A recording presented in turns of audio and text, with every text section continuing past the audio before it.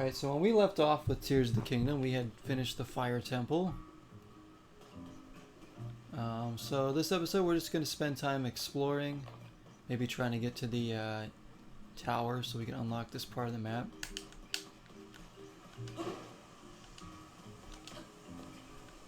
Didn't mean to send a fireball all over the place, but whoops, I'm pressing the wrong buttons. AAA Switch games hit hard. They do. They really do. They're like bangers most of the time. I mean, honestly, there's a lot of good first-party Switch games. Like a ton of them. Both the Zelda games. You got Mario games. You got Metroid, Luigi's Mansion, Mario Kart.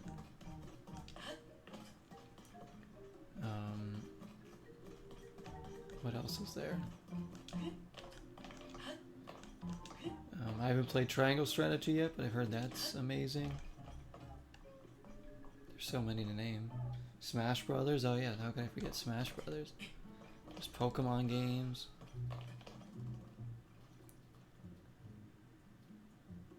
Kirby. The Kirby in the Forgotten Land or whatever, that game was really good. Splatoon 3. I mean, the list just keeps going on, doesn't it? Alright, so we have to... I think I marked it already, did I? I must have pinned that for a specific reason. I think it's probably because that's where it is. I hope. Or we're gonna head there either way. Xenoblade, yeah, I forgot about that. I never played any of those.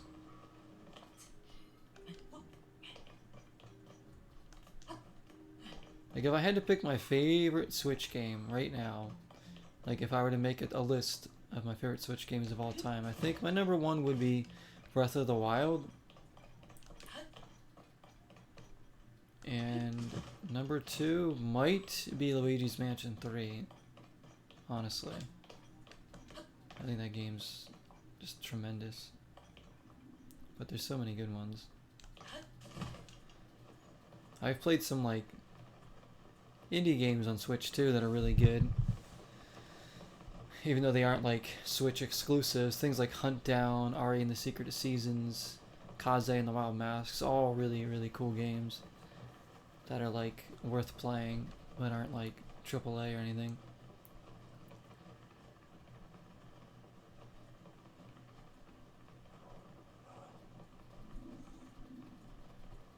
I think I see another shrine over there too. Dang, there's lots of dudes over here.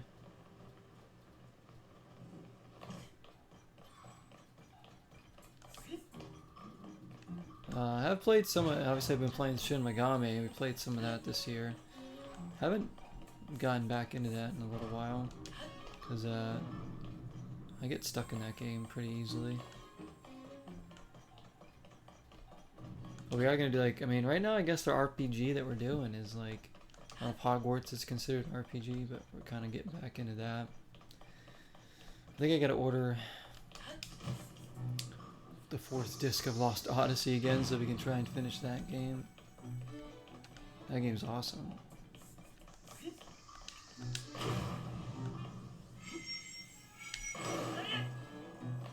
Oh yeah, I need something different to like...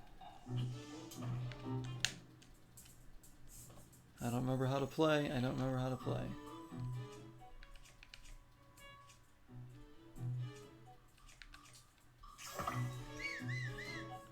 How do I switch my weapon?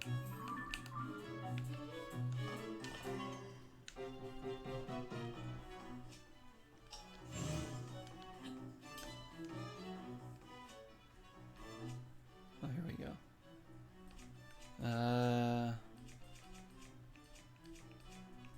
Something like this should work to break this.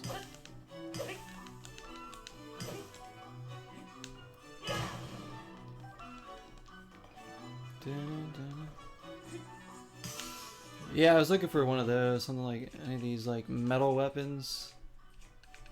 Like this will do it. There we go.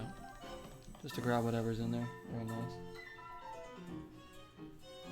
Yeah, Sea of Stars, exactly. Yeah, Sea of Stars looks really good. Speaking of like RPGs. I'm waiting to play that one because I heard it's supposed to get a physical release next year, so I'll probably just wait for that. Since I got other RPGs I can try to finish or play right now anyways, I can kind of wait. But I heard that game's really good. Just another game that came out this year that could be considered one of the better ones.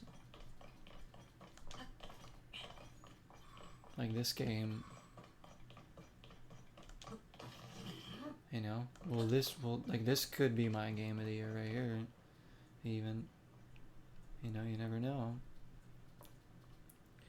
Alright, I have that. I'm gonna go get the shrine first. So we're kind of exploring this area of the map. Whoops.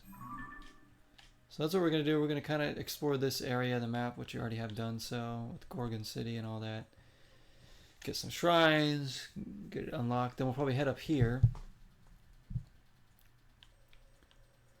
Explore some of that before heading down here and going after the next temple. So, you know, it's going to be a few episodes probably before we go to this temple. And then after we get that temple done, then we'll, you know, kind of work our way around the map again, going towards the last temple. As you guys can see, I've kind of stayed disciplined to, like, unlocking the map slowly and exploring it slowly, you know, my own pace, and just enjoying it.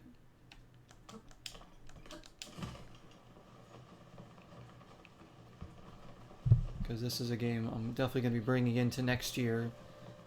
Probably finish this up next year sometime, but no rush.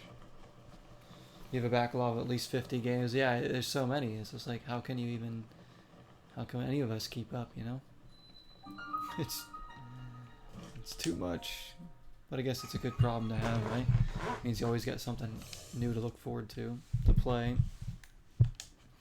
That's why I like having so many choices here too, because there's always something, whatever I'm in the mood for, you know, I pretty much,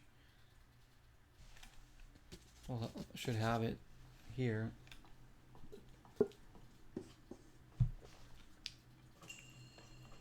Against the flow. Right now I'm just taking the time in early November to kind of just, you know, try out some new stuff like Mario Wonder and go back to some of these big games that we have like this and Hogwarts, while trying to finish Alan Wake 2 and Redfall. And those are kind of like my priorities right now before we bring in some other stuff. So it's going to be a mixed bag for a bit this month. We're going to get a lot of different fun stuff and kind of just whatever I feel like playing on the night. Jesse and I will do more Mario Wonder when we can.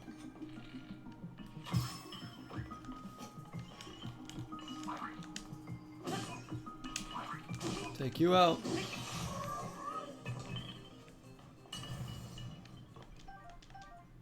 Okay, we gotta get the ball in here.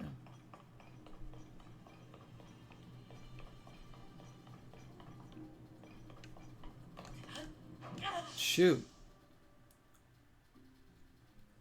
That was a terrible jump.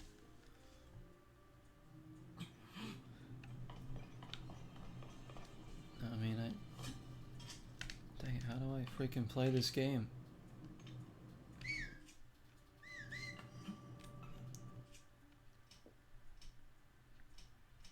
I think it's recall.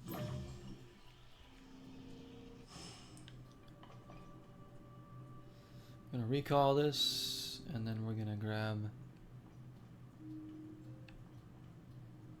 that thing and then ride this back.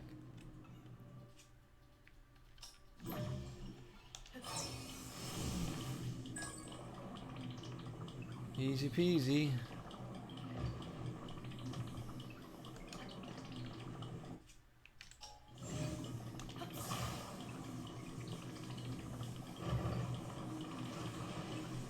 We're creating quite the traffic jam over there.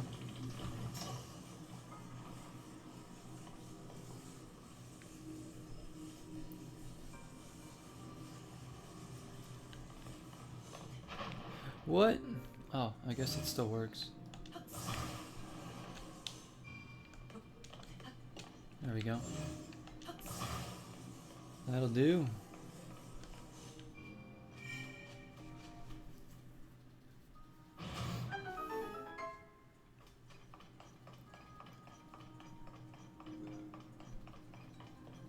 We still got a few more games coming out this year too that I want to check out. So it's just crazy that there's so much that's interesting to play. I still haven't even like played all the games I wanted to this year. There's still other ones that came out. I would have loved to have played Baldur's Gate 3, Dead Island 2, just to name a couple, Sea of Stars. You know, there's all this stuff. Right, what are we doing here?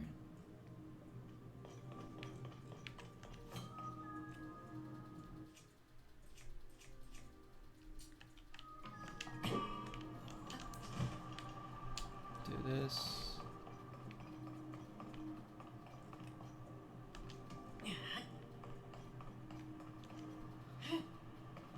Guessing we're gonna need these.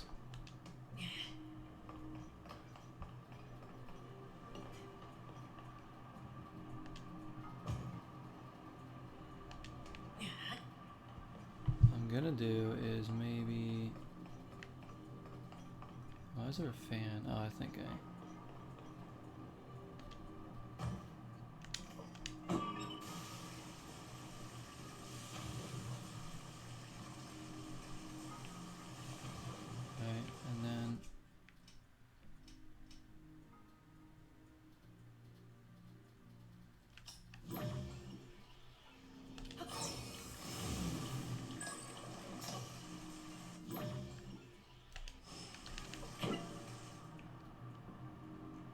That pass back through here? No. Okay.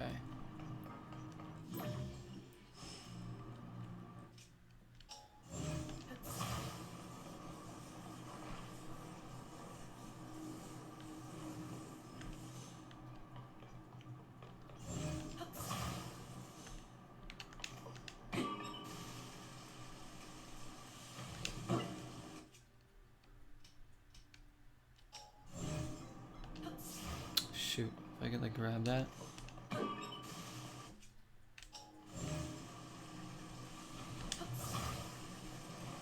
There we go. Alright, now I'm gonna shut that off. Now I'm gonna attach a fan to this.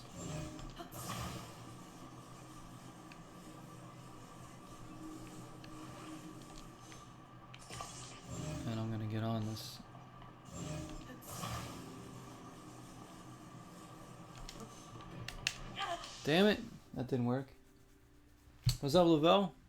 What's going, man? How you doing?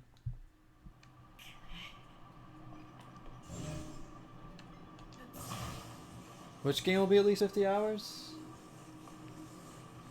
Which one was I talking about? That'll be 50. What, Sea of Stars? Oh shit, this isn't attached, right? Oh, nice. You're running some games with a streamer. That's good. Alright, that's better now. Well, why do I have the fan on already? Let me just drop it in the water first.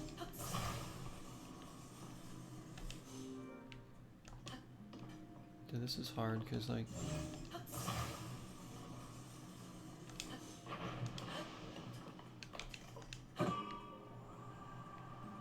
Alright. I don't know if this is going to work because we're heading straight for the wall. I do have an idea, though. It might allow us to turn this around. Quick thinking here. Come on. No! Shoot. Oh, gosh damn it. Oh, that was annoying. Alright.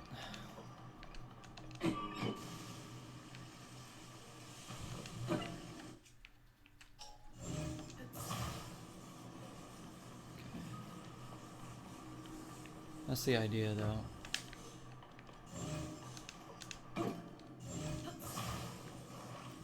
That's the idea. Persona... Oh, you're playing Persona 3.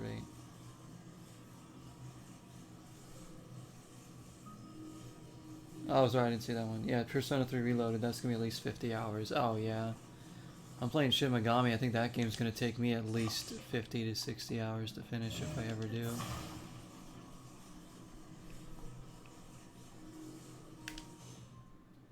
It's hard to get this thing to, like, fall down. Right here. Gosh. 2K is competitive. I mean, it depends on who you're playing with, I guess.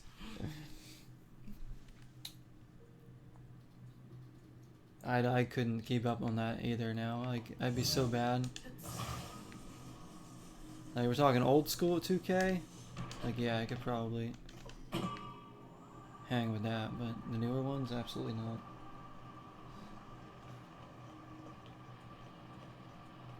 Apex next for you tonight. There we go. That's all we needed to do. We just screwed it up.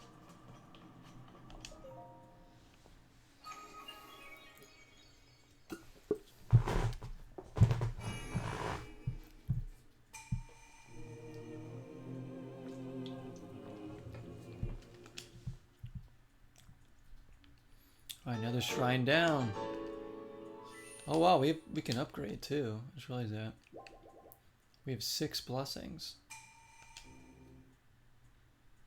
So after I get this tower, maybe I'll fast travel back to Gorgon City, because there's got to be an upgrade shrine there. I don't remember if I found that one yet or not, but alright, so that's the tower straight ahead.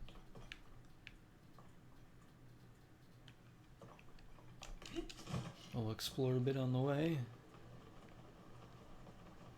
What is all this? Bedrock Bistro. I want to go in here. Dude.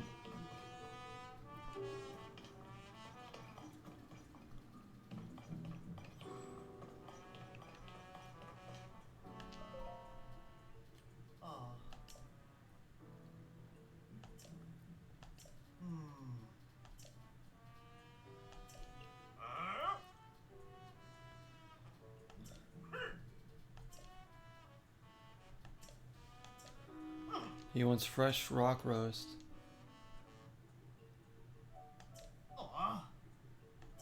I ain't gonna get it. Meat for meat? Yeah. Talk to this dude.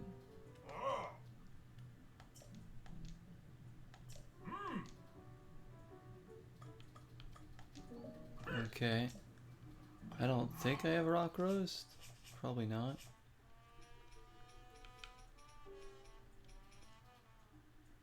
I don't even know how to make it. Yeah. I got a rock roast problem here. This dude's enjoying his rock roast, maybe.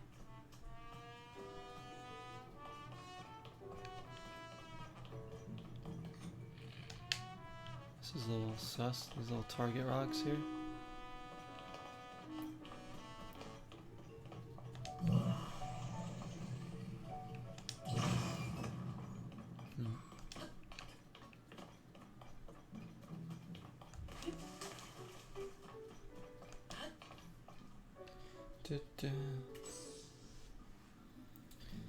Yeah, I said playing online games can be tough. Like, I'm trying to have as much fun as I can with them. It's really like something I've only gotten into more so this year. And it's only like certain games. Like, I just try to have a good time with online multiplayer stuff. I don't try to get like not overly competitive where I'm like only having fun if I'm winning. Or get like angry at like things, you know, teammates and stuff. Like, I don't know. I try to have fun with it. I can be competitive for sure. I've got competitive. It'll happen. But I never want to lose sight of like just trying to have fun.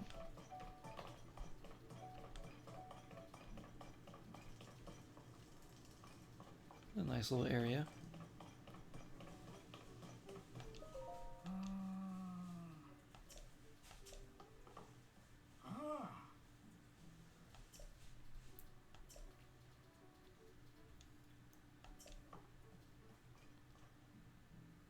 There's a small island.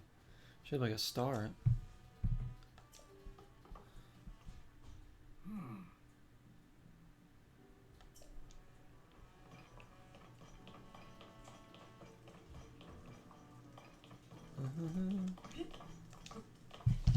Why do you have the urge to watch Home Alone? Because it's a great movie. Because it's a great movie.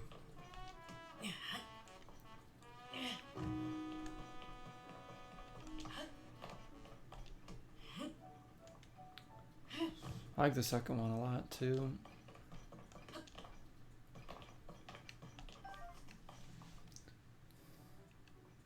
Exactly. Yeah, I think Crash Team Rumble is definitely fun either way. It really is. Like, it's just fun to get the XP, get collectibles, and unlock, you know, characters or whatever, and new costumes. Like, I think. What else do I play online that's kind of fun? Like, some of the other ones, it sucks when you lose, like Fortnite or Dead by Daylight or something, but I still usually end up having fun, especially in Fortnite. Just playing with friends and stuff, and Jesse and whoever. That's what it's all about right there.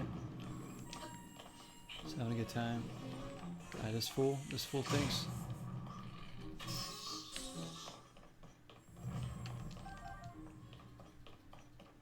And there is the next tower to unlock this part of the map. What else we got here?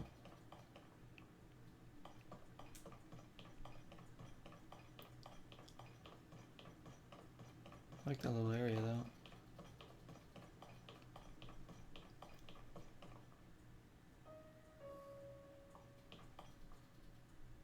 I think I might have, yeah, I think I might have played the OG map before, because all those areas sound very familiar. I don't know, like, I don't remember, I don't know when I started, like, when I first tried Royal Rumble. Because I really didn't play it much when it first came out, the Royal Rumble anyway. I mean, the Battle Royale, I should say. Calling it Royal Rumble. I said I played Fortnite when it first came out, but it didn't have that mode, so I was playing the other mode. And then they released Battle Royale eventually. I might have played a little bit of it. Because I do remember like Salty Springs, Dusty Depot, Tilted Towers. I played some with my friend Nick like a long time ago on stream. And it might have been that map, I don't know. Yeah, I really won't know if it's like if I've ever played the original map or not until I actually sit down and try the new season.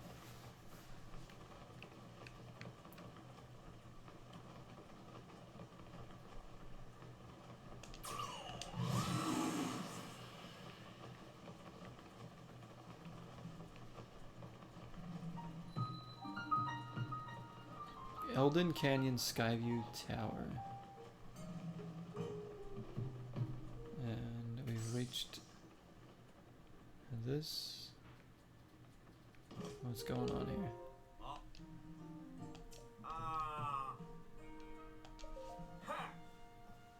This guy hit the Skyview Tower.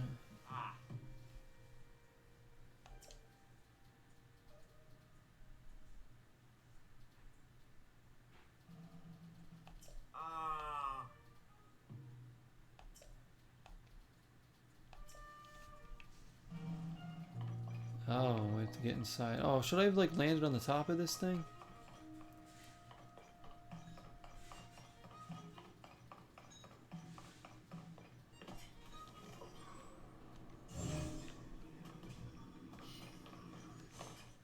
I should have landed on top of this thing.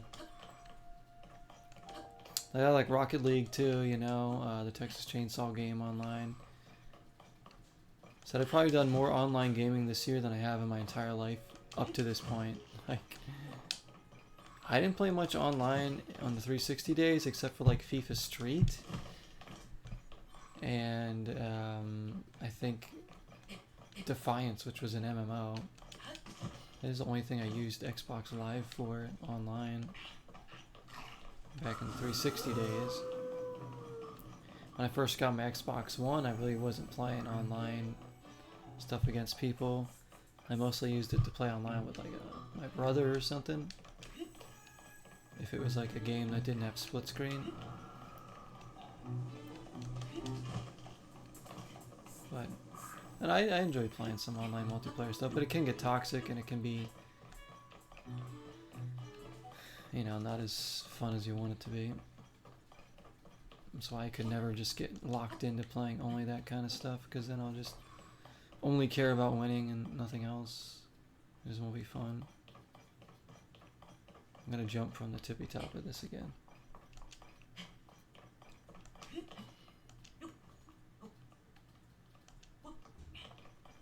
Like what Jesse and I just did, couch co-op with Mario Wonder, that right there is like the best kind of gaming. Couch co-op, in the room, having fun, enjoying the game together. That's how I grew up liking to enjoy games with people. Alright, let's see if we can make this. I think I can get up there. If I can land on like that stanchion, maybe I can climb the rest of the way. I don't know if I can climb that or not.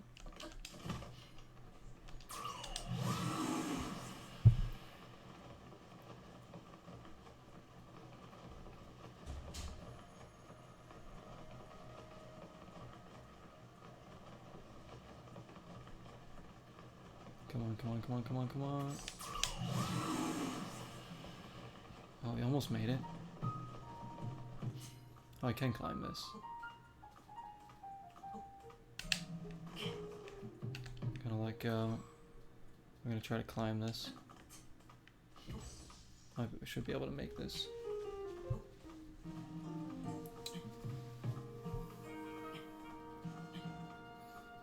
Now you'll get those days back to Al Bandicoot, like in person, like.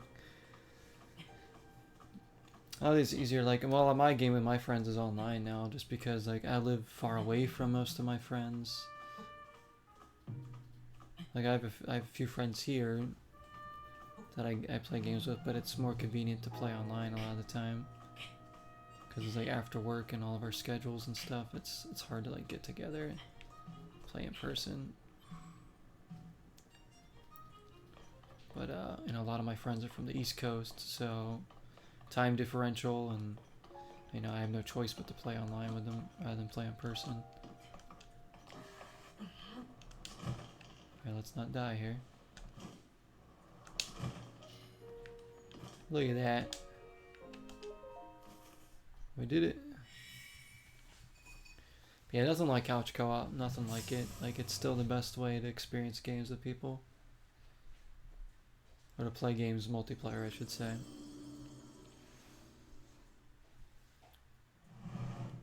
Like, playing online is great when it's convenient, you know. There's nothing wrong with that, but I'd still would prefer playing in person with people any day over just like through a headset, or, you know, just playing online.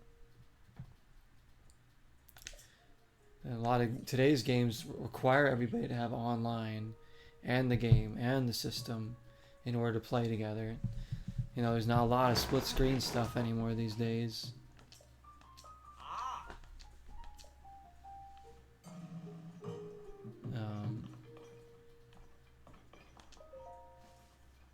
Let's use this. So it's like you're kind of forced to play online too. Plus the DLC. Oh yeah, and everybody has to get like... Then they want you to buy the DLC too. Yeah, it's a lot of money you gotta spend on games today. Well, hey, we can land over here.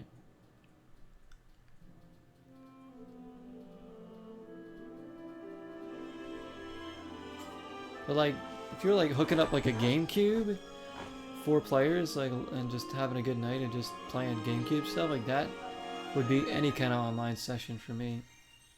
If you had some people over, got some food, played some GameCube or N64, Dreamcast, whatever it is. Surface map updated. Nice. We got this section unlocked. Sky map also updated.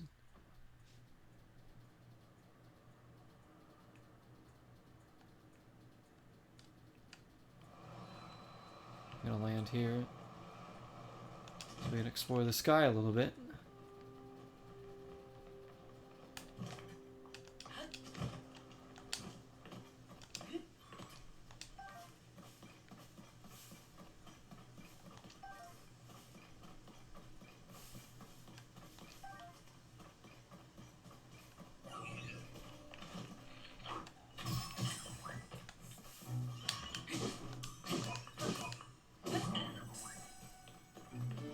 I think we launched him off the edge. Look at this dude. Come rolling in here. What are you thinking you're doing? Whoops, wrong button.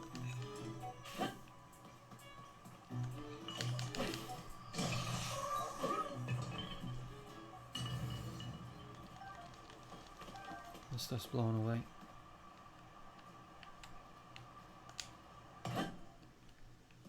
Alright, we could probably take that over to the other island up there or something.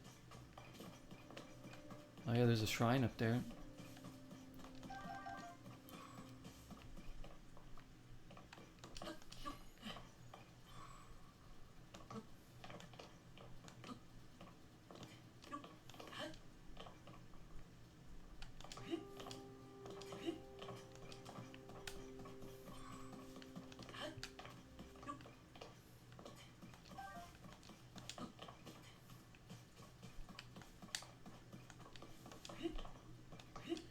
Anything else over here? No.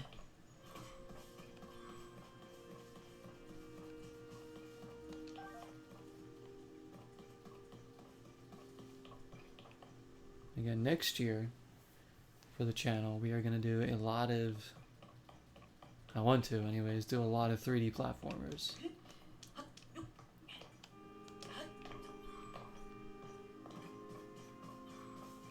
Because I think that'll just be super fun. And a genre that I frankly don't play enough of. Because it's a genre I really, really love. And every once in a while I'll play a 3D platformer, but it's not like as often as I want it to be. So I'm going to start trying to get some of the newer ones that have come out. And play a bunch of older ones, you know, next year. You know, little quirky ones. Maybe find some hidden gems. See what I can acquire.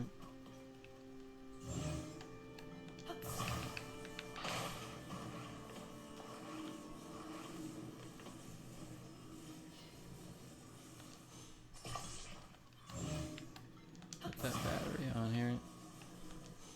The chat, well, I guess that'll work? I don't know.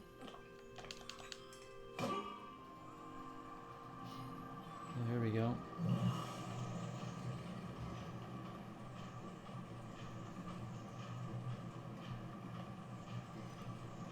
You're okay with that? Yeah. I was saying, I know, like, at least I got some fans of 3D platformers in here, because it is a genre that's one of my top favorites.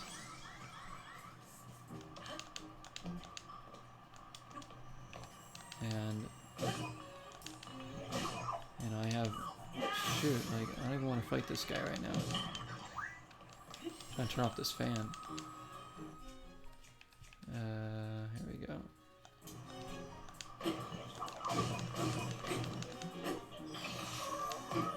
There we go.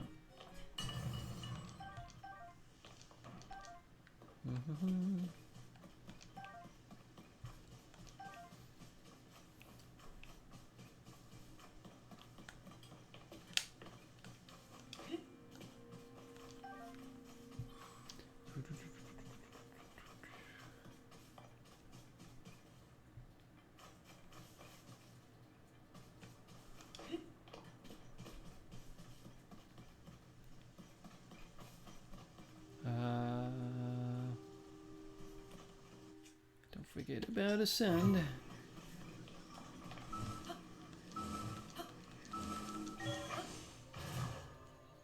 Get up here. I want to get to the shrine. RPGs again. Yeah, it's like RPGs are so good. You should get back into them if you got some that you want to play. Like I'm really into RPGs these days, which I'm glad for. But they are ones that, you know, do take time. You know, you can't say, oh, here's a game I can play in like one weekend. When now RPGs, you gotta grind. You gotta go through lots and lots of areas and story and stuff to complete them. But they're worth the journey most of the time. I still have 2 that I'm kind of in the middle of that I need to finish. I usually have at least one RPG going, except for during like Zeroween. So I don't even know like what the next RPG I'll start is. I think I want to try to at least get further in one of the other ones that I have going.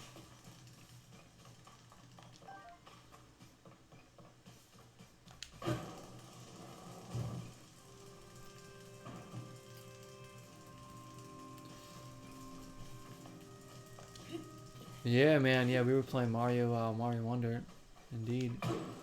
Really fun, really fun. Jesse and I were playing. Just picked it up today.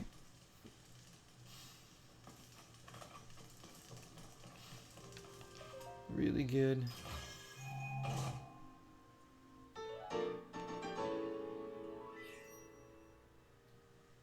Remnants of former sages resolve. If you gather 4 of them and offer them to a goddess statue, you can deepen your connection with the sages? What? That's the first time we found one of those. Okay.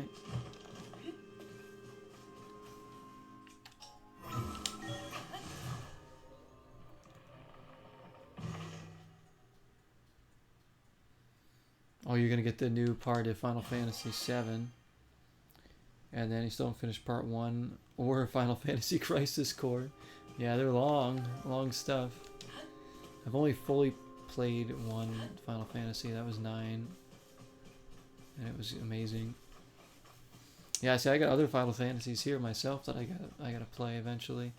I have 10, I have 8, I have 12.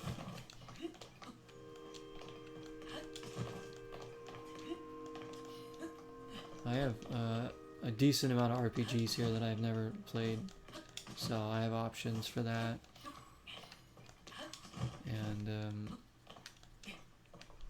there are different types of RPGs, which is always good. Oh, I have Final Fantasy 15 as well on PS4. I forgot to pick that up. That was like a couple dollars. So cheap. It was like six bucks or something. Alright, so the shrine is over there. We just need this to get us across.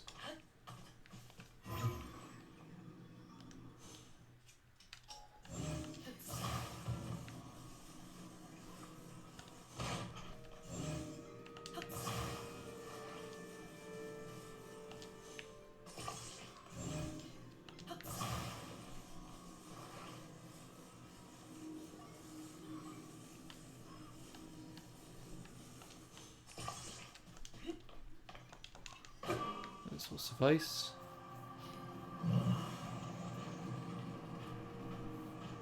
You love 15 and 12 and people really like 10. Yeah, 10 and 7 seem to be the favorites. What I've seen. I don't think anything's going to top 9 for me, honestly. I know it's only the only one I've played, but my goodness, it was so good. Like, I like 9 a lot. For being my first Final Fantasy experience. My only Final Fantasy experience to this point. It's going to be a tough one to top. 15's worth the journey. Yeah, 15 looks cool because it's like an open world, seemingly. And for me, 12 looks really, really interesting. That's why I picked that one up on PS2. And the gameplay style looks cool. Alright, I'm going to jump over here.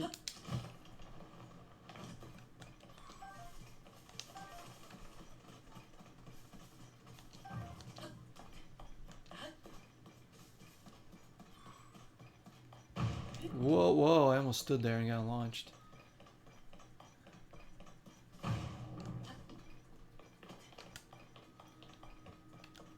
Hey, we got another one of these machines here. Let's get this shrine.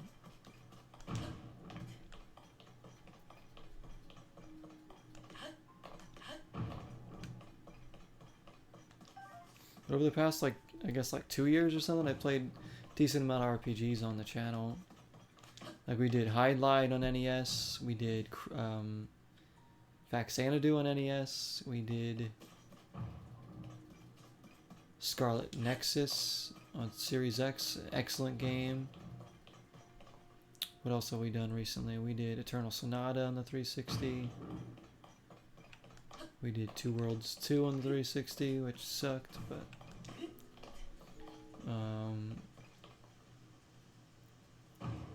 Summoner in the PS2. And X-Men Legends games are kind of RPGs, but dungeon crawling ones, those are good. Played both of those. We've done, gosh, what else have we done? We did Quest 64 and the N64. We're in the middle of Shin Megami 5 and Lost Odyssey right now.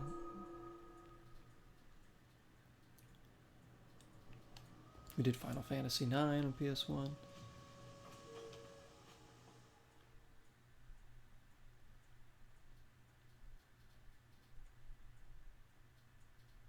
I think we tried to play Orphan on PS2. We couldn't finish that one. Yeah, Scarlet Nexus is that good. I don't know where I'd put that in like my all-time RPGs right now. Maybe top 3 actually. I don't know. I say if I had to pick my top 3 RPGs of all time right now that I've played personally, it would have to be obviously Venetica's number 1. I think Final Fantasy 9 might be 2, and then I think Scarlet Nexus might be 3rd, honestly. I don't know what would be above that I've played. I've played some other good ones. Eternal Sonata was really good, but I don't know if I like that more than Scarlet Nexus. Summoner was really good. Evolution on the Dreamcast was really good. Two Worlds 1 is really good. But yeah, I think Scarlet might be 3rd right now. It is underrated. It's hella underrated game. Like, it's so freaking good. I think that game has the best combat of any like real-time action RPG I've ever played. Now what have we got here? Oh. I see the crate like a bridge.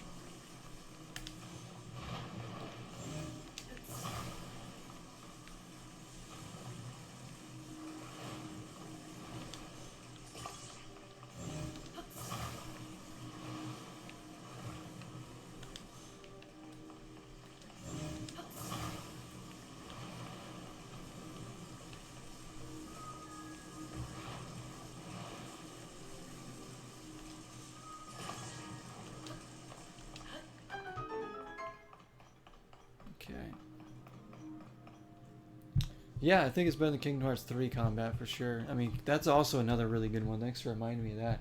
Kingdom Hearts 3 is amazing. But I still think I would pick Scarlet Nexus over that.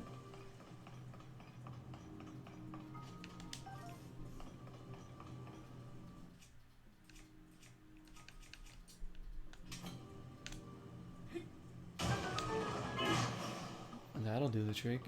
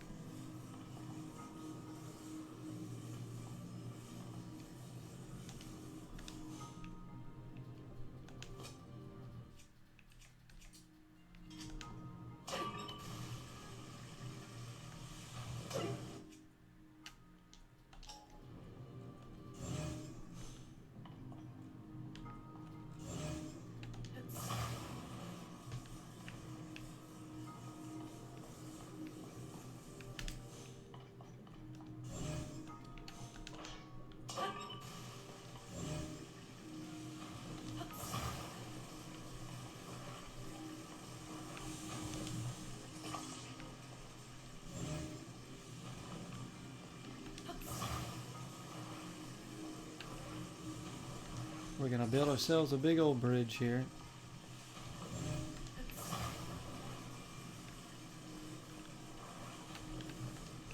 I think like 1 or 2 more should do it.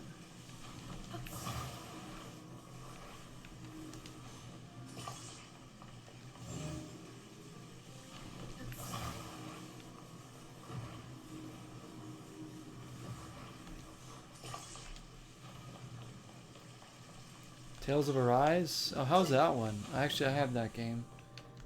I got that one when it went like pretty cheap at GameStop. So that one looked pretty cool. Because I have Tales of Vesperia as well, which I haven't streamed.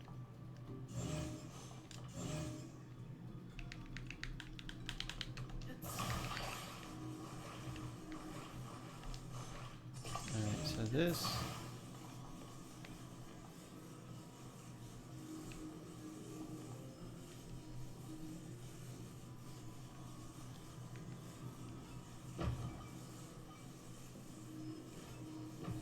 Hopefully this works. Whoa.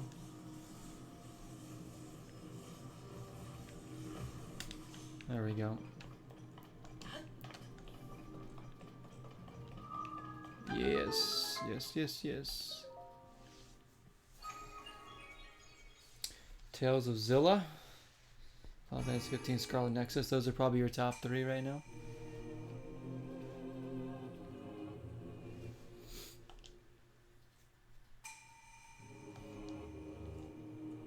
RPGs are great. They're just a great way to just get lost in a game and just get lost in a story and explore some worlds and characters and towns and stuff.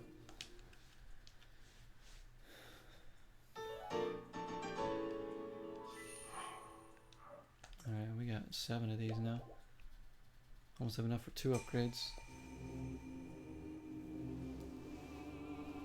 Pretty good. Game reviews was good for Tales of Arise. Very nice. It looked legit. I watched somebody stream it a little bit, like when it came out. I was like, that looks good. That looks fun. But I didn't like watch too much of it.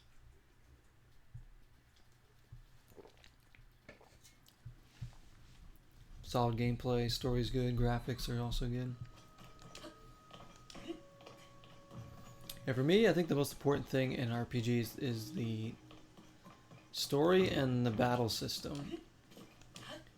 If the story is engaging and I'm like interested in it enough, or like actually want to know what happens, it keeps me more invested in the game. And also,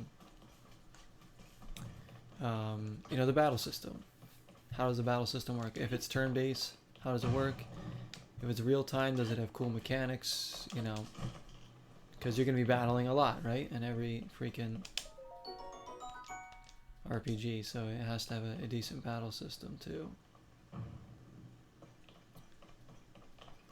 Because admittedly, there's a couple RPGs that stories weren't the best or the most intriguing thing, and it was just like, whatever, you know. I think Two Worlds 2 is one of those reasons. Like, Two Worlds 2 had like a horrible story.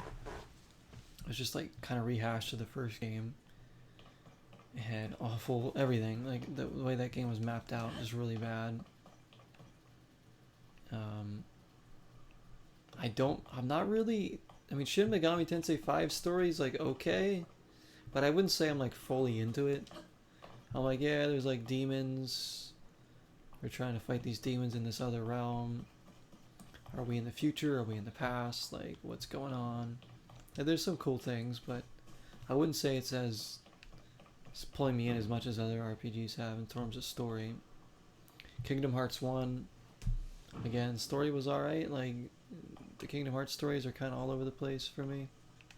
I'm more about the gameplay and the worlds more than anything in those.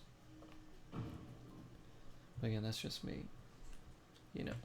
See, Final Fantasy IX had an amazing story with characters with a great battle system. Venetica, another really cool story. Simple story, but a cool story to me, and a really cool world to explore with a jank but competent enough real-time action battling that it was like fun to play. Scarlet Nexus's story was really awesome. Yeah, I mean, Evolution had a really good story. Like, they just like cool, intriguing stories can go a long way.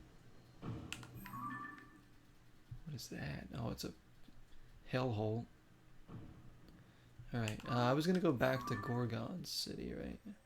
So we've explored. Where I am, I forgot I'm in the fucking sky right now. I'm in the sky.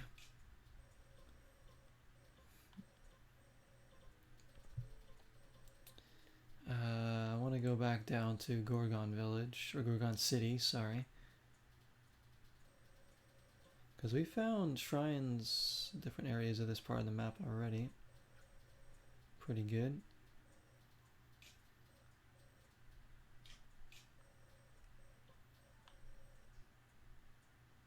Pico Pond. Wait, is this the Lost Woods? Did I actually ever end up going in there? That might be the Lost Woods. I don't know that I actually went in there yet. Maybe I did. I don't remember. If it did, it was like earlier this year when I was playing the game.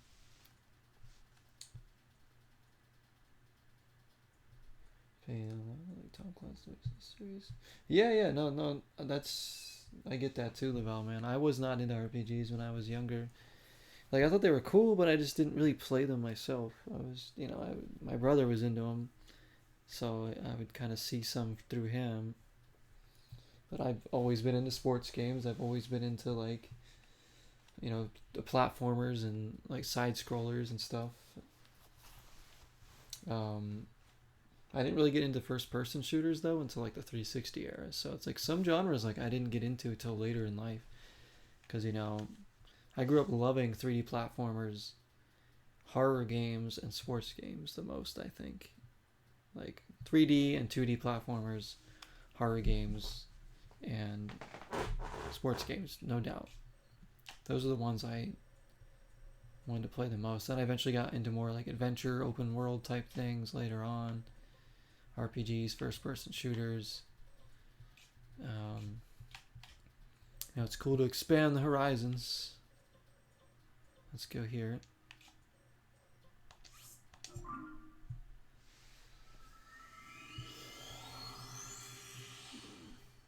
People really loved Legend of Dragoon on PlayStation 1. Heard of that one, never played that. Legend of Dragoon.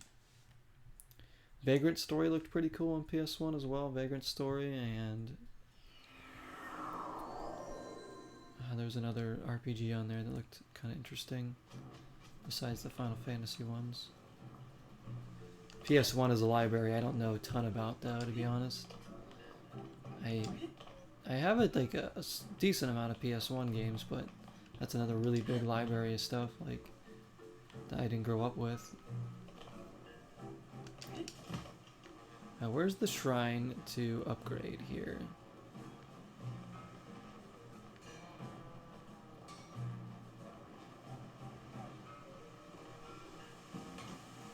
That's what I gotta find. Do they actually mark it on the map or no?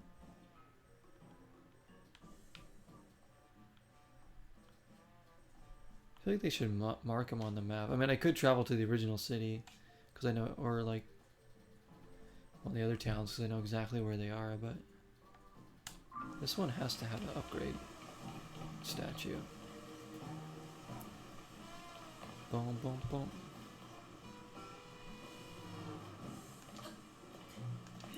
Yakuza? There's a new Yakuza game as a turn-based RPG?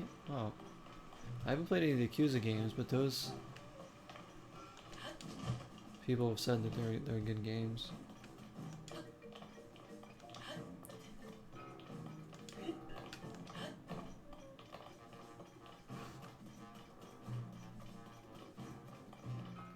Like, I would have loved to have played Final Fantasy 16. You know, eventually if I have a PS5, I'll get it. We saw in Target today where I got Mario Wonder. They had 3 Series X's and 3 Series S's in there, and not one PS5. I was like, That doesn't tell you that it's still hard to get PS5 in my area. I don't know what does. There's 3 Series X's just chilling. 3 Series S's as well.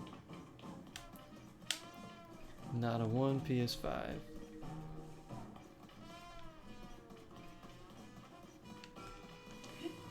So there's no way in heck I'm getting a PS5 this year though. Maybe next year sometime if I save up enough money. I'm not sure what my next console to aim for is, because I always kind of like set myself a little goal of like what console I kind of want to try to pick up yet, or one that I might fix, or if I have like a few that don't work too well. Like I really would like to get a working GameCube so I can play my GameCube games properly on an actual GameCube and not have to hook up the freaking Wii every time. Because the Wii is like the most annoying system to hook up. It's not a bad system, but I hate hooking up the Wii. I really do.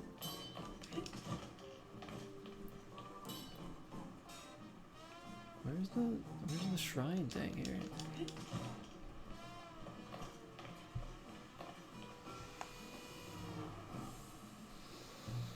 Yeah, I mean, I'm sure Spider-Man 2 sold a lot of consoles, yeah, no doubt. People were probably on the PS5 train again, hoarding those and trying to get them in so they can get the Spider-Man game.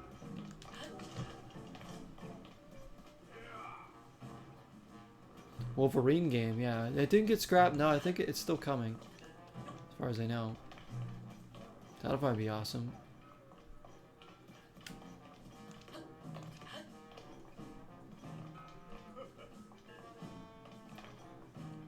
So, you know, each system needs their sellers. Alright, I'm like giving up here. Where is the shrine here? I don't... I would like to find it so I know where it is here. There's gotta be one. There can't like not be one.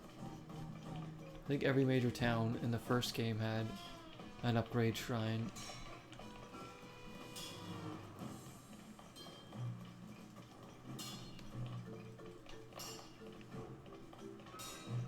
So where's this town's? They really should mark them on the map. If you've like used it or at least unlocked the town, they should put it on there. Your Wolverine game maybe next year? Maybe?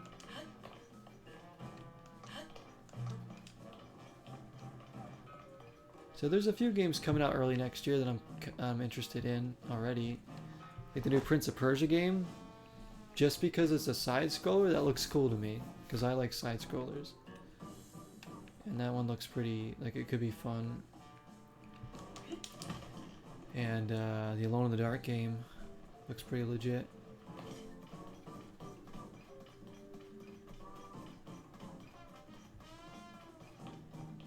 Okay, where is this freaking thing? This town's, yeah, this is a pretty big town too. Everything looks the same as well. So every building you go in looks the exact same, so it doesn't help. I could be in some of these buildings 2-3 times looking for this damn thing. Like I could just zoom to another town and get it, but I was hoping I could find this so I would know where it is here.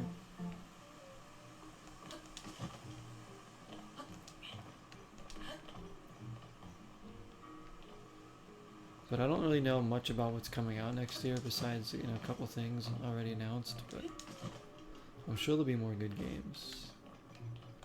With the possibility of a new Nintendo console, that's going to bring a whole new slew of Nintendo first-party games, which will be really interesting to see what they go with. So that's the entrance to the town.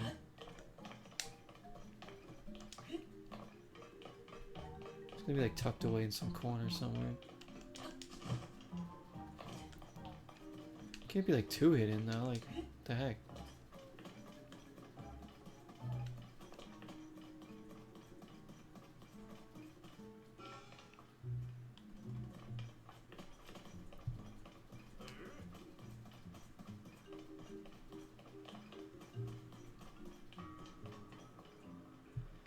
You're not what I need.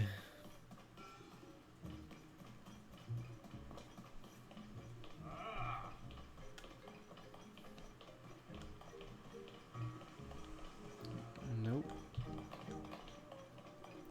Yeah, Prince of Persia did used to be really popular, huh? I never played those. I don't know why, I just didn't play them. I have one on the PS2, the Sands of Time one. I think it was like a thrift store buy for like $2.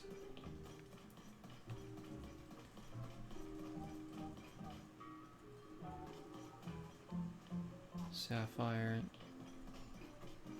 I don't think I'm ever finding this freaking thing.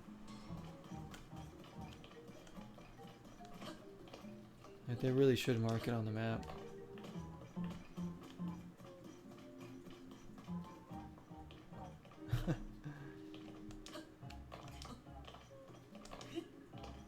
They mark like the shops and the inns, but they don't mark like where you need to upgrade. Unless there isn't one here. Maybe there isn't even one here.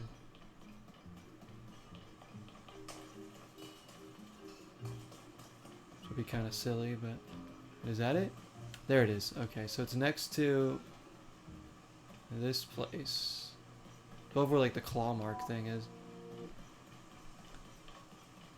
Jeez, that took longer than it needed to be.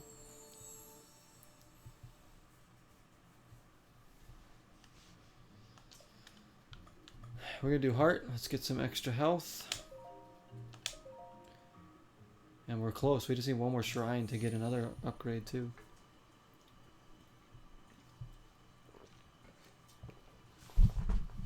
This is an amazing game. Amazing game. But again, I don't like it as much as Breath of the Wild.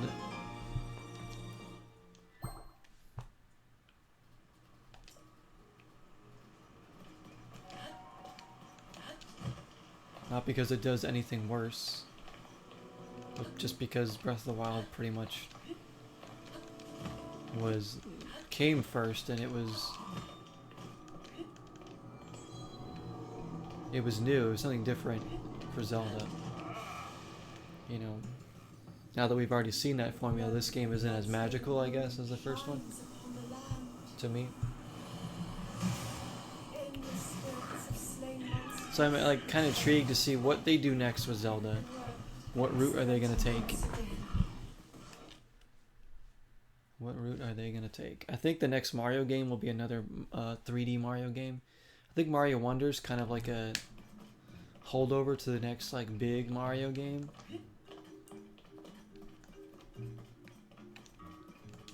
Not that Mario Wonder is like, I don't know.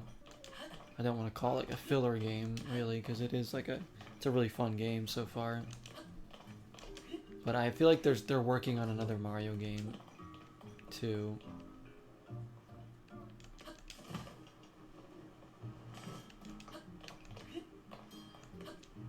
Like a bigger one, like another Odyssey type of thing.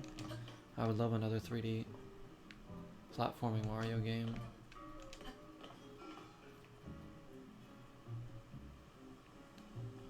Imagine they announced like Super Mario Sunshine 2. That'd be crazy. Absolutely crazy.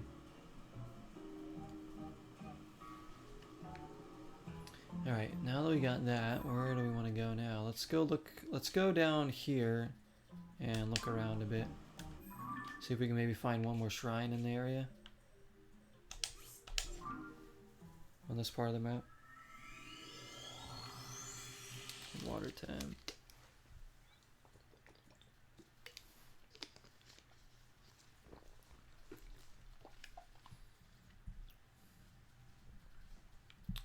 Because, like, they gotta launch the new Nintendo console with something.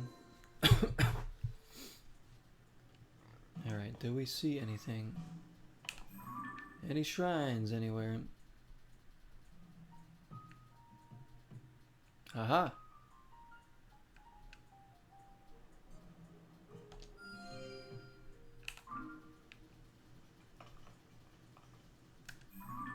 Is that inside the map? No. So maybe I won't go to that one yet. I'm gonna head around this area. 'Cause again, it's not inside this part of the map. I kind of want to find one inside this part of the map. But at least we have that one marked.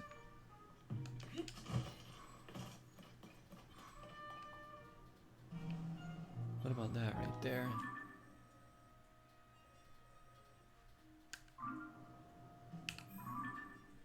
This is another tier, it looks like. That's inside the map. Let's go here. We'll find a shrine along the way.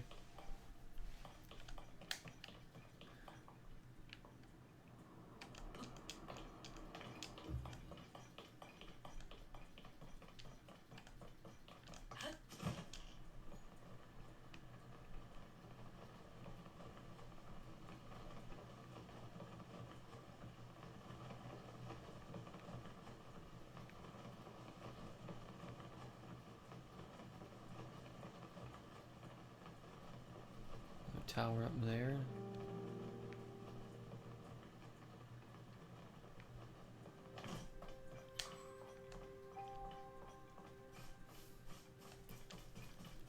So where would this tower be? Oh, that's the tower for this section. Okay, we still need to find the tower for that area too. But we're not going to go to another part of the map tonight.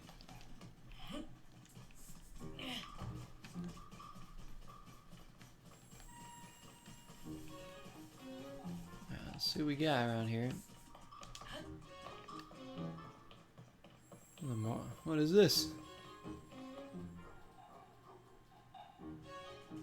Oh, God, that scared me. Oh my gosh, wolf. I was like down there looking at the enemies marching along, and the freaking wolf comes out of nowhere. Whew. Zeroing's over, but we still get a jump scare.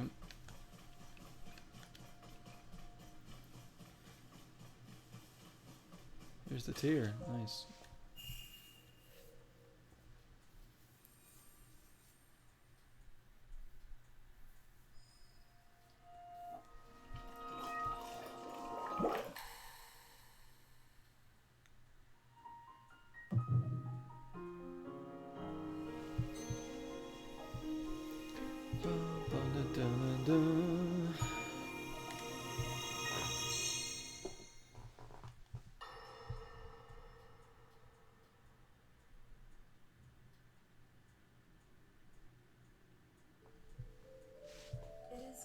Interesting device. This is definitely not from this era. That said, I believe there may be a way to get the travel functionality working here. I'd like to tinker with it a bit. Would it be okay if I borrow it?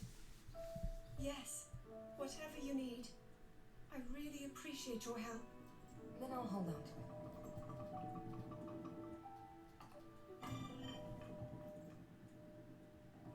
So you really believe my story?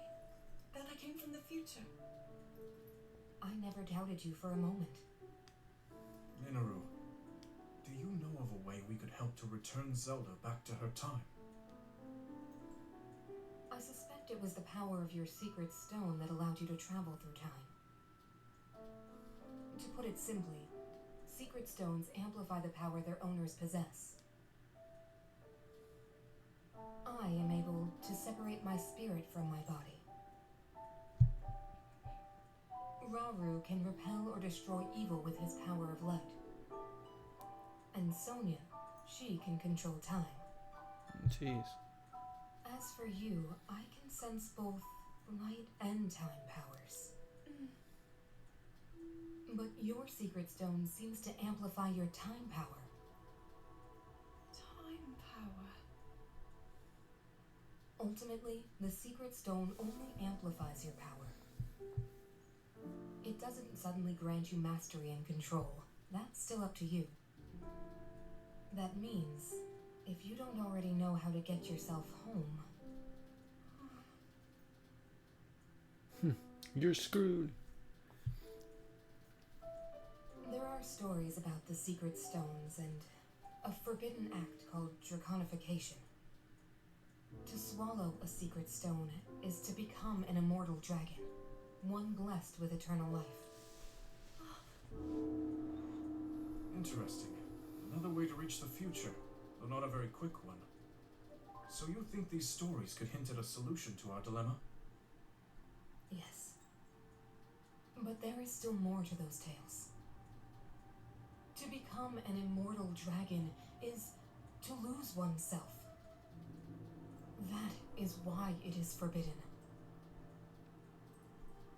I thought maybe this could lead to a solution, some way to transcend time. But if you have to sacrifice your heart and mind, sacrifice what makes you you. I'm sorry. I wish I could help more. Back where we started. There's still hope. I think the answer to this problem lies in study and learning more about the nature of your power. I'm sure Sonia would be happy to help you. Okay.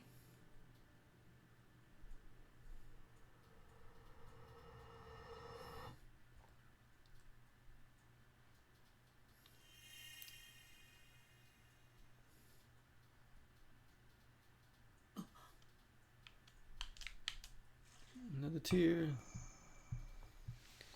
Found quite a bit of these now.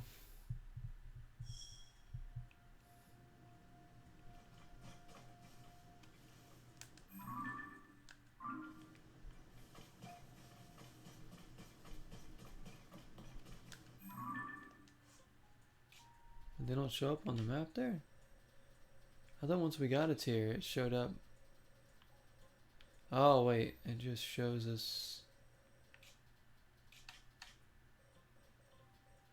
Do I actually have to like scan it or something? I forget. You see how that one is? Maybe, oh, I think it only shows us when it's zoomed out. Yeah, there we go. So we have one there.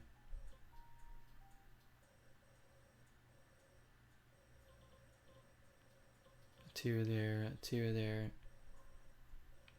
A tier here, and a tier there. So far, I don't have to collect all those.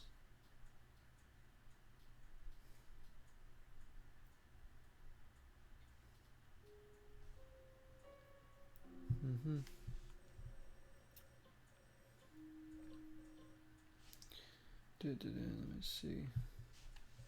I don't know.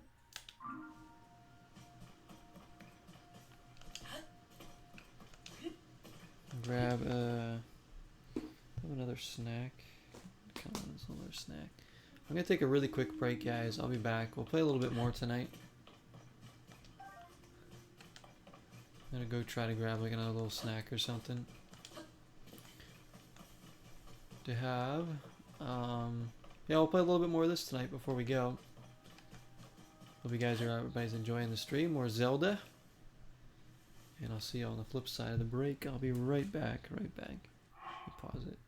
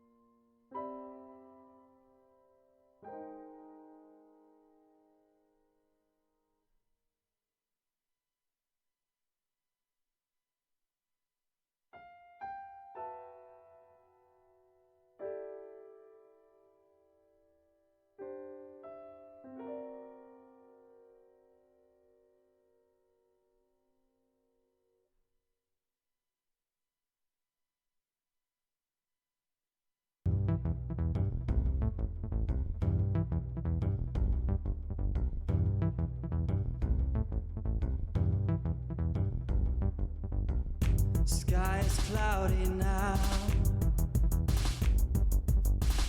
The rain keeps falling down. Are you gonna get up, get up, get up? You've had enough, enough, enough. Clear skies are coming now. Clear skies are coming now.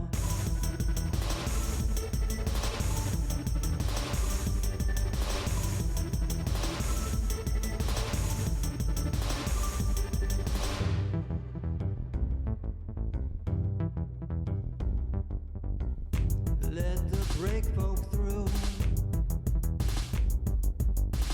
Just let it shine on you. Are you gonna get up, get up, get up? Have you had enough, enough, enough? Clear skies are coming now. Clear skies are coming now.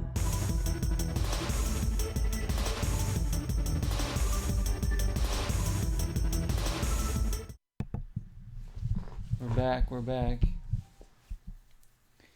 You take fruit all day at Zero's Cafe. Have some of that fruit. You want some of that fruit? Indeed, Twitch actor. What's up? We're playing a little bit more Zelda tonight, guys. Just there's something else here in case I need to snack on something else. A little bit more. We tried Mario Wonder earlier for a couple hours. That was fun. Really, really good. It's a Switch kind of night. We're just gonna keep exploring this little section of the map for the moment. Try to find another shrine that's in this vicinity. Not the one I have marked right now, but one in this zone. I know there's one right there I could just easily get, but I'm going to save that one. Of course, it's raining now. Who died the least? I don't know. Maybe Jesse, honestly. Who almost raged? Nobody. Nobody. I think we died pretty much evenly, I would say.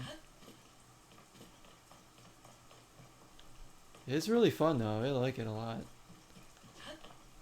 We beat the whole entire first world. We found like a bunch of like other levels and like secret little areas and bonus little stages too. Got quite a bit of the wonder flowers or wonder seeds. Just had a lot of fun with it. It's a crazy game. It's a crazy game. Absolutely crazy. Do they need another apple? Is that what they need? Do I have any apples? I do.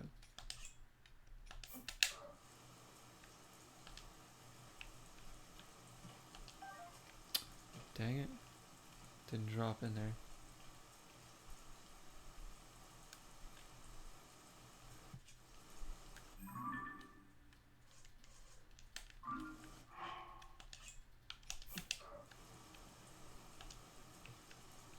Dang it, Link, put it in the freaking dish.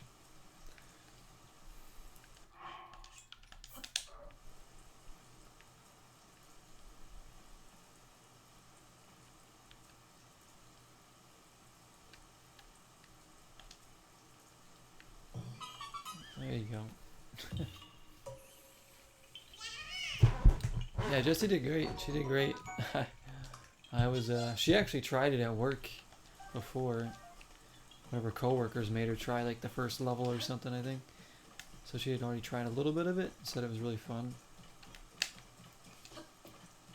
And we got pretty far for now, but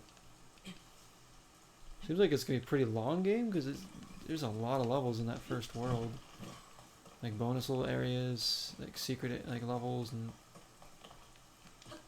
stuff like that. So it's wild. It's absolutely wild, but a good time. Colorful, it looks great, plays great.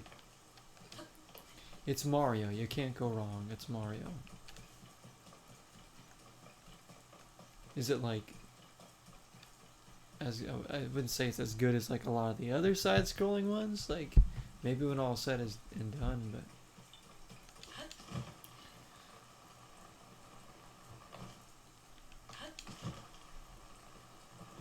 it's probably gonna be better than like Mario Brothers Wii U, or maybe better than Mario 3D World too.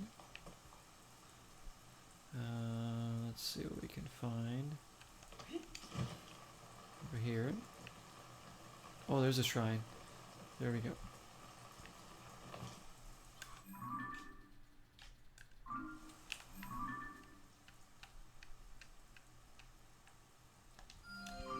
There we go.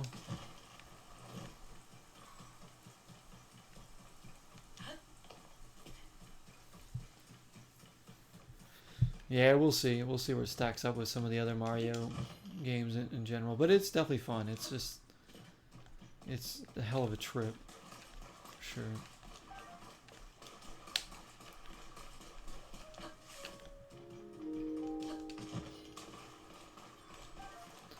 But it's not as like mind-blowing as something like Mario Odyssey or anything.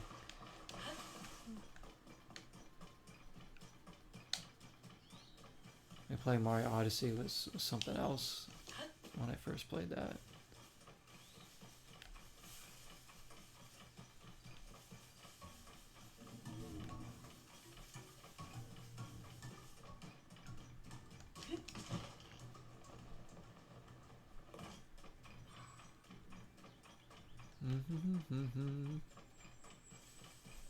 Find some stuff. Amaranth.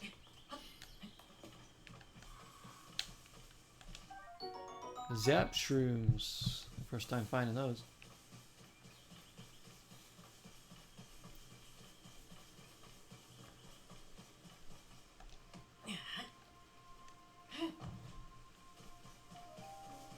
So this one. Yeah, you too, Lavelle. Thanks for coming in, man. Enjoy the rest of your, well, now Sunday. Sunday for you. Enjoy it, enjoy it. Saturday night, Sunday morning. Crossover Mario, Sonic, and Crash game? That would be epic. Imagine. Aside, like a game with all of them, with levels tailored to their movesets. And also levels where you could play as any one of the three that you want. That would be crazy. That would be crazy.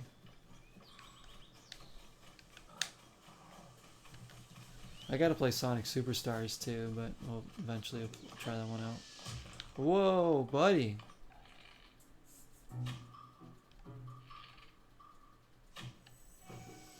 I almost got you. That was too far. Got him. You're dead now.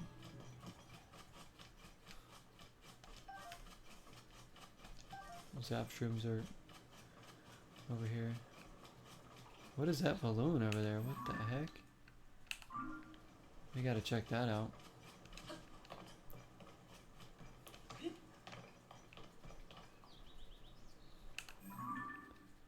The shrine we're going to is right over there.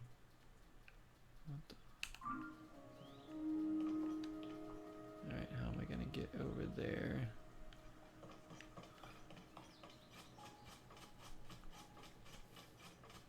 Yep, Sunday. Already Sunday. Before we know it, Monday's already gonna be back here. But hopefully we'll be able to hop on tomorrow too. Some other good stuff.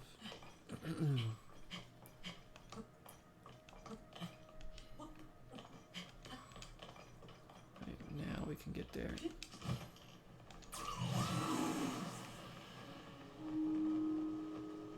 I realized I could have just walked around here because there's whatever. This is actually kind of a shortcut, so just want to see what this is.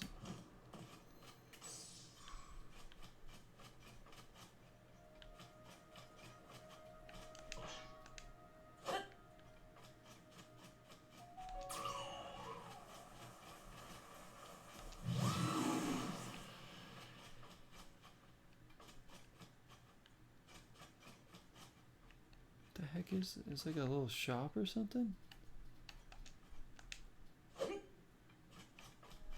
Nobody's here.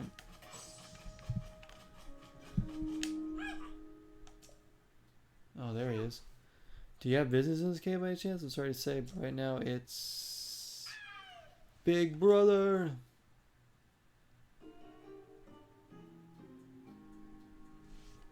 What did I get myself into?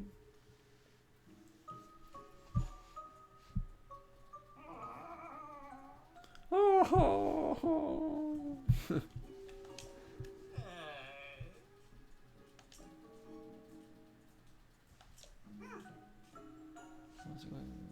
What's a dream like this?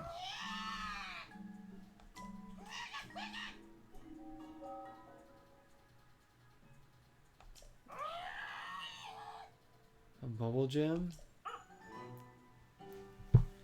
I mean, I think I have some of those.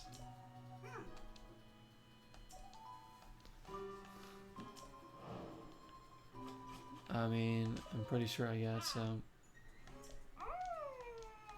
You want to be Satori so bad?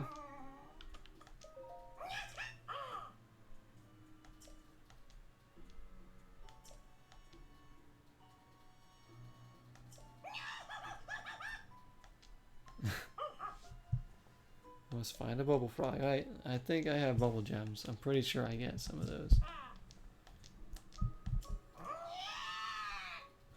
Okay.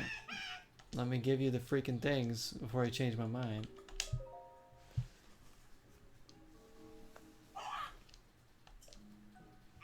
We just made this guy's life here.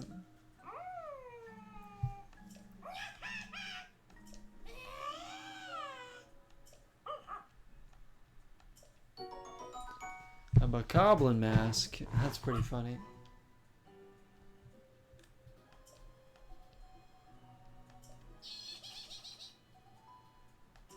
So they're gonna think I'm a bokoblin if I wear that? They can like infiltrate.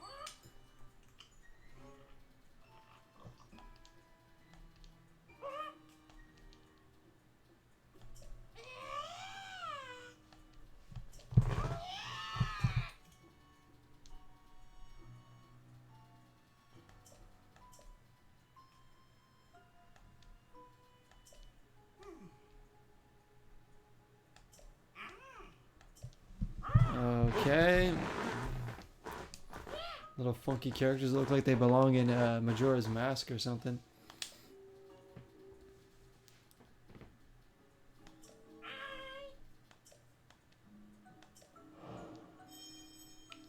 I mean, I have more bubble gems, I think. But he's gonna pop up in different locations, huh?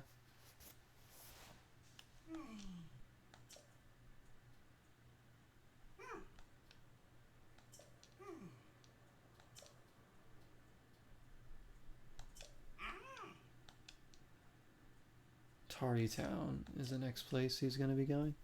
I don't know, maybe we'll run into him again. I'm not gonna go looking for him, but if I happen to see him again, and I happen to have bubble gems, I'll be able to collect another one in here. And the Pico Pond Cave, yeah, there's a dude right there.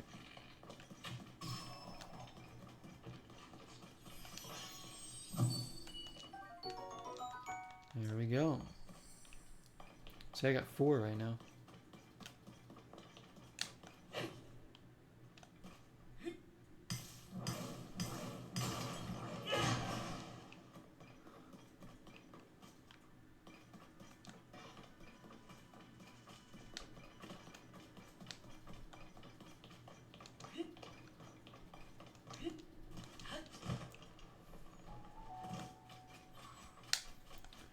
Probably after we do this shrine, we'll probably end there.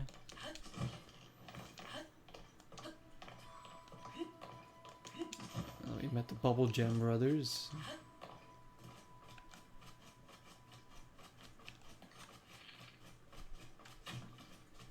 Gotcha. Hey, nice little stable. I like this. There's probably a well to go down. Yep.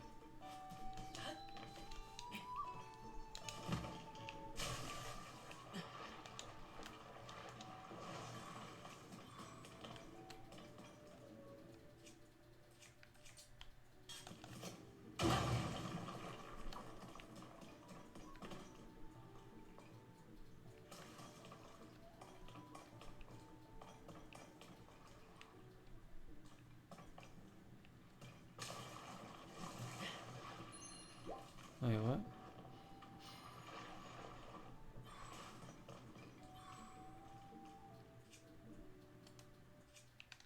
Is there anything in here?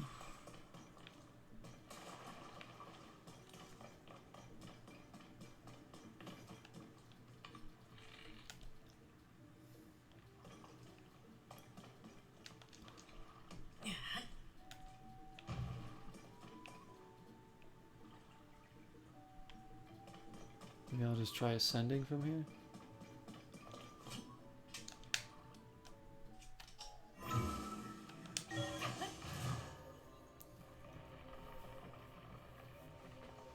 Maybe we'll try ascending.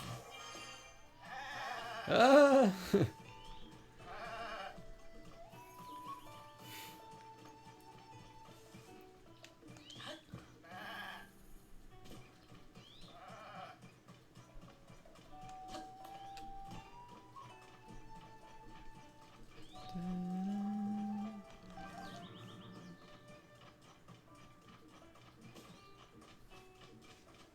Peaceful.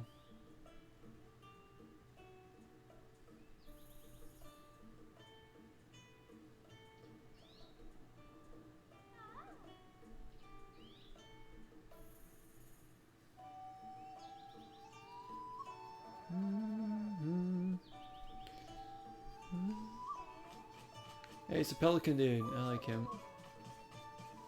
We got a little band.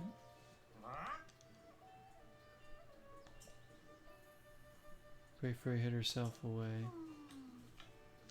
She accident here went off one night sometime after the upheaval. Finish review is from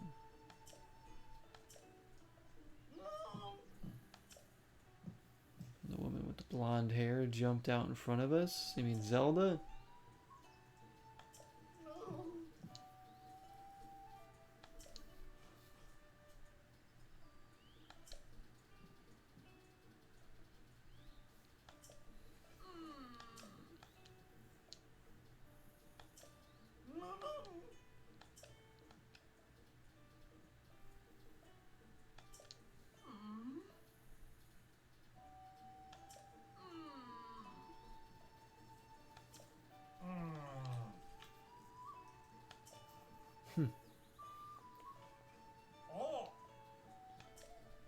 One time though, sorry to spend something but we've got work to do. This here will just tell me an interesting tale.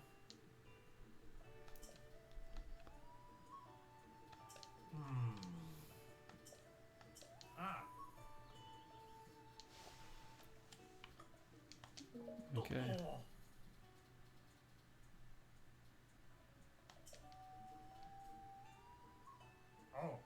Oh, that's the Great Fairy, that plant thing. They plant in the distance, the other one's sprouting that pretty stuff. The Great Fairies scare me.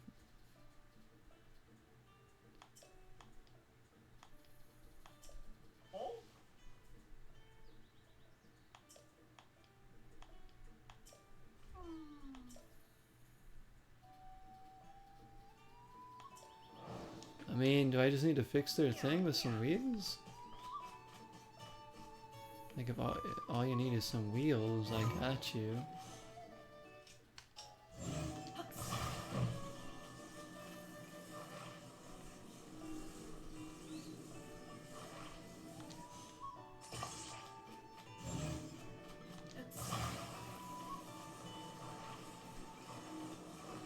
something to pull it with, maybe?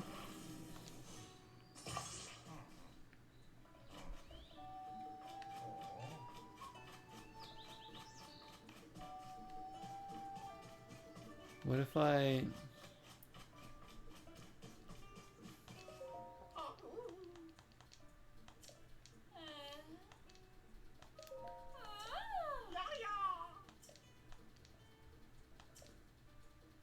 That was it. I think that's all we need to do.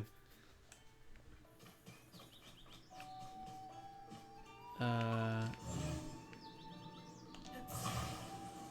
me get this rock out of the way. Am I gonna pull them over there?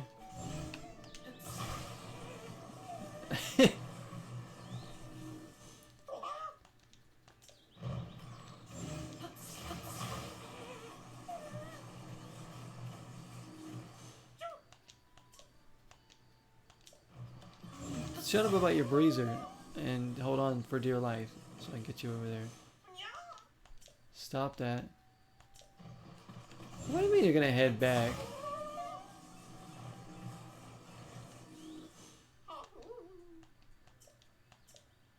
You punks.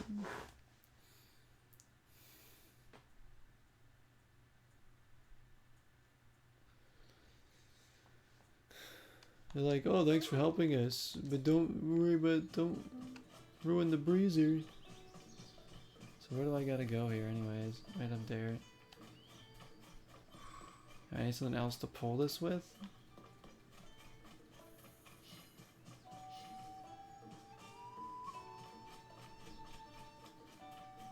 How do I just take this horse? Your wagon's just perfect. Yeah, that's nice. Must be nice.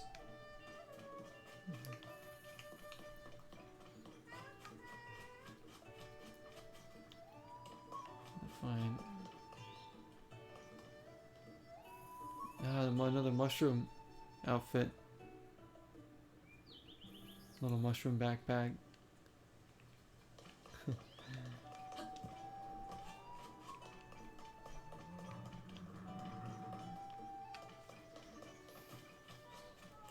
Can I like talk them out of having this one?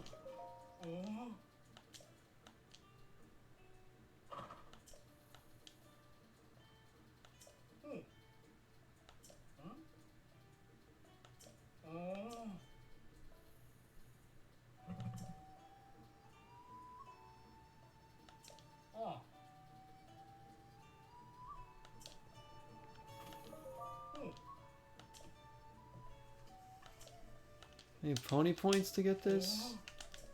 These people are never reaching that ferry then.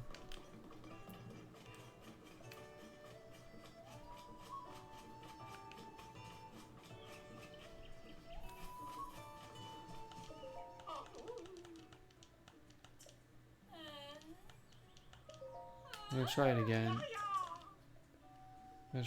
Maybe be a little more gentle this time. If I pull it.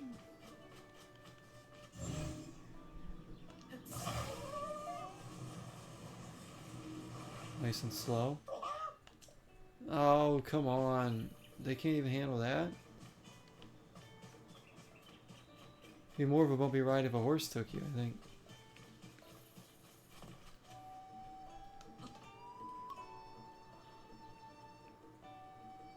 You literally need to get pony points to get a horse and carriage to pull them.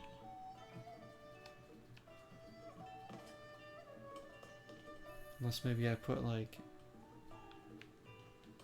you know, what do I have?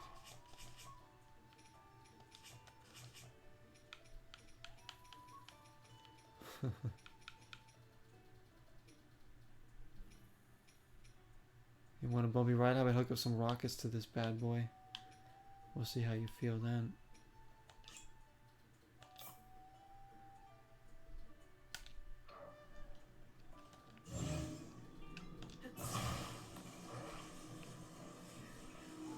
You're about to get...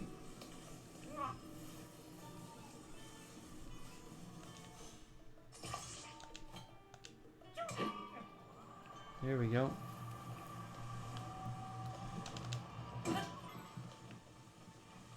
they seem to be okay with this, even though it's like worse. Let me like. Problem is I can't steer this. If I had a, oh man, if I just had a control, we could actually do it with this.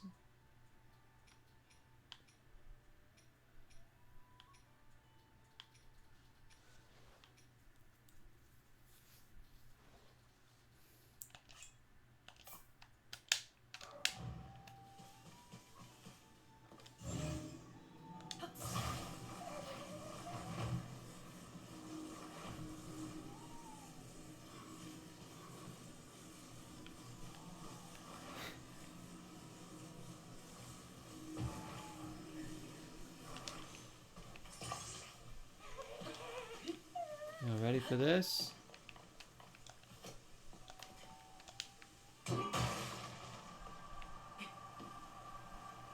Oh, it's too top heavy.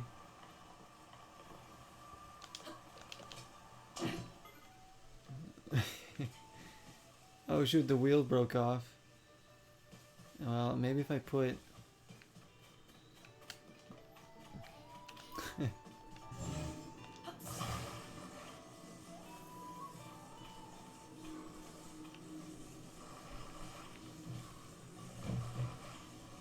this underneath of it? Maybe now it can fly.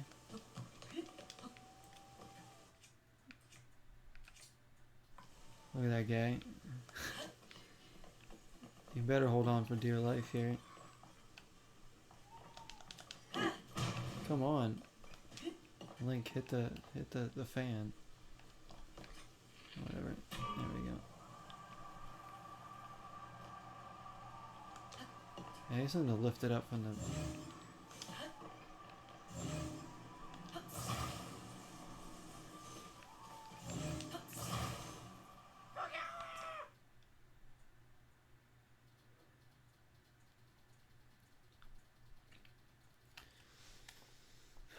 I was trying to find some other way. Maybe if I don't know.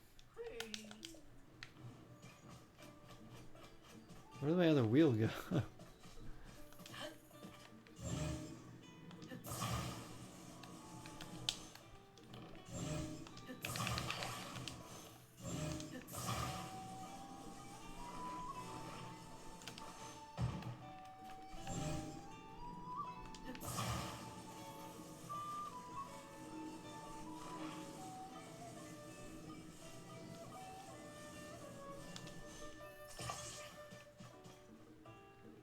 You think this thing could take off? I just need more weight on this, the under part of this. I don't know.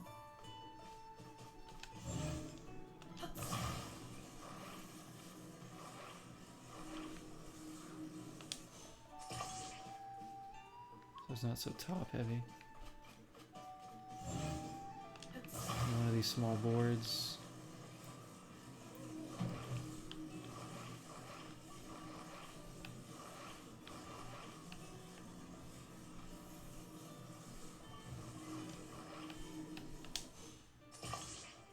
Whoops, I did not go where I wanted it to.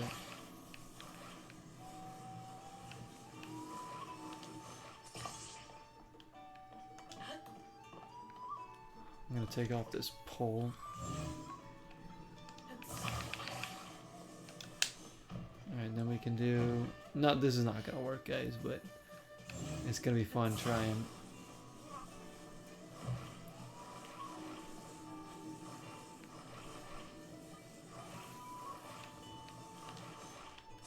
Yeah, that's not where I wanted to put that wheel. Oh my gosh. There we go. Now if I flip it over. Will this thing like fly properly? Let's try it out.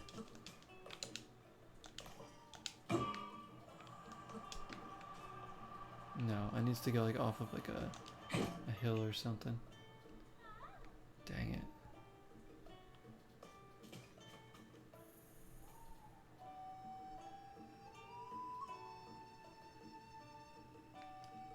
If I do...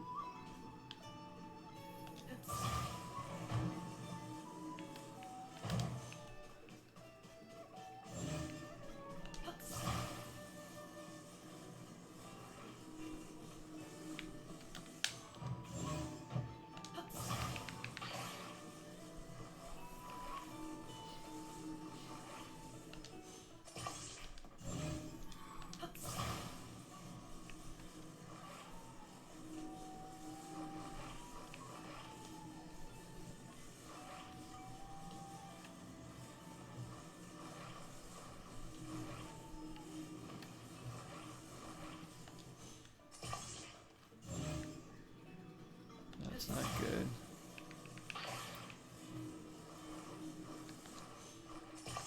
No, attach to the other side. And then we'll get...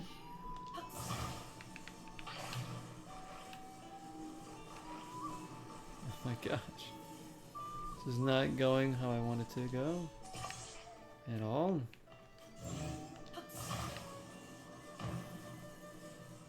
Well, that just looks terrible. If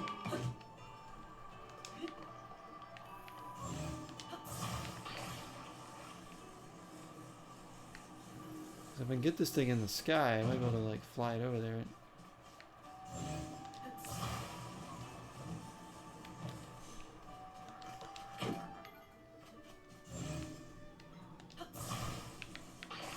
Maybe if I create a ramp. It's too top heavy right there.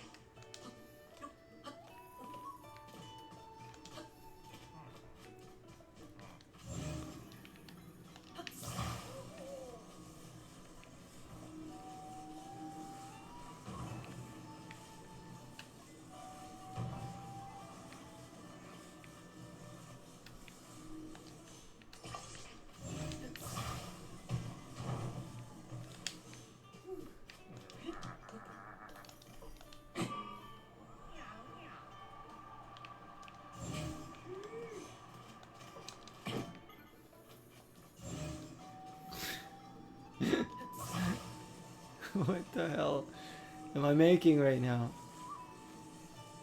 I need like, if I'm trying to fly this thing, it needs like a takeoff ramp or something. Maybe if I take this away.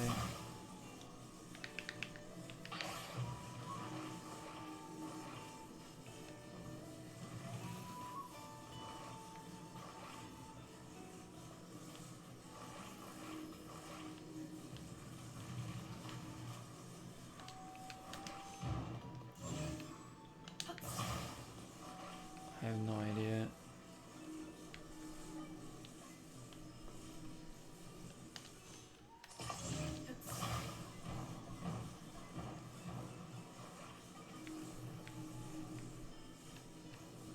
This isn't even like flat surface, but I'm gonna point towards the thing.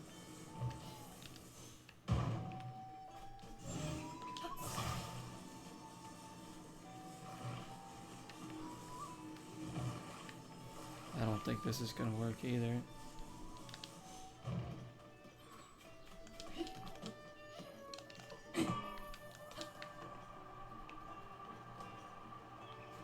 Yeah, because the wheels aren't even grounded on there.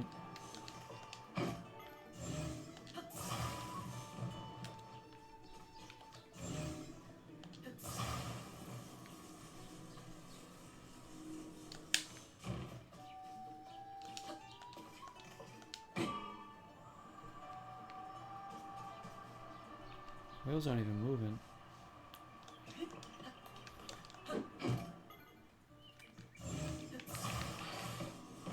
What if I just take this thing off altogether and just freaking launch?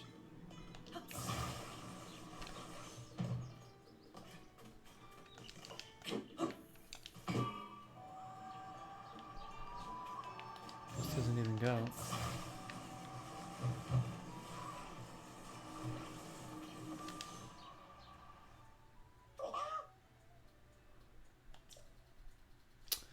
Gets too far away, they complain about. I'm sick of their breezer. It's done.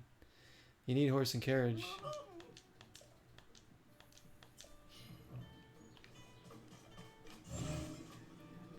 Like, I don't think I have the tools here to do this.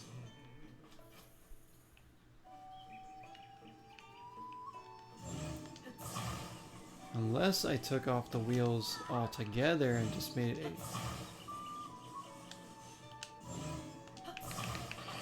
I'm gonna try doing that.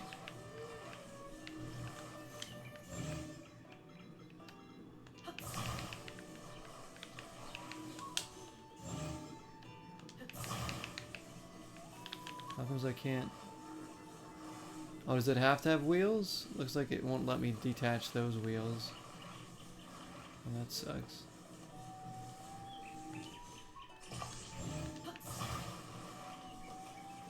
If I put this thing on the freaking flight.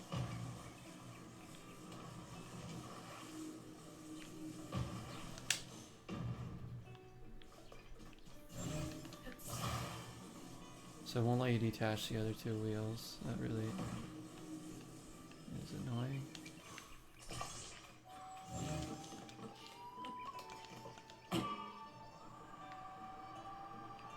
I don't think this is gonna go either. Maybe if I...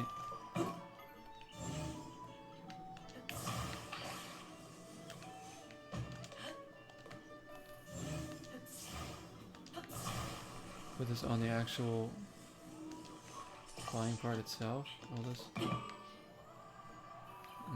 because it's still too top heavy.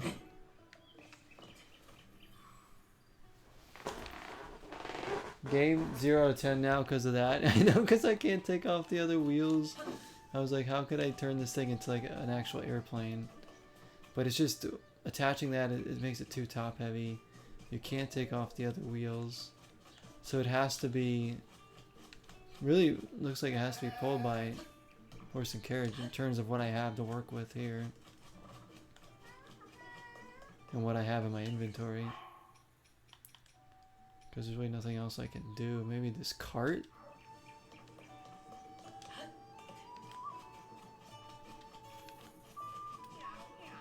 But then still, like, I can't get rid of these two wheels.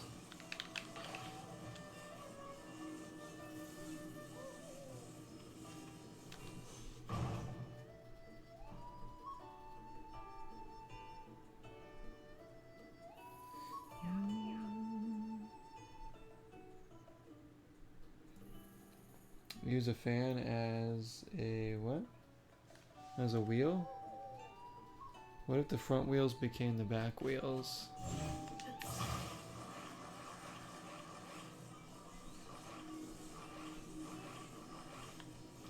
Something like this.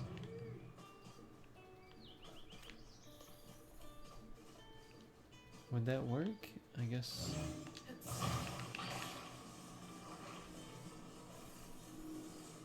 And put a fan, like, oh, I think I see what you're saying. Like, put a fan, like here to like pull it. And I still can't steer it though, that's my problem. The reason I was trying to fly it is because I could at least steer it by standing around on this thing. Like left to right, up and down. Without a steering stick too, I'm kind of like... Oh man, that doesn't even...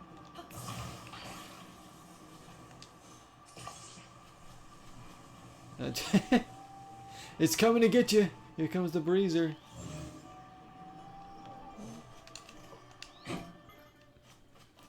Can't even, I cannot like put this thing anywhere. Like how would I steer this thing? Because it's just gonna go wherever it wants.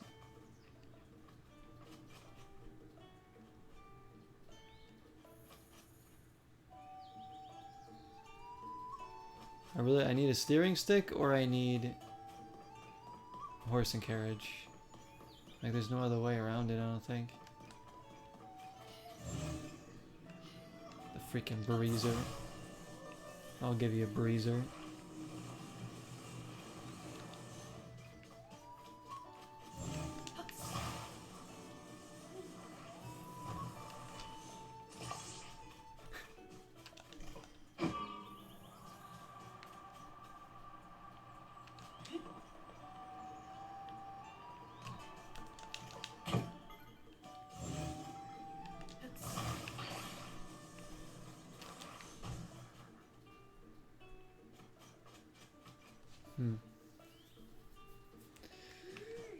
Yeah, I need more items like around here. And all we have is like some other boards and like another wheel or two. And there's not like...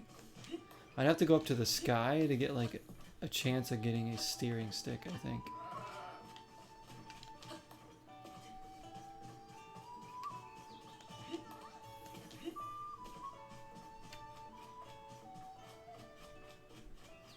This is the way I can build something that can steer it.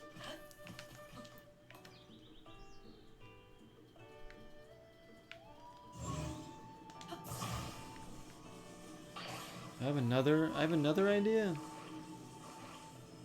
Actually, no, that wouldn't even work. Never mind. That won't even work.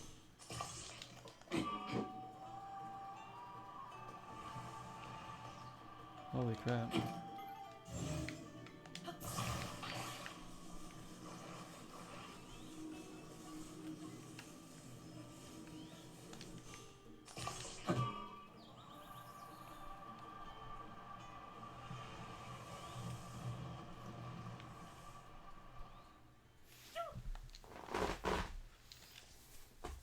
See, that was like helping it forward, but again, I can't steer it. Dang it.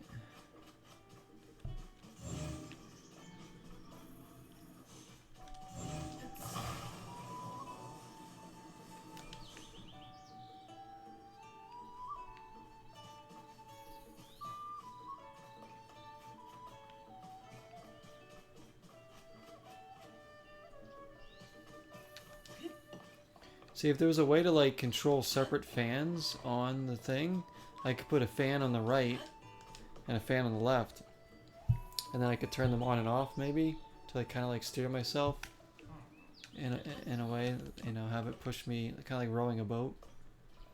You know, you put this one on and it pushes you left, and then you turn it off, you push that one, turns you right.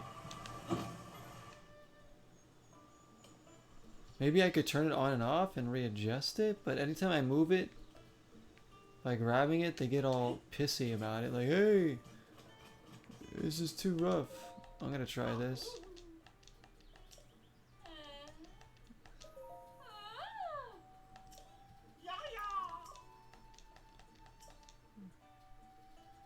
If y'all would just relax and enjoy the ride, I could get us there.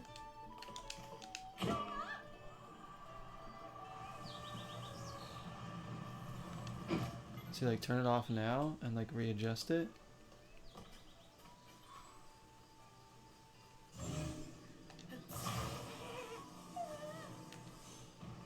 Without them saying anything. Dude, it's pulling me towards these rocks for some reason. Oh shoot. Why is it pulling me towards those rocks?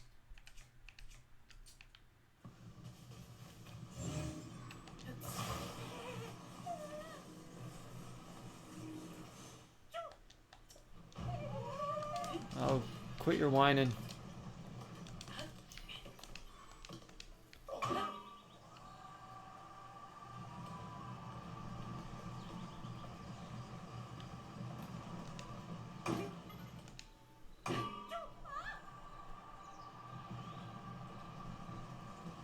It's working.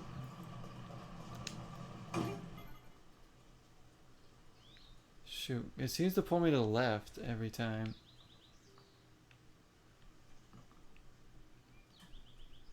If I put the wheels on it, maybe it would work.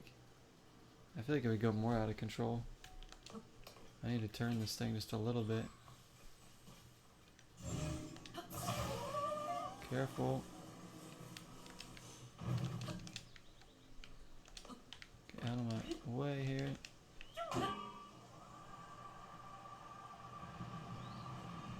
It keeps pulling me to the left. Dang it. We made progress. Without anything to properly steer it, like we can't do much. These freaking punks.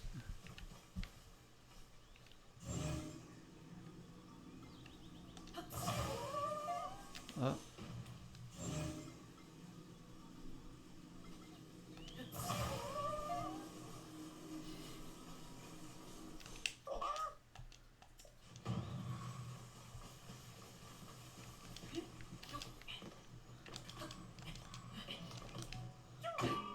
Keep pulling to the left.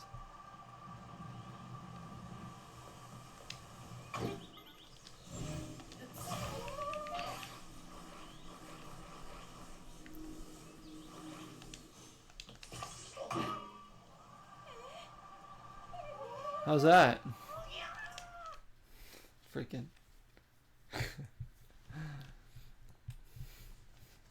Tip them over. They don't deserve to get there now. I'm done with them. They're annoying me. See yous. We tried. I don't have the right tools. All I need was like one steering stick. And I think we would have been good to just attach the wheels and then the fan. We could have just steered it all the way up there. It'd been fine. We're done with them. It's always that one stick, isn't it though? It really is, right? Aim to please. What's up? Thanks for the raid, man.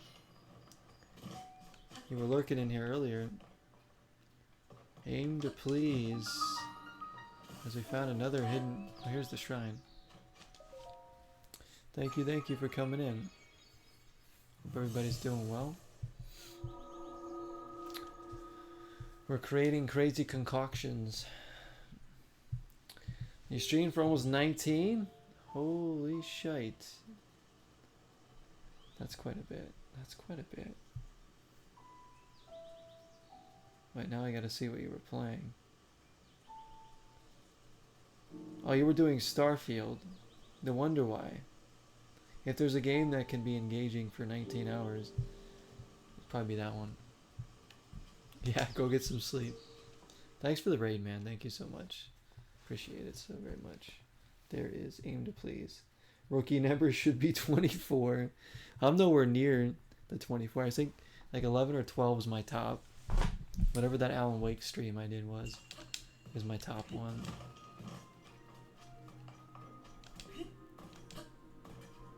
That's so good. That's so good.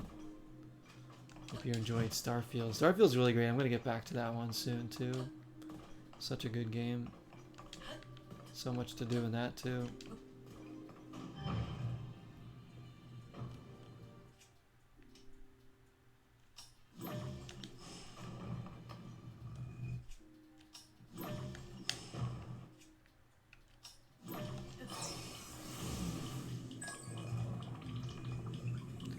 Rewind. Right.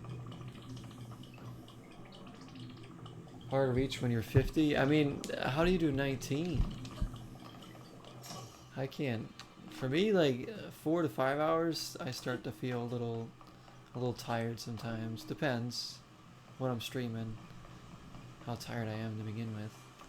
Like around 6 or 7, I'm usually set to end it, but every now and then I'll get up to around 8 when I'm really enjoying the game and I got the time and I'm not tired or anything.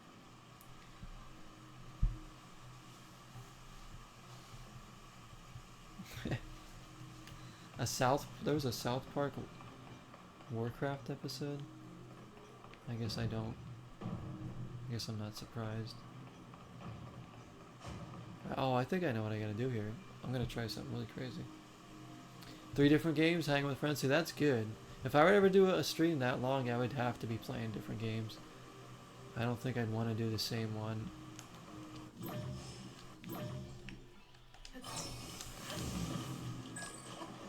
The whole time. Did this actually work? It's gonna work.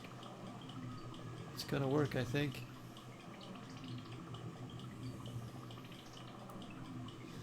Like, I've joked about doing 24-hour streams, but I'd have to have like the right games picked out, ready to go, snacks, food, drinks, coffee. Has to be Gollum, Jumper, and the new King Kong game. 24 hours for my final stream then, I guess, because that would wreck me.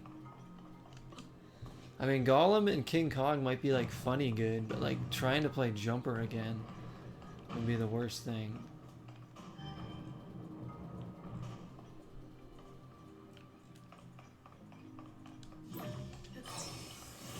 Whoops, I didn't want to rewind nothing there. Like State of K2 would have to be in there. Because I could definitely play like a pretty good session of that.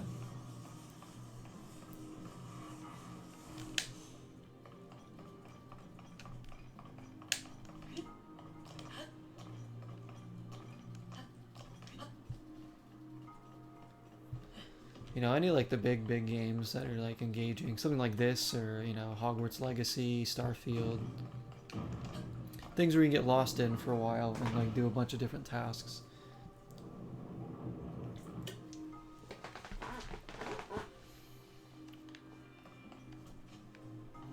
You know, it helps the time go faster.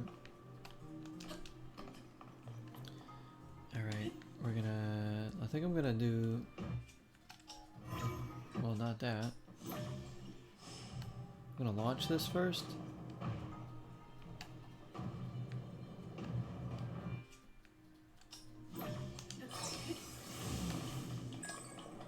Oh shit, I didn't do it in time. Gotta get on it and now we do it. This is my plan, this is my master plan, and then we jump. Yeah! Alright.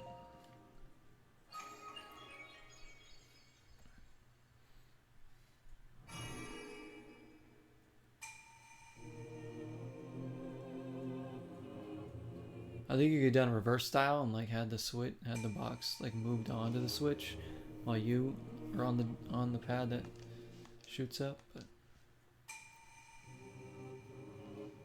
I do look lost in Jumper though. We were here for this. I mean, yeah, Jumper was just so brutal to try and complete because it was. It's not even a game. It's just like. It's so boring, but also frustrating. Like the boss I was on is so hard because you don't have the right tools to your expense.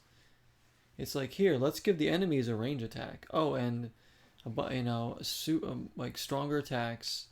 And let's make sure that the character you're playing as can't dodge, has no range attacks, has an incompetent array of nothingness, basically.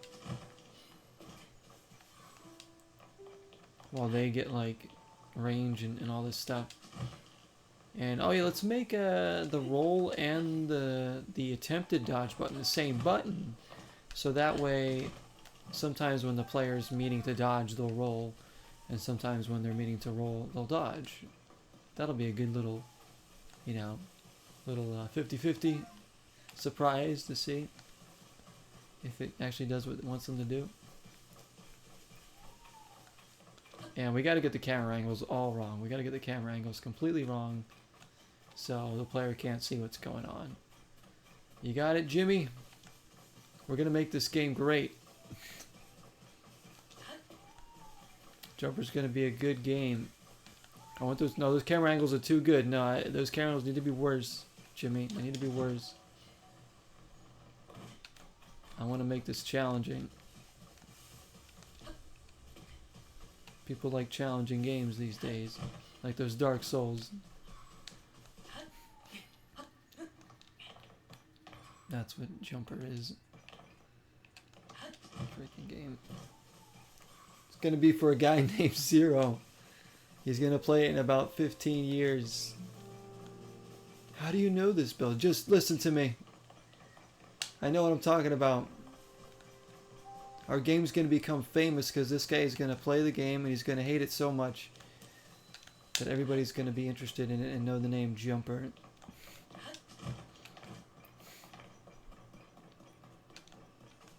Pretty soon we're going to be on one of those AVGN episodes.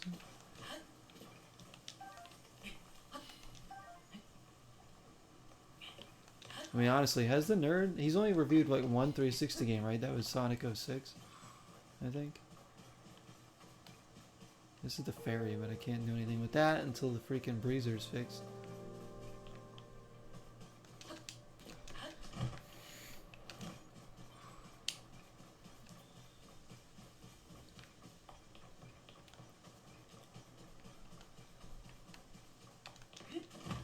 But like, at least like Gollum and King Kong, like they could be like funny bad, like enjoyably bad.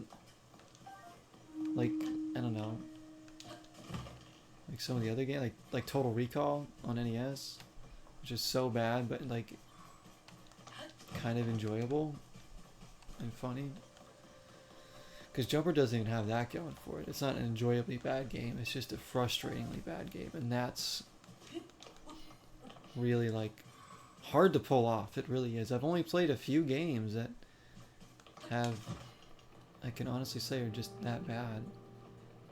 Like even Pimp My Ride on PS2 isn't that bad. That's an awful game, but it's not as frustratingly stupid as Jumper or Catwoman or Tomb Raider Chronicles. Or what else? What else have we played that's like really bad like that?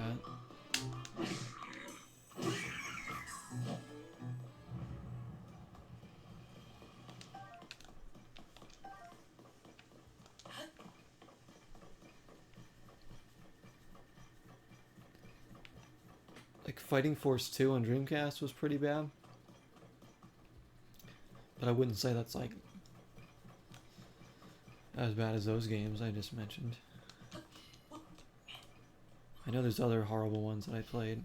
Two Worlds 2 is also really bad and just like annoying to complete.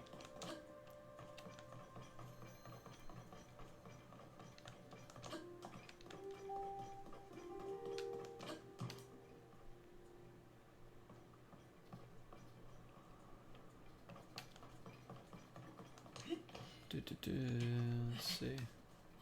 You're not gonna play too much longer, I don't think. Not too much longer. Just kind of exploring, having a good time. Can't not have a good time playing some Zelda.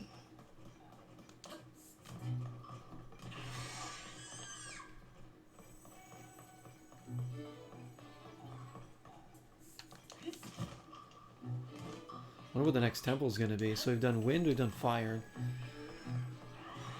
I assume there's going to be another like forest temple or something maybe, or I know probably water. That'd be cool if there's like a new water temple in this game. Oh!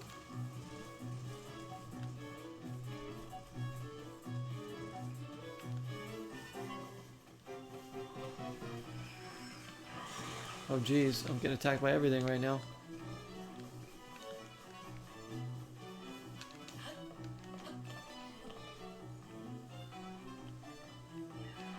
Freaking, I got things in the sky, things on the ground, things coming up from the ground like the trees.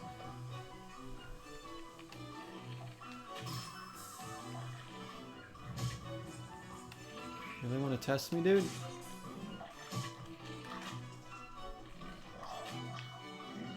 I put...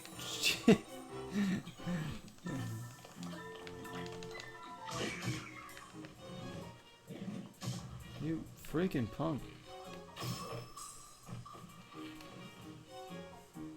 I got more where that came from. Dude, I keep slipping down this rock trying to shoot him.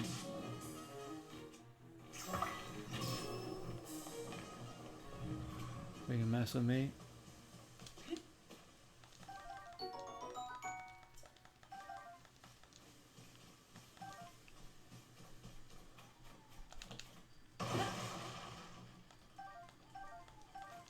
Nice, some new arrows. Seared steak, we'll take that. We're Zelda-ing. We are indeed. That kind of night. I got some classic franchises here tonight. Some Mario and Zelda. Doesn't get more classic than that.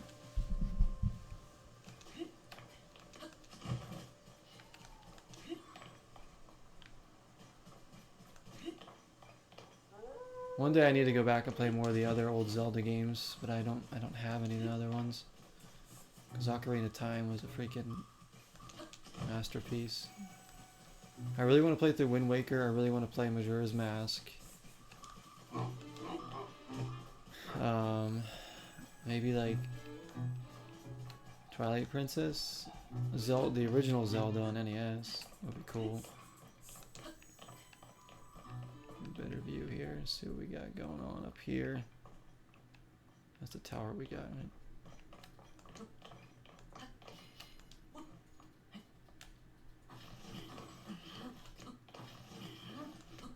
Bad news for me? What's the bad news?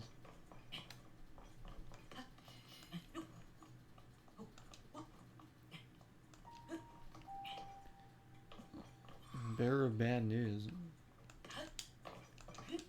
Let's see.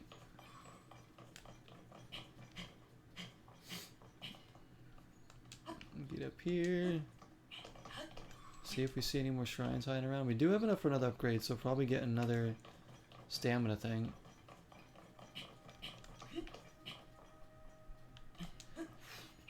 Let's get up there, get up there.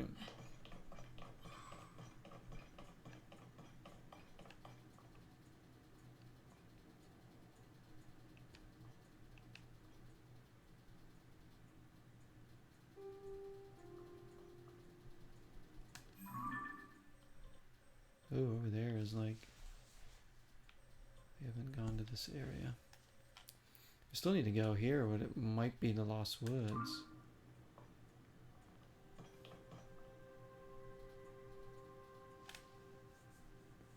You have to rebuy Lies of P? Wait, why do you have to rebuy it?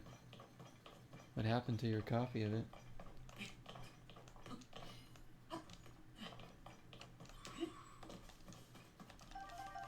What happened?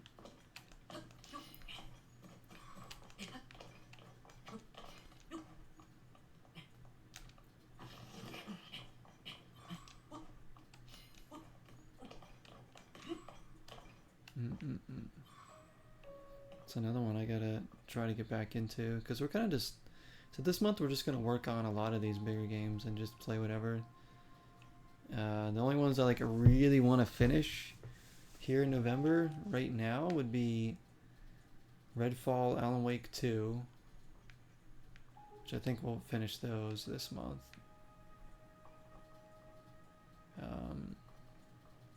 And probably just like Mario Wonder and maybe Bomberman if we can. And everything else can just kind of just work on it whenever we want. And maybe we'll play this N64 stuff at some point. You create a new PS5 account? So wait, you can't transfer it because you have it digitally? Is that why? So you can't transfer it to your new profile? Even though it's on your PlayStation? Did I mention that physical games is still the way to go? That sucks. You can't transfer the digital game to your new profile? Lies of PlayStation. I didn't think about that. Probably the same thing for Xbox too then, I would assume. Because it's tailored to your profile. I mean, again, that would never happen with physical games. Because you can just reinstall it. But like, it's not even on your hard drive? Like, shouldn't it be on your hard drive to install? On like a new profile? Like, maybe just start a game over, yeah, but buy it again? That really sucks. I would hate that. Like, you actually have to buy it again if you create a new account. Like, can't get into your old one or whatever.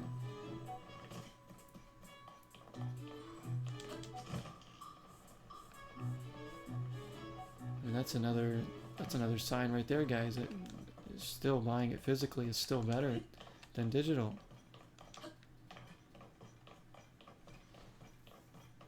Like, reset the password maybe on that file. Yeah, maybe that would work. Like, I figured it would be like in your hard drive if you have the game. Like, right, it should just be on your PlayStation.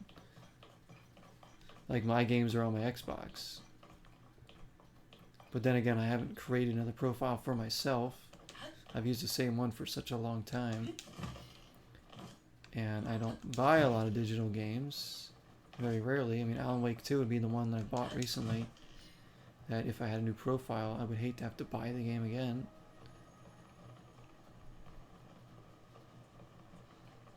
I know I had to buy Alan Wake 2 digitally though. I didn't want to, but I had to. They forced me. Freaking Remedy. Not printing physical discs for a survival horror AAA game? Come on.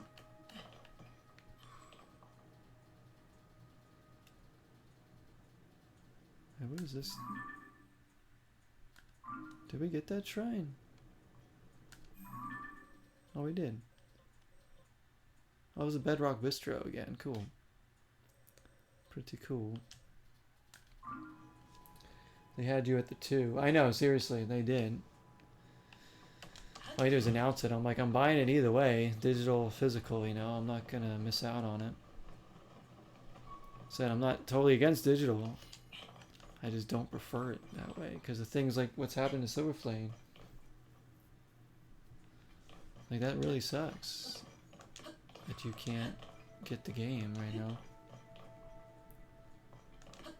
You tried to reset your email and the email didn't work. So you tried to reset the email on your account, I see.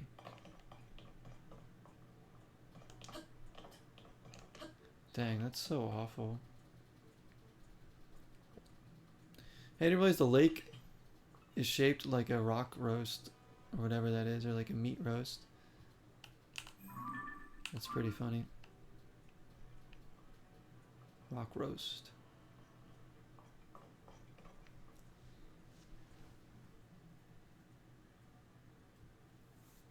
Yeah, maybe you can contact PlayStation. Just like explain to them, like, listen, I like had to create a new account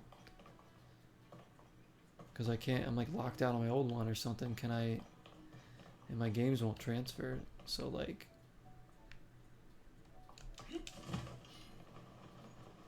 yeah, that's really bad if you can't get the game back.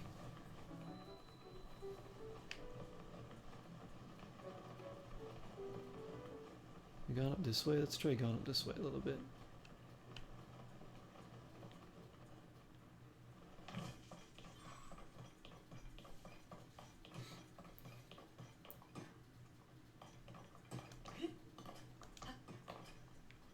Yeah, provide all the info you can about your other account. You think you forgot your account on your end, Twitch actor? You had the PS3 at the time, much digital games? Oh man, maybe you have it written down somewhere or something. Your account and the email and stuff.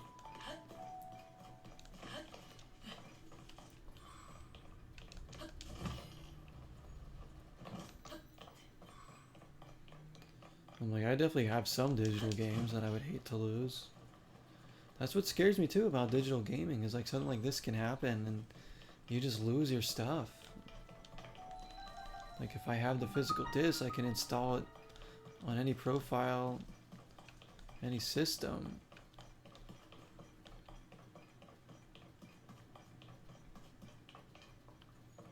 That's what scares me about digital games too. It really does. Marvel vs. Capcom 2 you had? Damn. On the PS3. What a banger.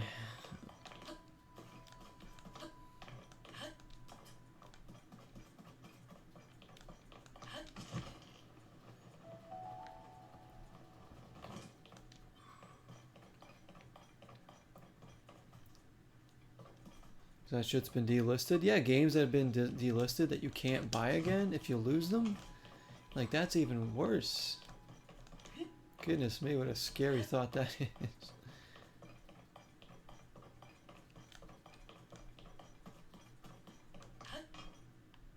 Wow.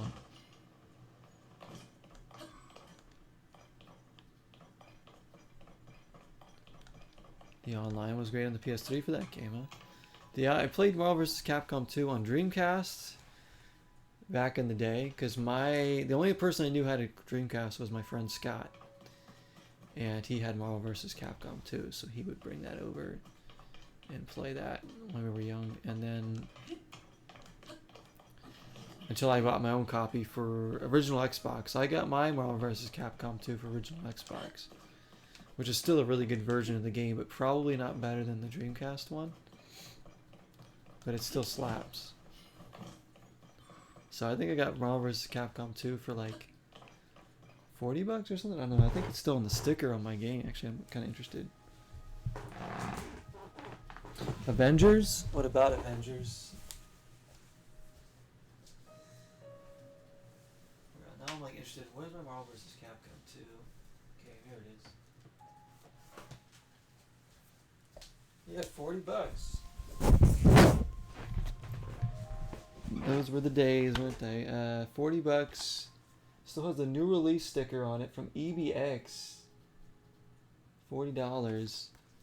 Marvel vs. Capcom 2 for the Xbox. I don't even know how much this game goes for. I know the Dreamcast one goes for a lot, but I don't know about the original Xbox version.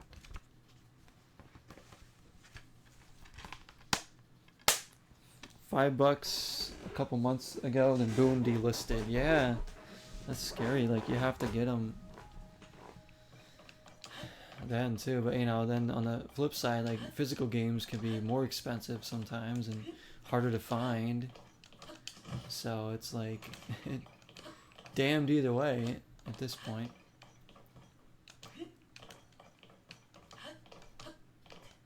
Sometimes physical games are cheaper, a lot cheaper than the digital versions. I don't think people realize that, but I've seen it plenty of times recently. Like, how much is Scarlet Nexus going for digitally on the Xbox right now? Because I got a physical copy for like less than $15, I think. Like a year ago or two. Brand new copy. And I'm pretty sure I saw that going for like probably at least 40 still.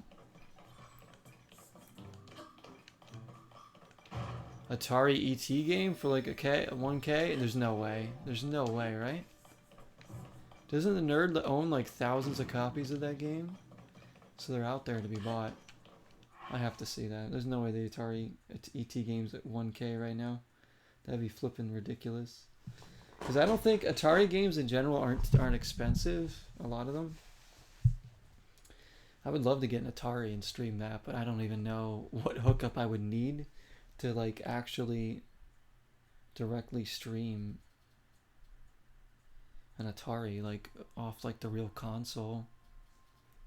I'd probably need some kind of special other converter that I don't have. But yeah, I would love to start getting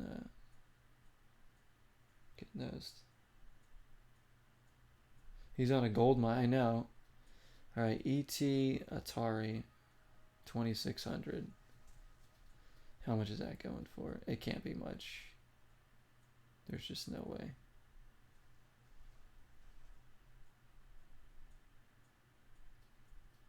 Like just the cart. Oh yeah, it's super cheap. So it's like a $10 to $15 game, just the cart. Because there's so many copies out there. Like complete in box is gonna run you up over $100. It's just cheap. It is cheap. Let's the nerd ain't sitting on a gold mine there. Now in turn, let's look at how much something like Marvel vs. Capcom 2 on original Xbox is going for. It might not even be $40.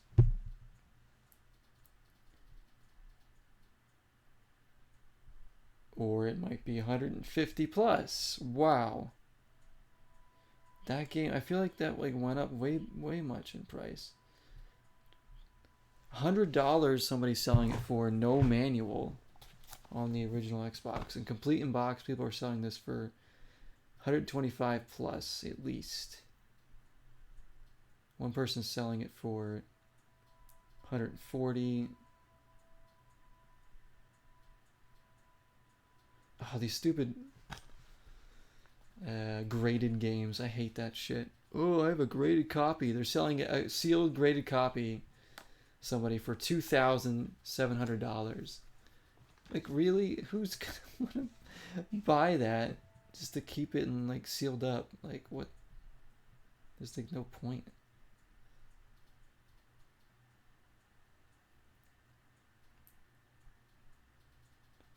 Looks at a shed full of ET cartridges. Look, good thing I didn't invest in those. sealed. Yeah, people have like sealed graded games that they sell for thousands. It's crazy. Like, I get it. Like, man, if you're a big time collector, because at that point you're not a gamer, you're just a collector. You know, you're looking to collect these things to either like flex or, you know, as like an investment. You're not buying it to be like, oh, I really, really love this game. I'm going to keep a sealed copy, you know, graded for $3,000. Because, like, I don't know why, just don't see why you would do that. Unless you're just, like, all into just collecting. Like, it's just like a business to you or something. Like, crazy. Absolutely crazy. I can't even, like, the graded thing, I don't even get it. Like, what makes it a 9.8 as opposed to a 9.7 or 9.9? Like, wada grade in this stuff. Or, like, wada a bunch of shit. Because that's just, like, how do they decide? Why do they decide whose copy is better? And I'm not doing this guy right now. I'm not going to do that. The sign dude.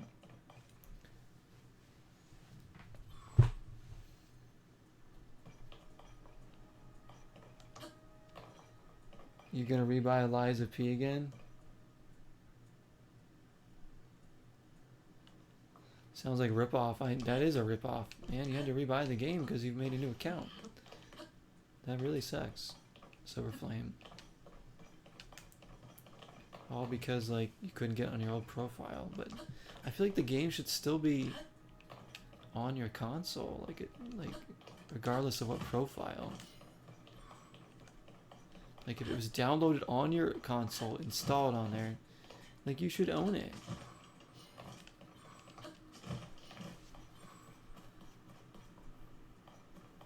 As long as that console, it's not like you're gonna, like, transfer it to somebody else's console just because they put their profile on your console. It just means that maybe they could play it on your console and not their own. Is that, like, would it like, actually, like, transfer to somebody else's profile or something? Is that what they're worried about? I don't know. Oh, we got a little river down here. Oh man, I didn't realize Marvel vs. Capcom was worth that much on Xbox. Honestly, I thought it was going to be no more than like 60 at most right now. I know it's a sought after game, but I thought the Dreamcast version would be the one going for 125 plus, not the Xbox one. I didn't realize I have a game that's worth... I have a few games that are worth like around that, but again, like, I don't care how much it's worth. It's just kind of interesting to always see how much games are going for, how much they're worth. Because like, it's not like I'm going to sell it or something. And even if I were to sell it, say I was like, you know, I'm going to sell this game, I don't care anymore about Marvel vs. Capcom 2. I don't care anymore about some of these games. What if I just did that and I was going to sell it? I would sell it for cheaper than what some of those people are going for, honestly. Just because, especially if it was going to a gamer, somebody who's actually going to play the game and not just take it and then resell it for like an extra $40, $50 or something. I would probably sell it to a person who's actually going to play it for cheaper, no doubt. But then again, like I said, I'm not selling my games. I don't want to. But I think I wouldn't rack them all the way up as high as possible. I'd want to give somebody a deal, you know, a little bit of a deal, and still make, you know, a decent amount of money. So like, I bought the game for 40 bucks back in the day. If I sell it for even like 60 bucks, I'm still making a $20 profit. Like, I could easily sell for $100 and it'd be cheaper than any other seller and still make like a ton of money from that, rather than going 140 or something, you know. I'm gonna do the upgrade statue if I can find it again.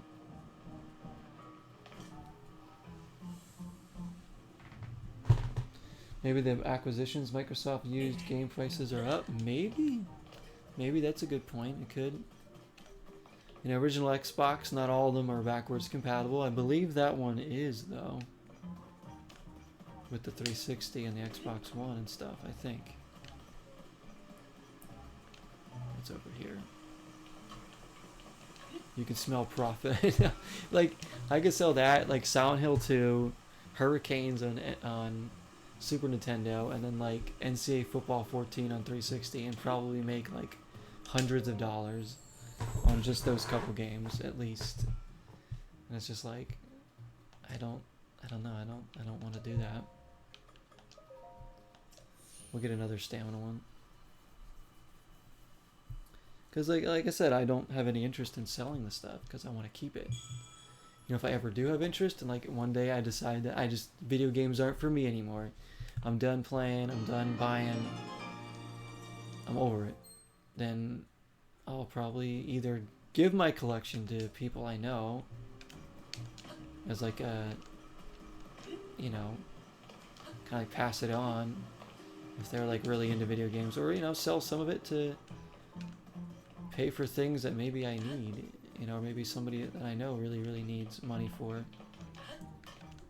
But sell it at like a little bit of a discount than what it's going for. Because A, then I'll know it'll sell, and B, I'm still going to be making a profit either way.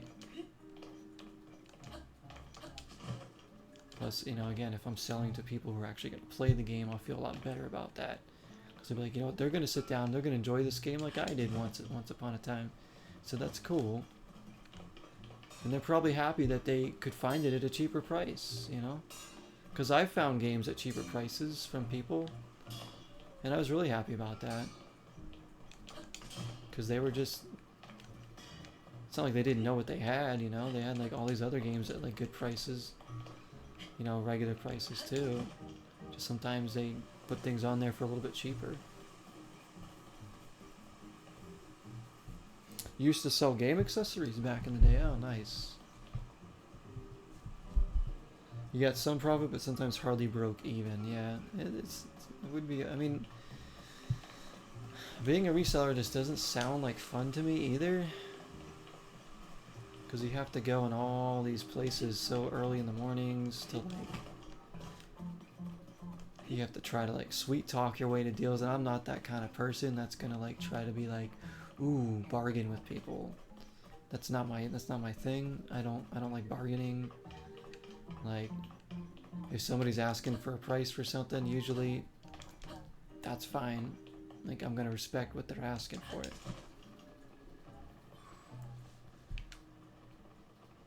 Yeah, let me... Where else do we want to go? Just around, I guess. Just around anywhere. Oh, I thought that was a shrine for a second. I was gonna go down there. Just some rock. What the heck? What is... Is he floating? What is that?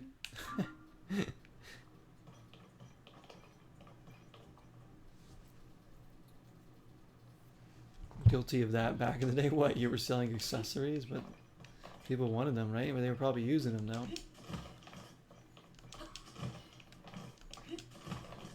And we've all done some kind of reselling in our lives, whether it's a yard sale, eBay, whatever it is, you know? You know, we all get rid of things and try to sell it. I've traded stuff in. There's another rock there.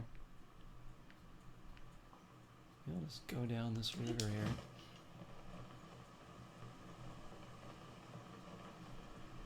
Again.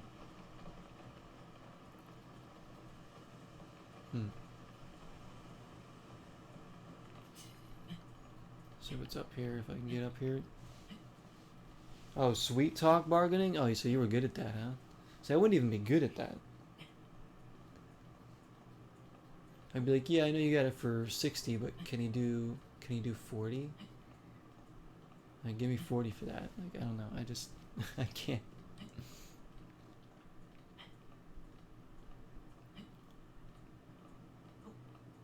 Like, if somebody's willing to give me a deal, yeah, I'll take it, but I have to turn it down.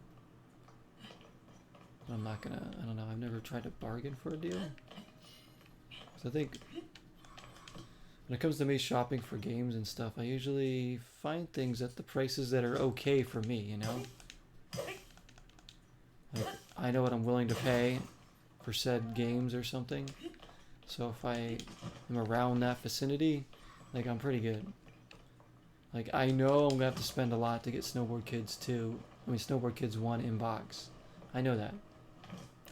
I'm not stupid and think I'm gonna go find somebody selling it for like $60. I know I'm gonna have to drop over 100 for that game. But that's okay, because that's what I'm expecting. But I'll see what I can find out there. A good enough copy, you know, for a decent price. Even a little banged up copy, you know, the box doesn't have to be perfect, the manual doesn't have to be like in perfect shape either. Like when I bought No Mercy, the box is definitely banged up quite a bit, but it gets the job done. The manual's there, the game works, I'm good. I saved myself money by buying a crappier box. And again, you can always buy those things in pieces too. I could just get the cart first, and then somebody somewhere is probably selling the box and the manual for probably cheaper than if I bought it all together, but I don't know. Those are the kind of things you can look out for. Guess what, buddy? You're about to go boom. Don't you throw that at me.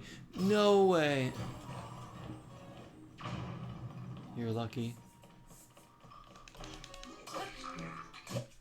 Whoa, this guy's strong. Who the heck is this guy?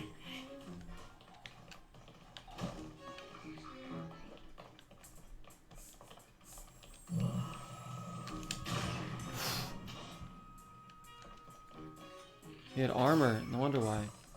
Jeez.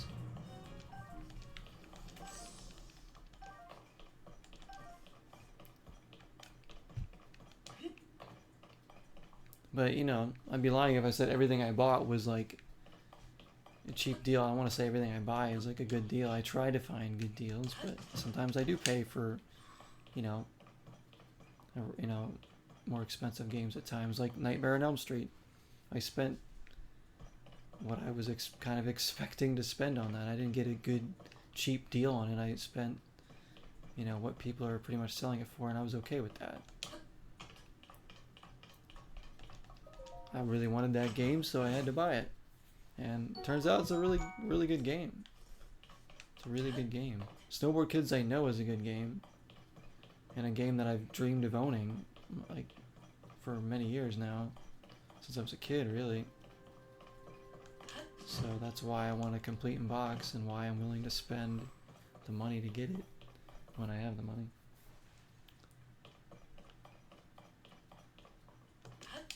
But there's different ways you can collect and stuff. Like, I'm happy to share how I acquire pretty much anything and be honest about it, and not pretend like, oh, you know, I go out and I find these great deals at these yard sales. I got this box of NES games for 20 bucks or something. Now, like, that could happen, but generally I buy a lot of stuff off eBay or just go to game shops and pretty much buy them at the fair prices that they're going for. You know, some friends have given me some games because they, you know, were getting rid of like some of their old stuff, and just thought, hey, let's give it to Zero. You know, he's a streamer, he loves games. They knew it was going to be in good hands, so they were kind enough to they could have sold them, but instead they just gave them to me, which was really, really sweet. You know, I didn't ask for them, they just gave them to me. So I appreciate that too. Like my friend Anthony gave me some PS2 games and stuff, like God of War 1. That's how we played that game. He gave it to me. He gave me his old copy. And that was a hell of a good game.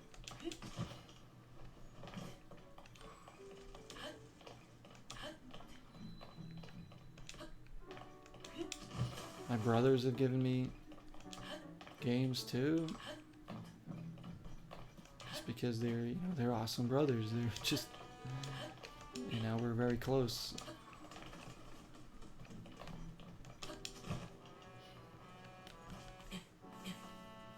every now and then I find pretty good deals out in the wild, or sometimes I find things in thrift stores a lot for like $1 or $2.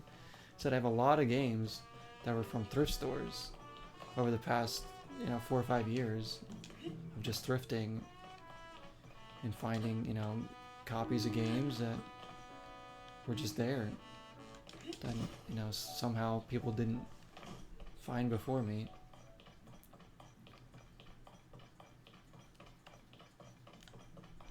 When I like shopping on eBay, I'll go and look and see what they have, and if there's a game I'm interested in, I will look on there to see kind of what people are selling it for, so then I get a good idea of what to expect and what to look for. And as I almost died right there. We gotta eat some food, Link. We gotta eat some food. Like some real food. Let's have that. Well, it's not gonna give us much. Tomato mushroom stew fill us right up.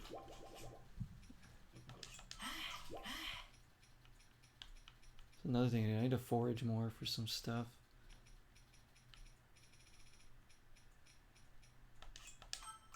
That's good enough.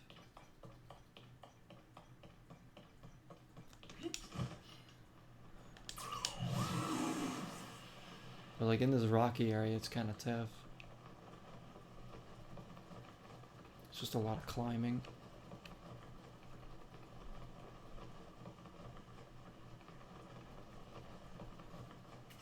Doing some great exploring on this part of the map now. Like, look at what's in there.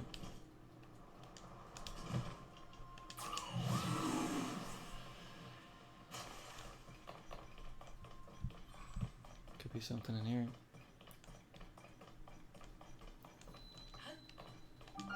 But it's fun to game hunt, it's fun to go to game shops and find stuff. Like, I love it. Like, and again, it's not to resell anything, it's just to, add into my library here and try new stuff out. If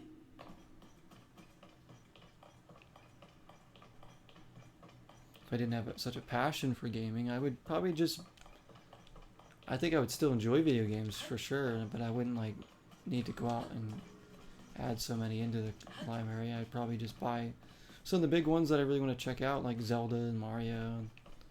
I'd be more of a casual, like just playing some of the well-known games only.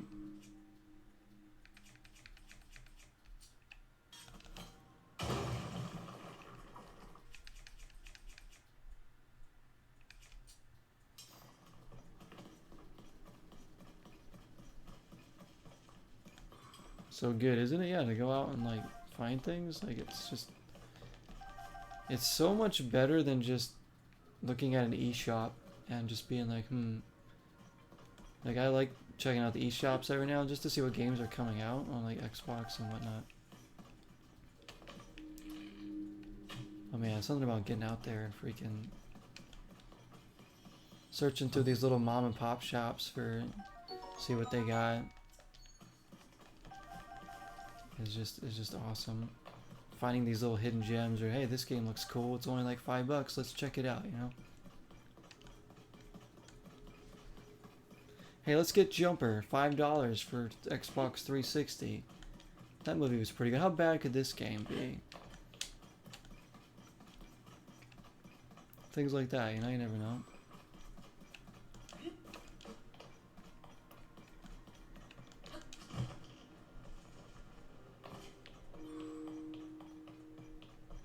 Found another little bubble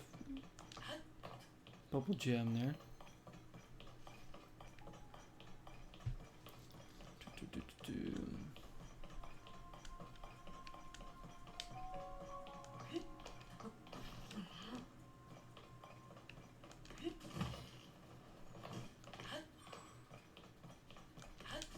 But if I can instill this some passion into other people for like gaming in general, maybe they'll learn to, hopefully I can have people learn to love some of the other games, all the different types of games.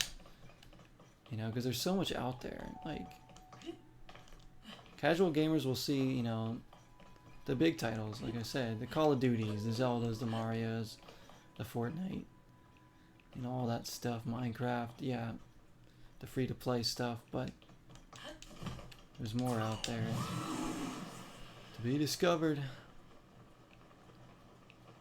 That deserves time. Shoot. Oh, that wasn't too bad. There we go.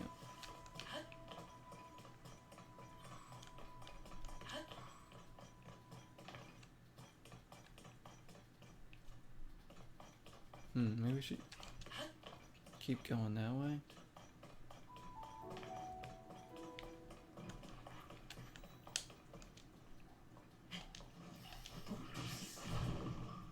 Oh, you done effed them up. Nice job.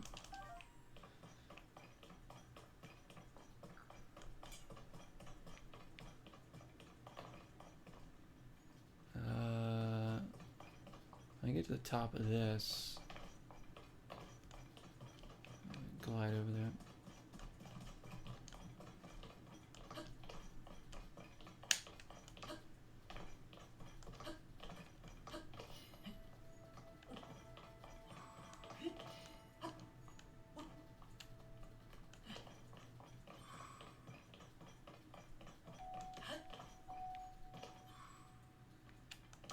Because I think passions can like easily rub off on other people.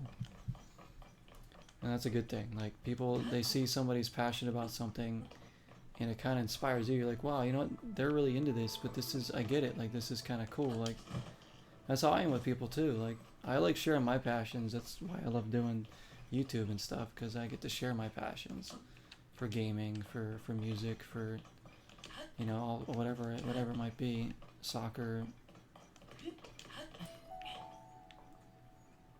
And hopefully that can get people to realize some of their own passions. I've met people that don't have a said passion, and I usually try to encourage that person. Like you can find something. Like what do you enjoy doing? What do you see yourself doing a lot? You know, because I think it's so important to find those things, because they can really drive you.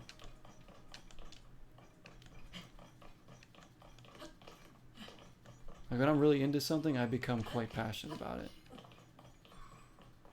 For sure. I can really devote my time to it. Oh, there's another. Let me mark that. Is that inside the walls here?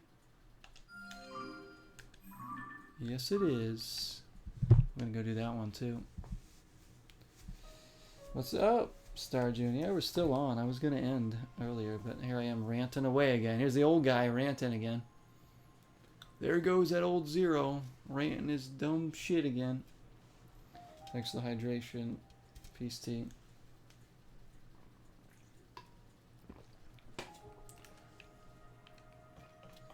But I like, yeah, I like learning other people's passions and like listening to them talk about those things and what they like about it, and like seeing people share their passions. Like it's just cool. Like I watch channels on YouTube. Whoa, that that like aren't even things that I'm necessarily like passionate about, but I enjoy seeing their passion for it, and it kind of gets me, you know, interested in it a bit or something. You know, it's like, oh, that's cool. You know. I mean, no matter what it is, you know, you can learn something from them, you know.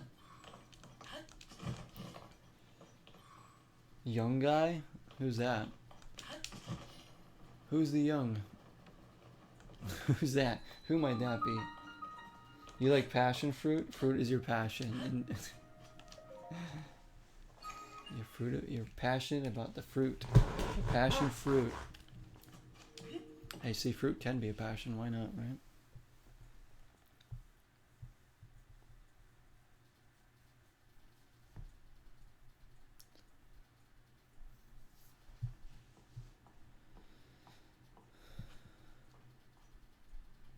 I watch a channel on YouTube. This guy's really passionate about camping, right? He camps all over the place. Stealth camps, does all this stuff. Because he's passionate about it. And I like camping, you know. I do like it, obviously. I think camping's great, but I'm not passionate about it. It's not something that I'm like obsessing over all the time. but I enjoy doing it.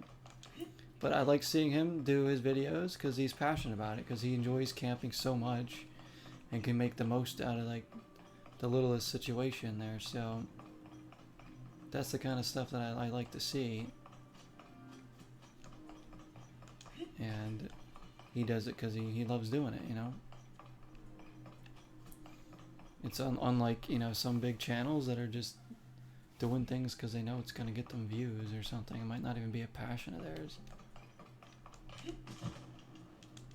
Now to me, you can kind of tell when something's a passion or not. Alright, so we gotta get this wind going, huh? Whoops.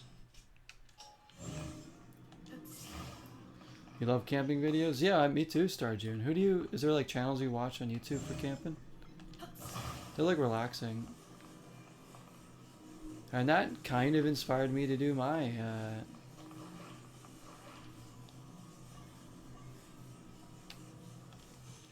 little camping vlog that we did.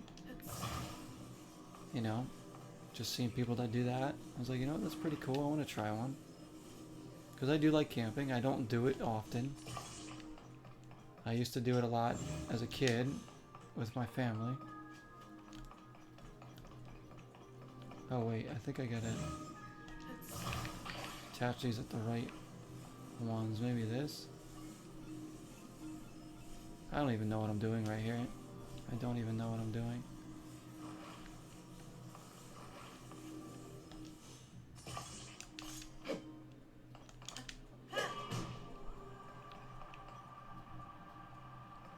Clearly that's not working. Wait, I think, oh wait, hang on. Maybe I gotta put it towards the ones that are actually hitting the fan.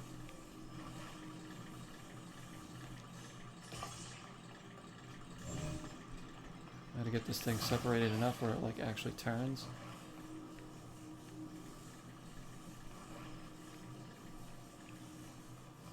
Get this thing moving. Where should I put this to get it moving? Not there.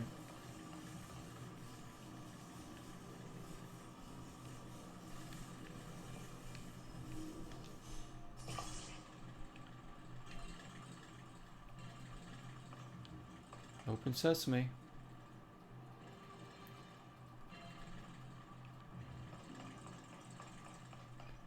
I have to get them all going at once. I say they all have to be green. Alright, if I had one more fan. There's one dude I see on TikTok where he goes survival camping in like Antarctica. Makes some really good food like steak, ribeye. Oh, nice. Survival camping. That's extreme. That's cool though.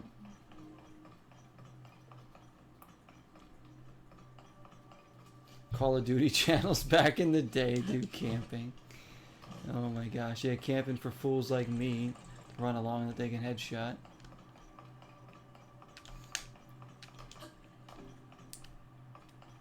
The guy I watch camping on YouTube a lot is he does a lot of stealth camping, so basically he'll like go to like really weird areas.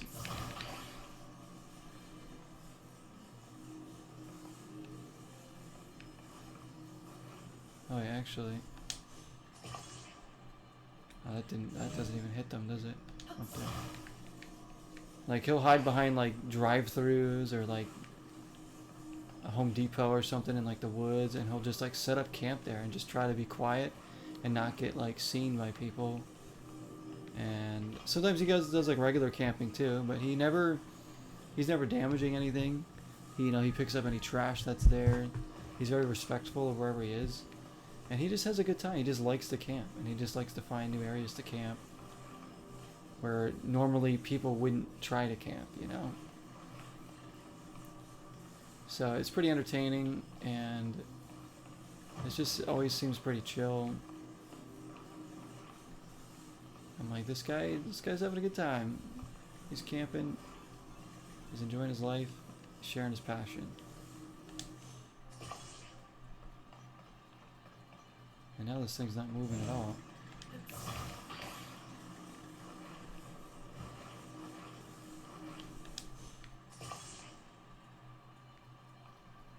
I guess I need to go faster if I can. Hang on, do I have anything that can like create wind? Oops.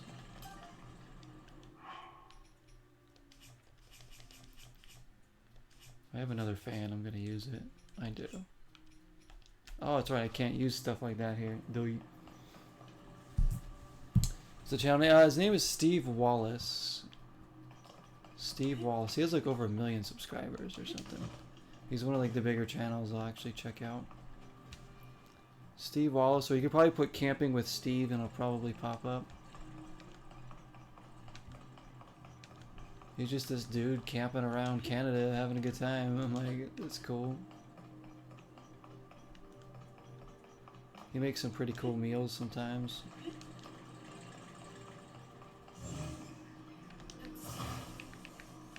Yeah, I'll end up like binge watching some of his videos sometimes at night because they're really chill, relaxing, and they're not like stressful or anything. You know, he's not.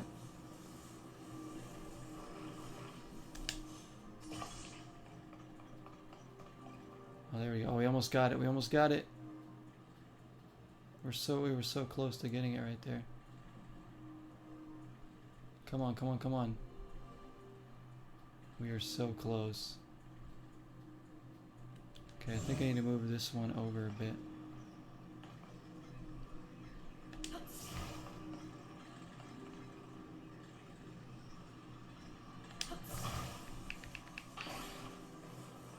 To this side.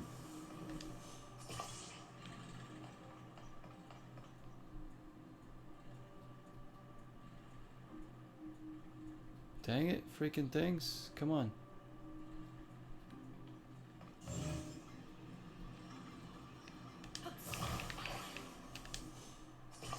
Let's go, do your job.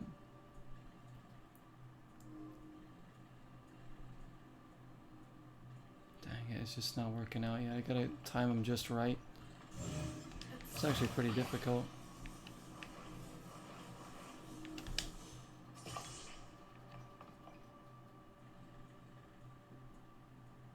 Now they're going way too slow. Oh, you found it. Good. Yeah, that's the guy I watch sometimes. For like, he has like a lot of stealth camping ones. Stealth camping ones are fun because he's like trying to like hide in the woods and be quiet, and like he tries not bring like a lot of equipment. Sometimes he just does regular camping on like campgrounds and whatnot.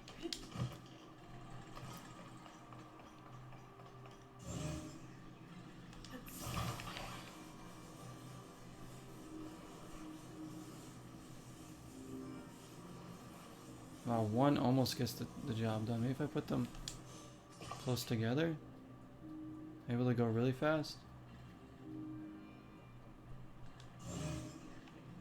This one will end up on the bottom. Hang on. That is not what I want.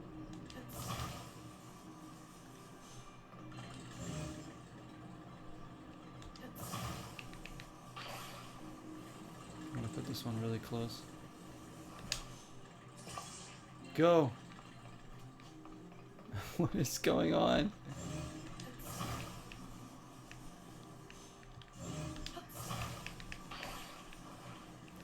I can't get this like time right.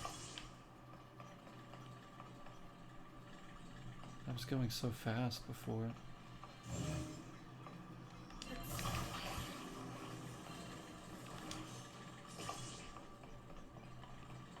That's pretty fast. There we go. So I need more leverage from the back. Well, that took longer than it needed to, but we got it done.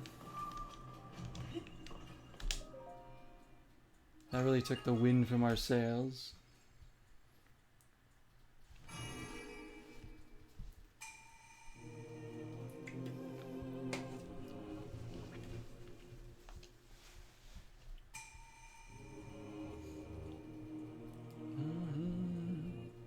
If I ever do go camping again, I'll probably do another vlog thing. Or when I go camping again, I should say.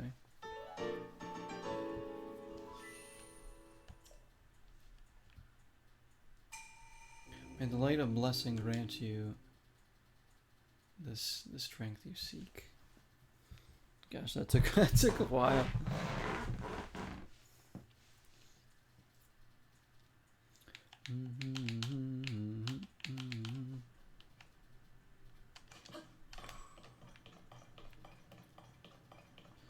Okay, we found another nice little shrine in this area. I'm glad we've been able to spend quite a bit of time exploring this.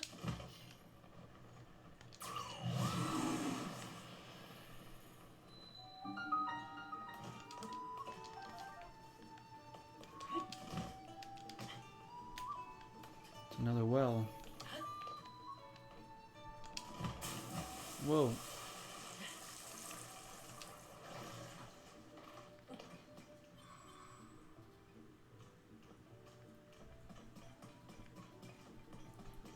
If I really need anything down here, I'll grab these.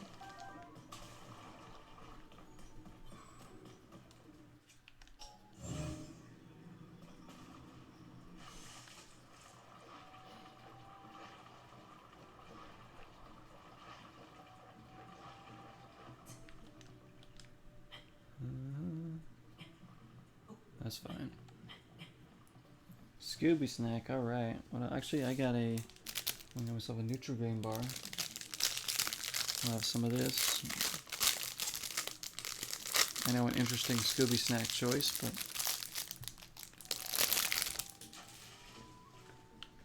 I like these things, and they're relatively healthy, I guess. Relatively.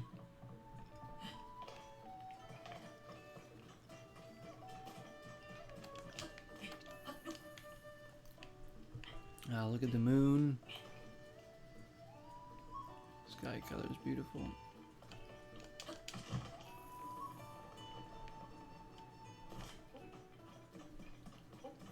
Oh no. Never has there been a worse sentence to hear in this game than "I need to reach my friend." Alright.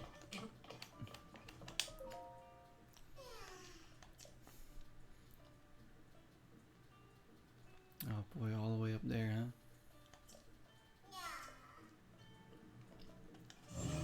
Alright, well, come with me. We'll figure out the rest when we get over there. I hate them too, I know. Like they're... Oh wait, hang on, there's something here. Hang on. There we go. I need to reach my friend. I don't know what I hate more, these dude, the guys that need to reach their friend, or the guy holding the sign up. I think I hate more though.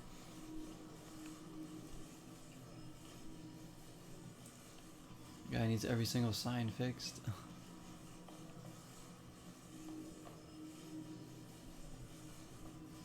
Like they're little tasks, but they're just not like, it's not really something I enjoy doing in the game, I guess, too much.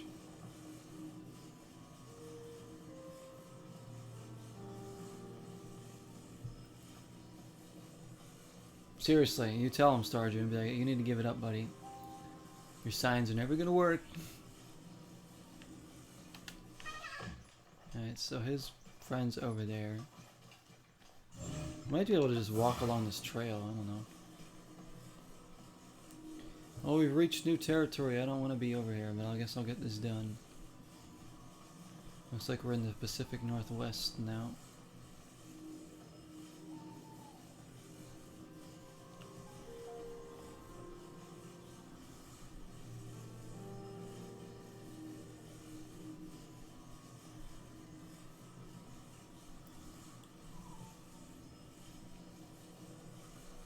Here you go.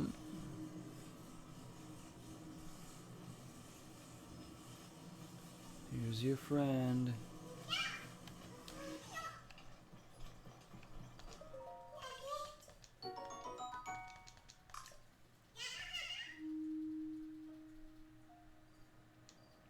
Two more Korok seeds. Give me some rupees. Oh, rockets. I guess that's decent. We're back to the part of the map that we actually have unlocked.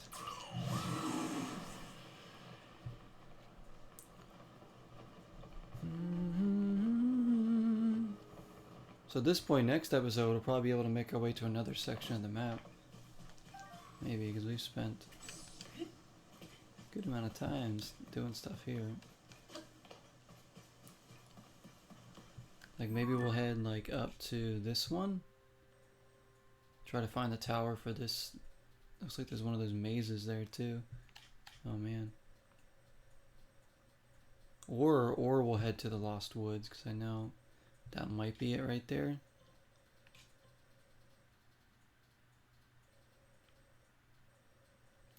then we'll head down here towards the next temple eventually, before going through a lot of exploration in parts of the map before getting to the 4th temple,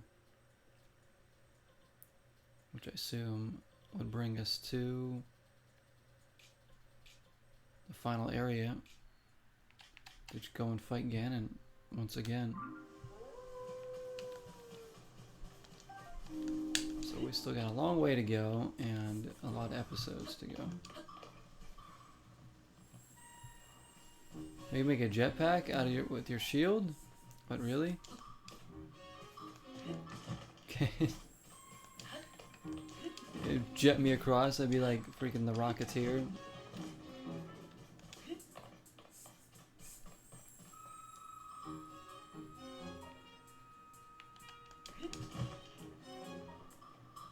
How would that work? You'd have to turn it on before you... Alright, I'm gonna try this then. You guys are gonna get me killed, aren't you?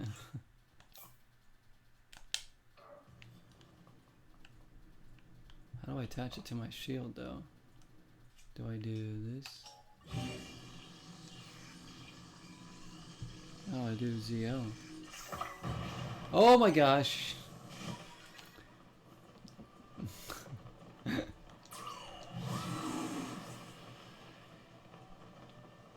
don't know what I was expecting, but I don't think it was that. It's like a boost jump. Hey, that's good if I ever get like desperate to get up higher somewhere. That requires less climbing that way. Then I could just use one of those. Do it for the content. There you go. There's me getting shot into the air.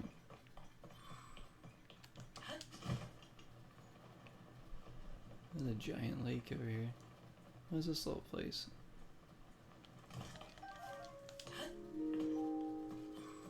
Hello, doggy.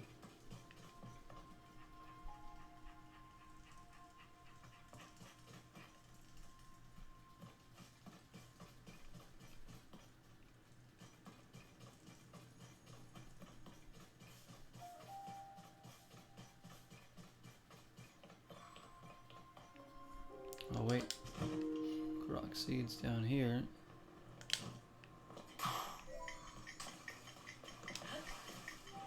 What?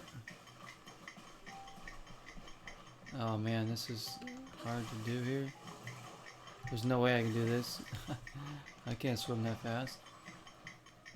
I need something to go across the water.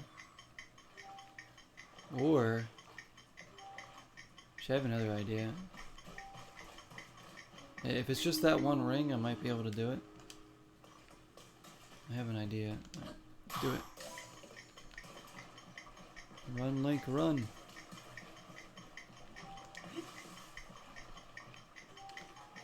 How much time we got left? Come on, come on, come on. I don't think we're gonna have time to do this.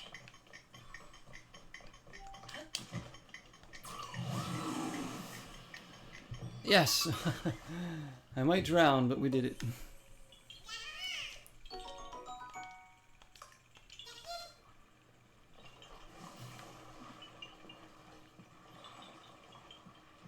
Wait, there's actually an area where you can run. We could actually ran this way. It's just kind of well hidden, see? There's actually rock down here. So there's a path to run. I did it the hard way.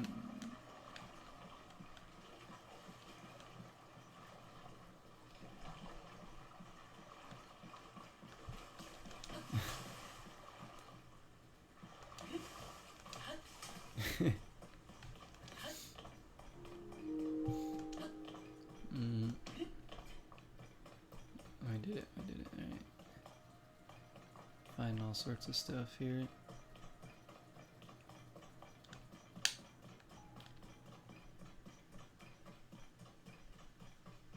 I feel like I might end up putting more time into this game than Breath of the Wild. Even though, like, I like Breath of the Wild more.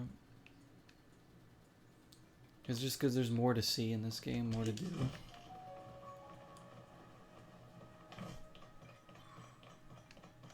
Anyways, let's get to a point where we could probably end tonight. You wish you could play this game for the first time again? That's... yeah, wouldn't that be cool to be able to play a game for the first time again? Anybody in chat, what are some games that you wish you could play for the first time again? The Fallen Out, Men in Black, like, memory eraser. So you play a game for the first time again. Which games would they be? Life. I think we all wish we could replay that one at times.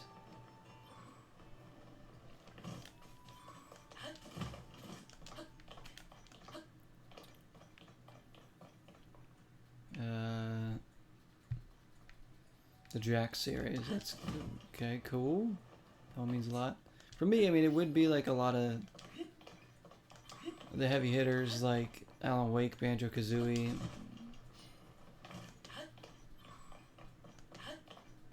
Trying to think of something else that would be like really magical to play again for the first time.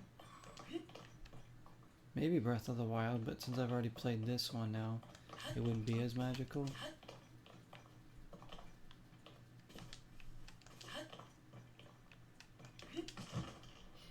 Like, it has to be Alan Wake and Banjo-Kazooie, because no two games captivated me more than when I first played those two games.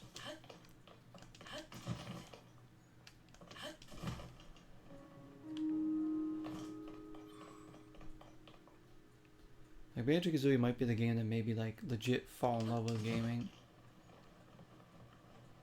Because I was young, I played, like, some Super Nintendo, some NES. Man, when I played Banjo-Kazooie, I was like,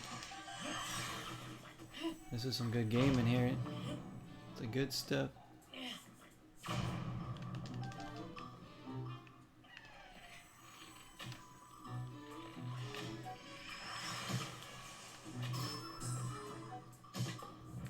What else is hitting me? You're still alive?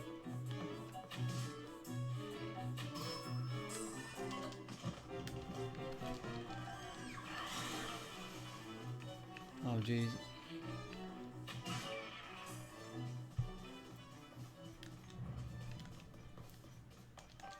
What else would I play for the first time again? Like maybe Ocarina of Time.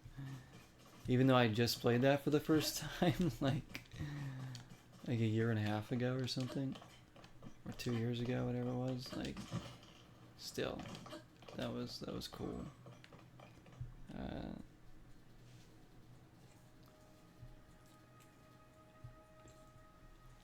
Maybe Jumper, so I can like realize a lot earlier in my playthrough of it to stop playing and not go further and save myself the torture.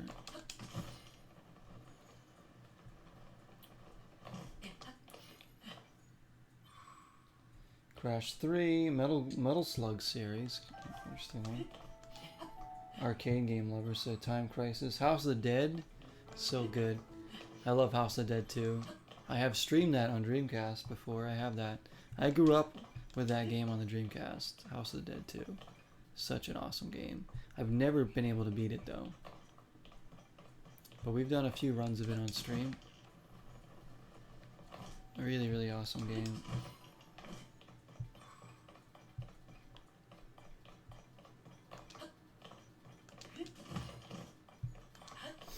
Duck Hunt. Actually, that's pretty cool because that was a pretty awesome game to play with the light gun and everything.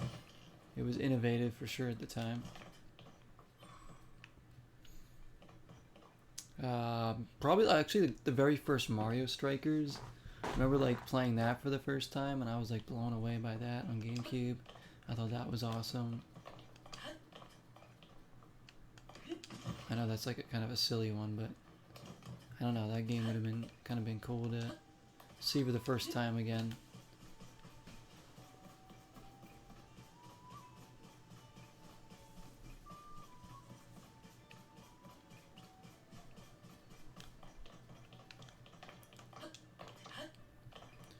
But the good thing about streaming now and recording all this is that now I have my memories with some of these games for the first time. So I can look back on these and be like, you know what, I have these memories recorded of when I played these said games for the first time. And it'll be nice to maybe revisit some of these old videos one day for myself. To remember that not only the conversations, but like the game and how it made me feel at the time of my life, you know?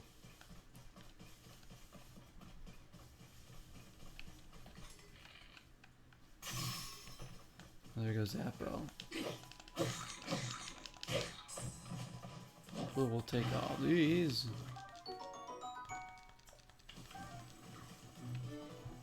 Freaking trade, this doesn't concern you.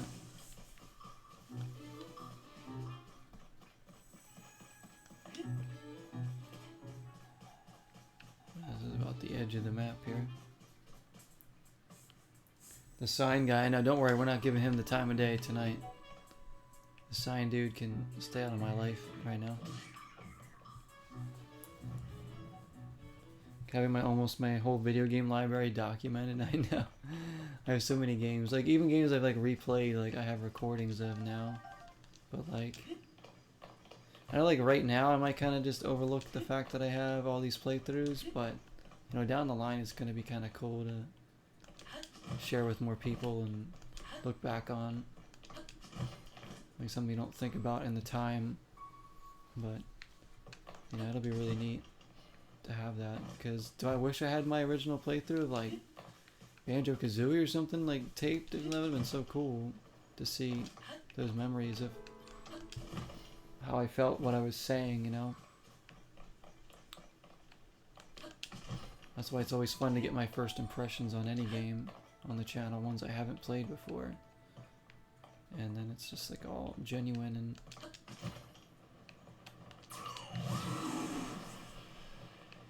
I never know when I'm gonna look back on some of these.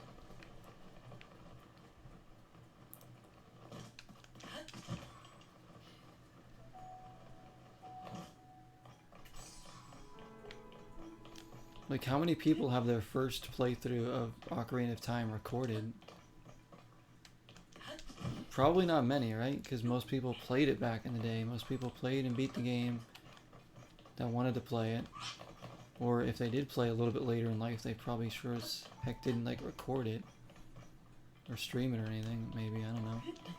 Like I'm sure there's definitely a lot of first playthroughs out there, but they're probably not few and far between compared to people that have like already played it growing up and were like, yeah, I just want to relive this game, you know.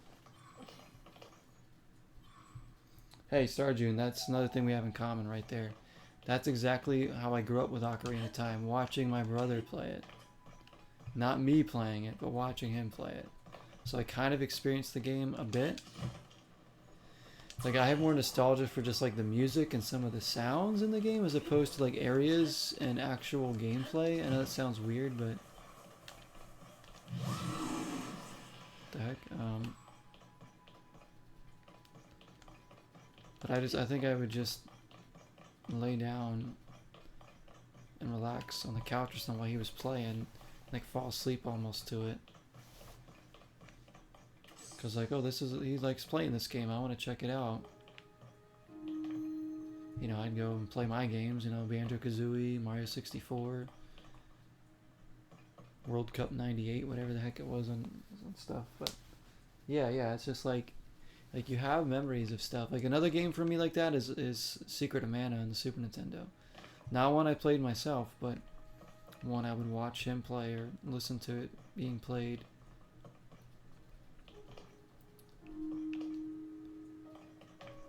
So it's kind of like neat to have those memories of the game first, in a way. Let's go up here and we'll jump down.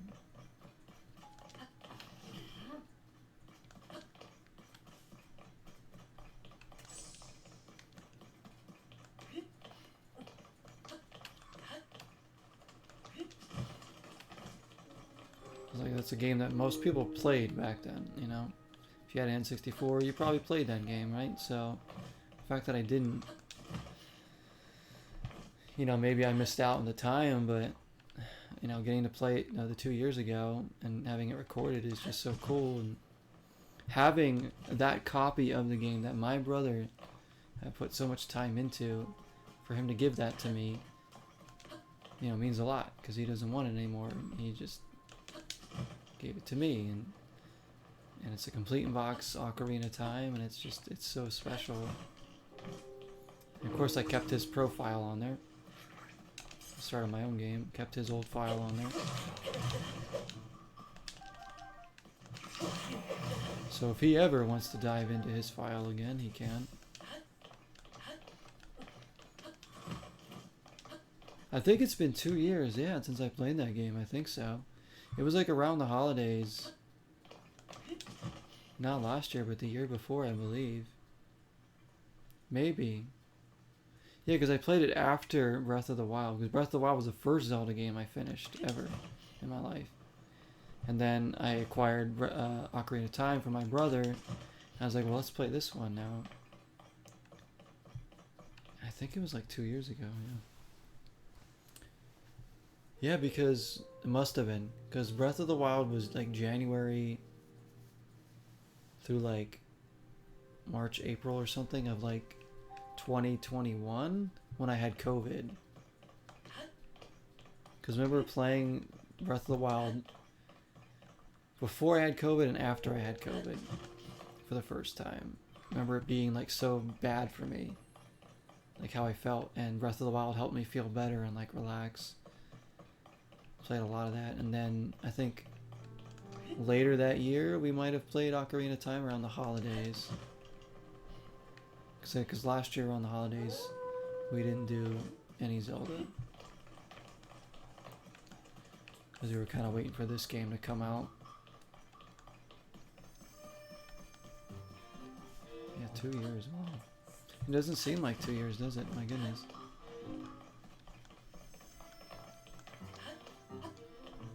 Doesn't even seem like a year since, you know, we were in the holidays last year, like already, we're back there. Oh, wow, like we were playing things like Diddy Kong Racing, Eternal Sonata. Around December, January. We're already like there again.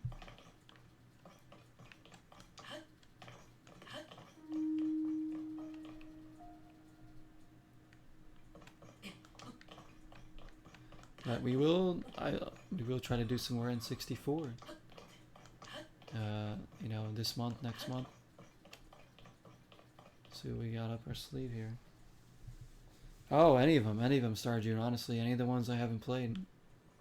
As long as I can acquire copies, when I feel like it, I will definitely play some. Wind Waker, Skyward Sword on the Wii, Twilight Princess on the GameCube, the original Zelda on NES, and Majora's Mask, you know, whatever.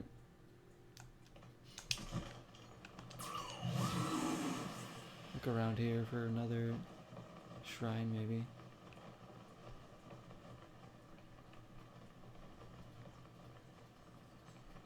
What part of the map is this, anyways? We're still in this section of the map. Holy crap! This is gonna take us to the other area. Maybe.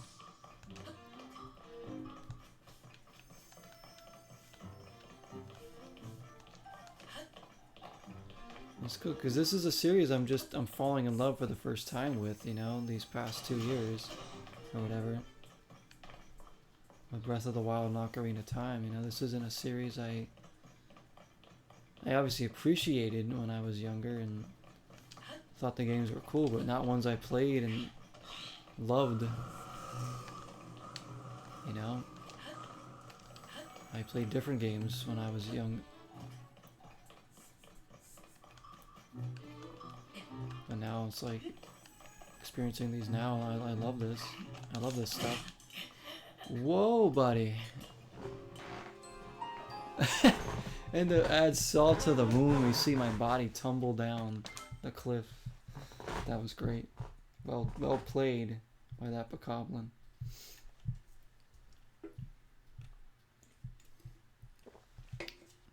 It's gonna be time to end soon. Wait, did the recording? Well, I've been streaming for 5.5 hours. What? Because my timer on Twitch must have froze because it says 4 hours, and I was like, I guess it's been 4 hours, but it seems like more. 5.5 hours. I would. Oh, wow. Okay. I can't believe it's been that long. That was an Alan Wake 2 death scene. Jump scare yet again. Boom.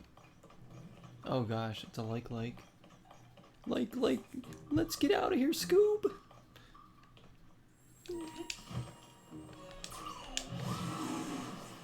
Get over here.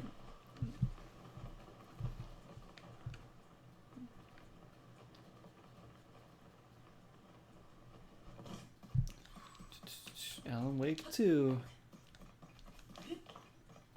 That's such a freaking good game.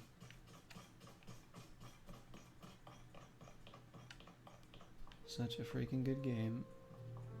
I have so many contenders right now for a game of the year. That's making my head spin.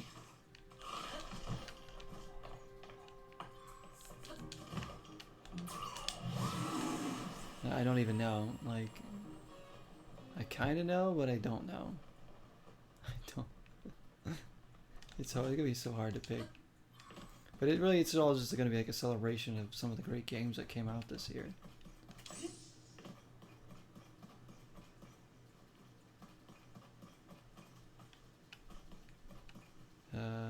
Can we get? Oh, this is where we did that thing. Never mind. All right, we're gonna call it, I think, because I've been on about. I'm gonna go back to Gorgon City because I don't know next episode whether we're gonna go up here and search this area of the map now, or if we're gonna go back and try out whatever this Great Hyrule Forest area is. 'Cause I don't think we've been in there yet. At least maybe we have. I don't know. I gotta kind of revisit that. Either way, we'll see. We did a lot of things. We did a lot of things indeed. Okay, for the award, my game awards show, aka me just blabbing in front of the camera, being like, "This is my 4th favorite game of the year." But yeah, I want to make that an annual thing for my YouTube to do my 5 favorite games of the calendar year. Again, that was my friend Beantown Hero who suggested me making a video like that in the first place. So I was like, yeah, you know, that sounds like that'd be kind of cool to do that. I didn't think about that before. I mean, it would make sense, right? I mean, last year I didn't have a ton of games to pick from of the ones I got in the calendar year. Like, it was a little bit easier to make the list. Like, there was maybe a couple games that I left off the list that, you know, could have made it. And, like, it was relatively a pretty easy list to make. But this year, there's gonna be so many good games I'm gonna be leaving off there. And of course, it's subject to change because you might play a game more or play different games that came out this year later that you might end up liking more. But it'll be like kind of in the moment what your favorite games of the year are.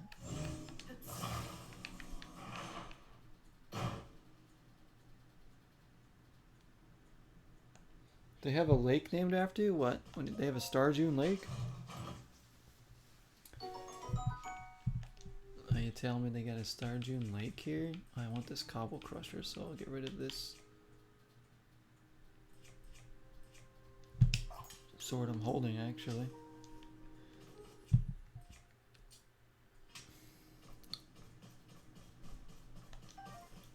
Last year, like I said, it was pretty easy. Like,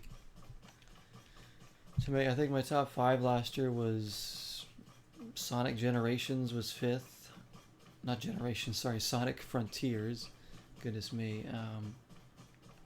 And then I had... Was it Splatoon at 4th? I think Splatoon 3. And I got on the Splatoon 3 train a little bit late.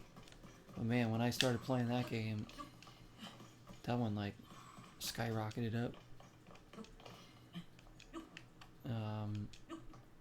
Number 3 was Elden Ring, even though I'm still not even like close to being halfway done with the game, but I've played enough of that to know where it stood for me.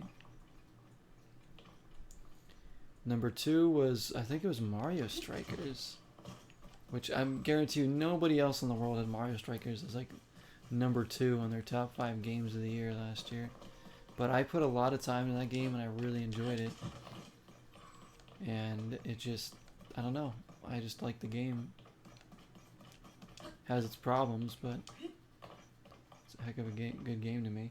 I gotta get back into that one too. Starjune made this game confirmed, don't hide it. This is Miyamoto chatting in the chat right now. Imagine if Starjune was Miyamoto the whole time. The M. Night Shyamalan twist. Oh, your actual name? What the heck? Yeah, so you're definitely a developer here. Starjune, you've been holding out on us.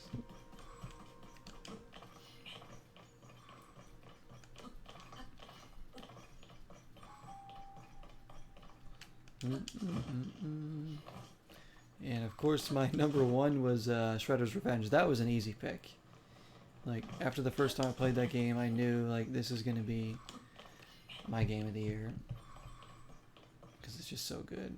It's just such a good game. So that was easy for me to pick over the other ones. Again, this year I there's like 10 games I'm like I might leave off of the list that I'm like, they could be on there because they're good games, like solid games.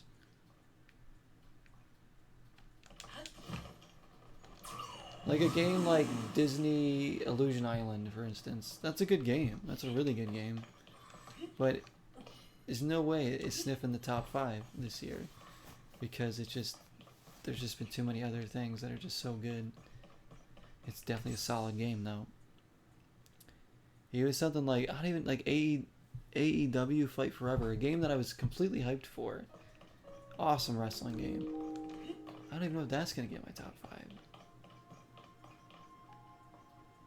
And initially I thought it might, but I think I might have to leave that off the top 5. No, it's still a good game.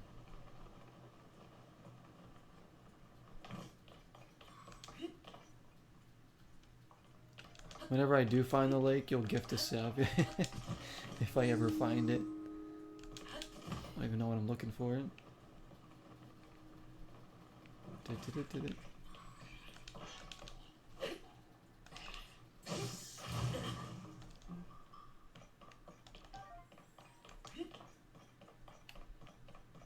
Oh, speaking of wrestling, we're going to get back into WWE 2K23, which we only tried on stream once. Maybe this Wednesday we'll start the My Universe mode if I can. I mean, I already started kind of setting it up, but I don't really know how I'm gonna write all the storylines yet. That's the problem. You gotta kind of have it like in mind what you want the storylines to be. I gotta make something that's gonna be fun. I want to use like a lot of cool wrestlers and make some fun, play some fun matches, and just have a good time with the game and really give that game a go and its proper due, because I think that's another banger this year, I think. Because I've played like a few matches off stream just to like get some experience with I guess not experience points, but in-game currency, so I can like buy characters to use for the mode. Because you have to like even if we just do that for a bit to grind coins to get characters so I can use them. Because there's a lot of in-game wrestlers that you can just get by playing the game. Golem about to be in the top 5. Oh boy. What if though? What if it is? What if I play Golem and I actually really like it? Because there's a chance. You guys know I like some shitty games, unironically. There's a chance. Jumper #1. Jumper was #1 for the year 2011 or whatever it came out. I'm sure if I was doing videos back then, Jumper would have been my #1.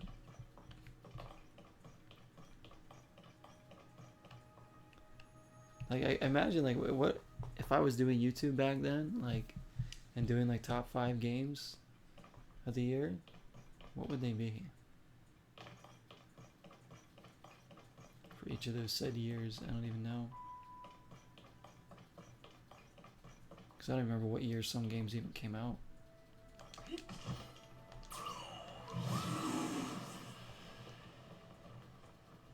I'm just going in circles at this point, but whatever.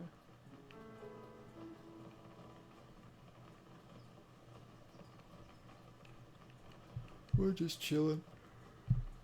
Alright.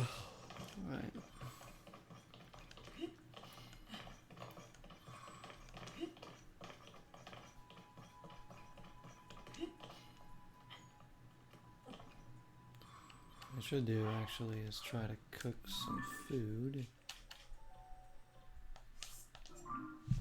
And do some cooking before we go as well.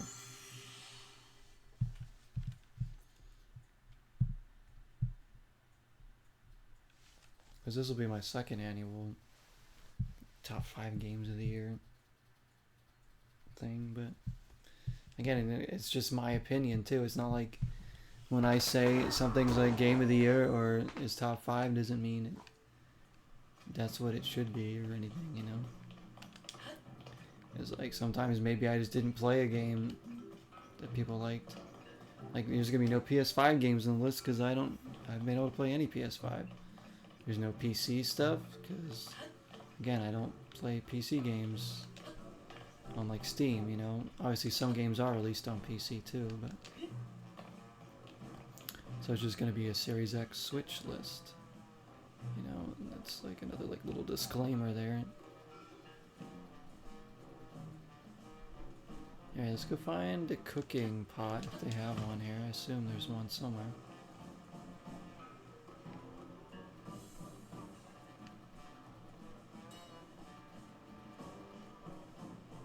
Bingo. What's cooking? Let's see. You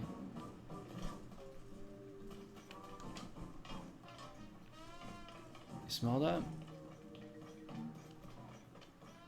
think the rock's cooking. You smell what he's cooking? Alright, let's... What do we got? Got some spicy peppers. With a little bit of trout. A little spicy fish fillet, maybe? Pepper seafood, alright. Something I wouldn't eat in real life, so. Got some meat. A little bit of salt.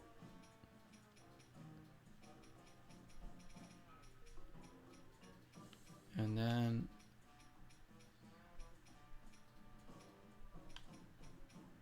a couple spicy peppers. Sounds good, right? Get us the pot. I got you the pot, don't worry. The swamp's ass be cooking. Spicy salt grilled prime meat. Cold resistant too. We got a lot of peppers to cook with here. Let's make another stuff here.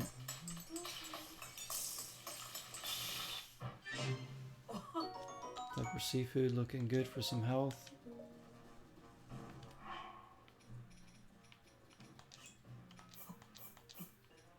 How about some mushrooms and peppers? Veggie stamina skewer. Fruit and mushroom mix. Fruit? I guess. We consider peppers fruit. In a way, right? Got some bass fish, and we're gonna throw in a little mushroom for the...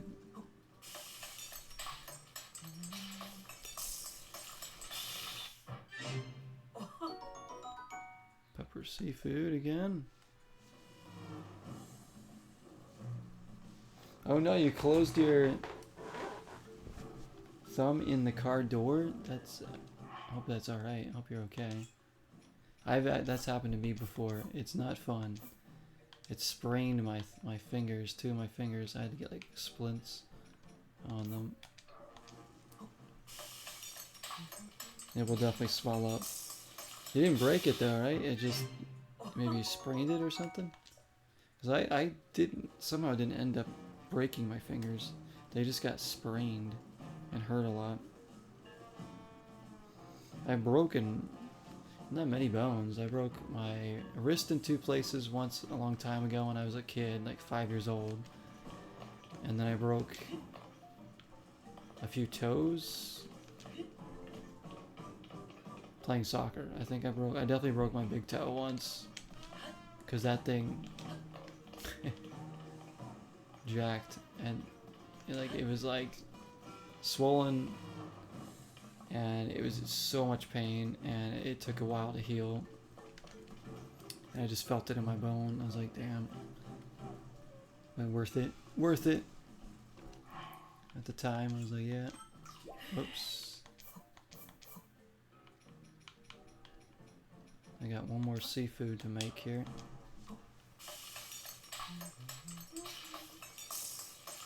Pain tolerance is high. That's a good thing. Mine, I don't know, my pain tolerance is probably pretty decent considering I've experienced some horrible pains in my life. Ones that normal people don't usually experience. Like kidney stones, abscess, torn ligament, you know, those are some really painful things. Like incredibly painful. To the point where they like make you feel like you're dying. Or that you're like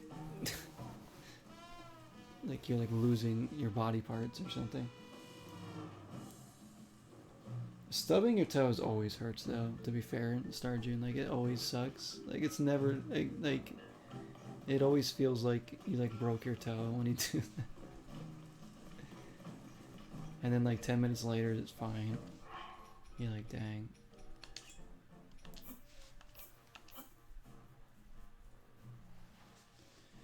Like I've cut my shin open almost to the bone once.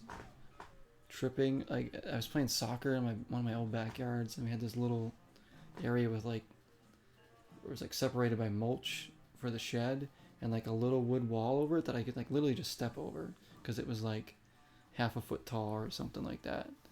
And I went to step over it and I tripped and just banged and shredded my shin up on the thing. And I just, oh my gosh, I ran inside. I didn't even look at it because I thought, oh my gosh, this is going to be ugly. My mom comes in to help because she, you know, knew what she was doing with it. And she's like, oh, you got it really deep. I was like, I know, what do I do? And they're like, I don't know, did I get stitches for that? I don't remember. There's still a scar on my shin from it. That sometimes to this day even has little scabs that pop up every now and might have a little bit of blood every now and then. And this happened over 10 years ago and plus. It's a long time ago that happened, and it still scabs every now and then. So I don't think that was a good injury. Yeah, over 10 years, and it still scabs from time to time. I kid you not. The skin's very tender there. There's still you can see like a faded scar. It looks like somewhere like maybe I got like surgery there or something a long time ago. I didn't get surgery for this or anything. It was just a really deep cut into my shin, and it was like horribly bleeding and stuff. And yes, it still scabs time to time. Like even like this year, it's done it. I win. I don't win anything. Stepping on Legos sucks too. You've been in a relationship, so pain is nothing to me. Just kidding. Over 10 years. Yeah, it's been over 10 years since more than 10 years since that happened. Talking like a long time ago when I did that. I've had 2 concussions, so I like I've done jacked myself up, haven't I? Playing sports and just like a lot of it is from sports. Torn ligament, the broken toes, the shin thing, the concussions from playing sports. Breaking my arm, I was like a stupid 5-year-old kid and got my arm broken.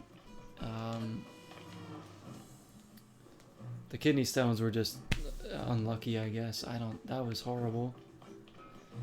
That was horrible pain. The tooth abscess, again, just another unlucky thing, like an infection that built up, and I had to go to the hospital before it killed me. The abscess was going to literally kill me if I didn't get it drained and stuff, because it was causing so much swelling in my face and in my throat and all this stuff, and the infection was spreading pretty rapidly. That was a scary time. Freaking upset. Tooth abscess. Does it affect my movement? My shin? Oh no, my shin like doesn't hurt or anything anymore. Like it doesn't. I don't even think about it. Like this is the first time I thought about it probably in like a month or something. You know, like sometimes, again, I'll notice like a little bit of scabbing every now and then, but it's not bad. And it's very few and far between, but it still happens. But it doesn't hurt. Like I can press on it all I want. It doesn't hurt. It just feels a little tender there, like a little weird. Like I know I got injured there a long time ago. So it's not like 100%, but it doesn't hurt or anything. Like it never hindered me from playing soccer more or anything like that, like my concussions did. Does the pain reemerge? I'd hope not. I hope it wouldn't. My torn ligament was probably the worst pain I've ever felt in my knee. I literally thought my leg fell off. Like, I'm not even kidding. I thought, like, my leg was gone. I was in so much pain. I wanted to die. I was like, oh, this is horrible. Wait, if we use this, where will this take us? Up there? Onto the... Do we even need to get up there? Maybe not. But that took like 6 months or so to heal.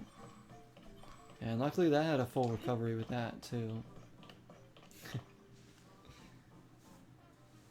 Infections are scary, especially you don't know. Like when I had my tooth abscess, it was just started out as like a toothache, and then it got worse. The ache got worse, and then it started swelling rapidly, to the point where my brother had to rush me to the hospital because I was having so much trouble breathing, because the infection spread in my throat, was swelling it. So I saw these doctors. I was on morphine every other hour for the pain. And they eventually had to like do a root canal on the tooth, and then after draining it, I was in the hospital for a couple days in complete pain the whole time, even like unless I was on morphine. So I don't even remember all the doctors that came into my room because I was out of it a lot of the time. And they said the infection was spreading towards my brain and my heart, and I was like, what? They're like, yeah, this is really bad, like, you know, because my face was like this, like it was puffed out. My eye on this side was completely closed at one point because it got so rapidly bad as I got to the hospital. It was horrible.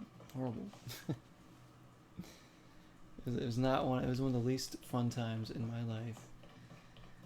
But you know, I survived. You cut your leg open? Ooh, where did you cut your leg open? It's not fun to do that. I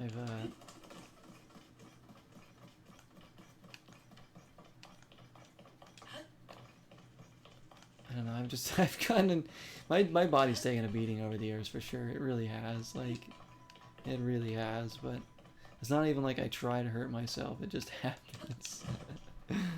It just happens. We're still going. Under your knee. Oh, ugh. That's an uncomfortable area, huh? Oh, it's down here. Is this another? Oh, it's this shop.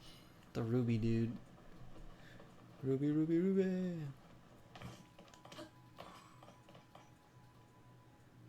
I've been minorly electrocuted too before. Because when I was really young, I did something to an electrical socket, and I remember electrocuting my hand a little bit, and it being like a little bit like black. And I have very faint memory of it, but it getting like wrapped up in a blanket. And my mom being like, "What did you do?" Like, so stupid. I don't even know how that happened. But yeah, that happened. I got burned by a hot glue gun. That was an accident.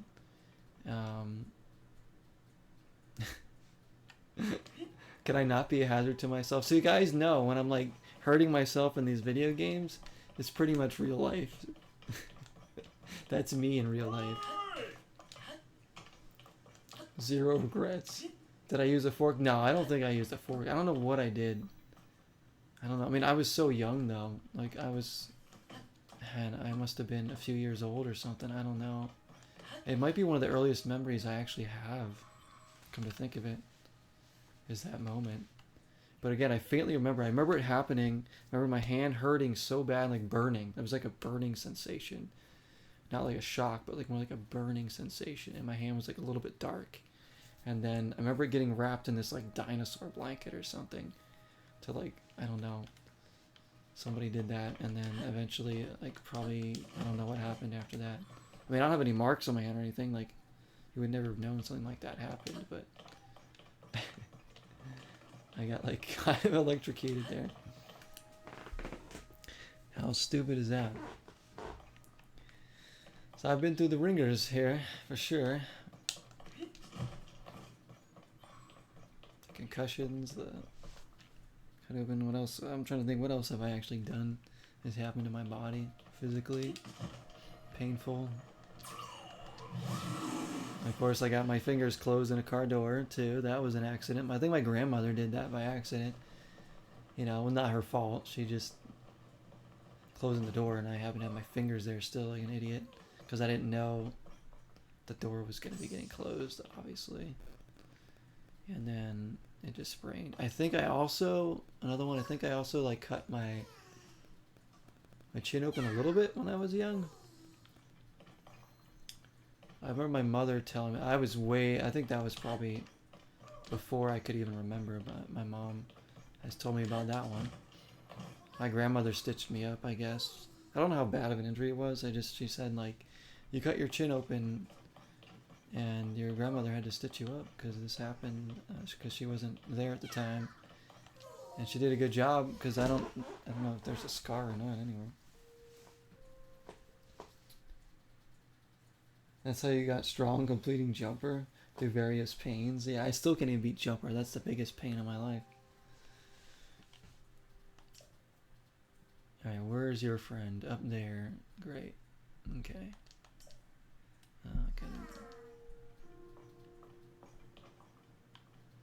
Alright, it's gonna be one of these ones where I have to like lift them up.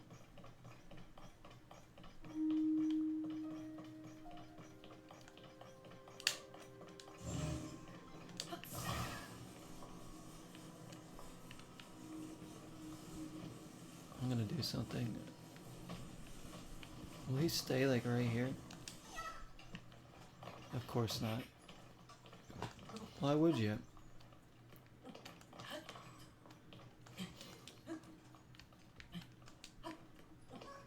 I get him to settle like right here.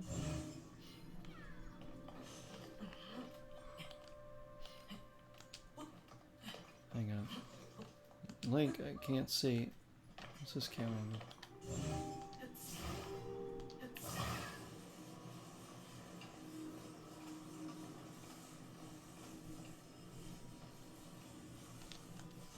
There we go. No fun allowed. Maybe remember a childhood injury I got in the playground where I was doing monkey bars and fell and hit my front teeth on the metal parts of the platform of the playground. Ah, that makes my teeth hurt just thinking about that. Oh gosh. Oof. That must have been horrible.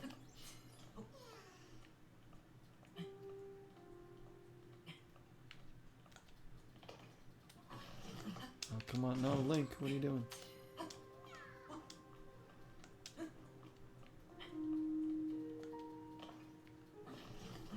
Come on, I need to like stop right here. Damn it.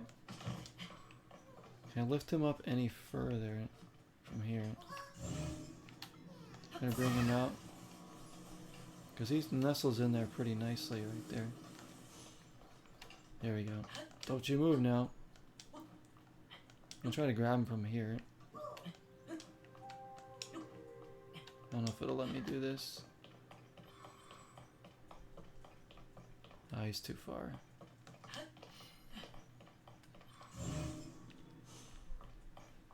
Maybe from here I can put him up.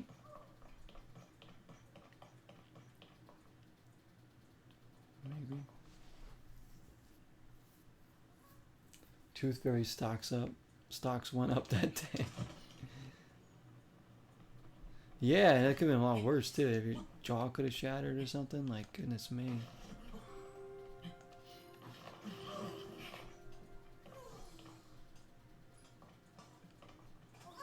I'm glad like I never, like my broken bones have all healed and stuff. Most of my injuries have healed pretty well. The thing that really affects me the most is my concussions, honestly, because like it just, sometimes I get like this vertigo kind of feeling. I said my motion sickness has gone way up since I had my 2 concussions. And like I have a sensitivity to like bright lights a lot of the time, so like when I'm outside I have to have sunglasses on. Like sometimes even having this ring light on like bothers me. And so like I really wish I never got my concussions. It really like ruined my soccer. Like I couldn't play soccer after that because I would get tired and dizzy easily. The few times I tried to play after my second one. So like I've always suffered from migraines, so I don't think any of my headaches that I get are from like directly from the concussions. Cause I've always suffered from migraines and I don't get them as much as I used to anymore. So now if I get headaches, it's usually probably because I'm either dehydrated or I'm like stressed or something, I guess. I don't know. My concussions were just definitely the 2 injuries I wish I could like take away off my resume. I don't think we're gonna get him up that way. Let me try and kill him. Maybe there's a path up this way to take.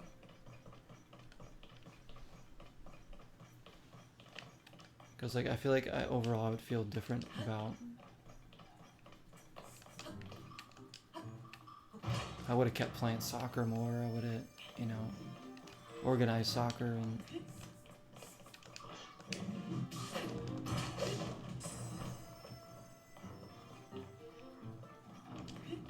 Of course, we got 2 of these guys here.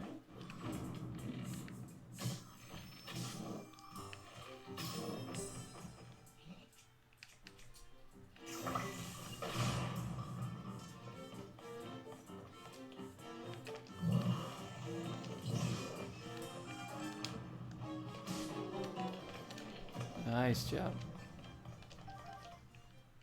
I think maybe we could get him up here and then I might be able to carry him up this way actually. Launch him with a rocket. I know I could have just been like, here you going to the moon this time. There's pretty much are stairs nearby. That's the funny thing, is like there really kind of is over here. I'm trying to go that way and it's like I could probably just pick him up over here. There's a rocket right there.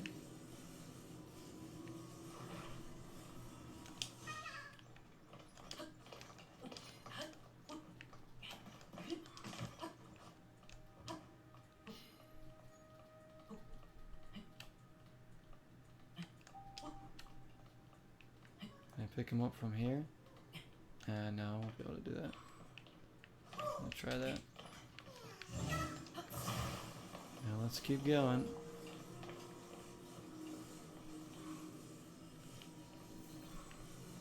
We'll probably nestle them in all these areas and get them up there.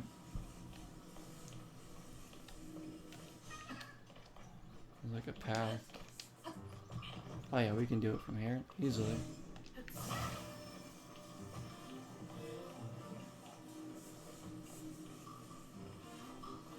I like that there's more than one way to do these kind of things. Like, you don't have to build some concoction to get them. Because, like, a lot of the time, like, I don't love building in this game, to be honest. Like, it's fun every now and then to, like, try things out. Like we did earlier, and, like, in some of, like, the,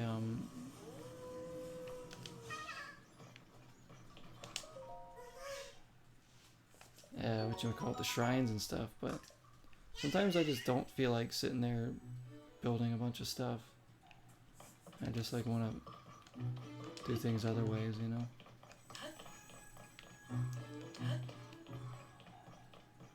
Yeah, I think that's one of the reasons why maybe I don't like this more than Breath of the Wild, because the building can get kind of tedious at times. Finding all the parts, getting the correct parts, putting it all together, seeing if it works, all that kind of stuff. It's like, don't get me wrong, it's really, really neat. It's a really cool mechanic, and it works really well, but you know, I don't always feel like doing that route.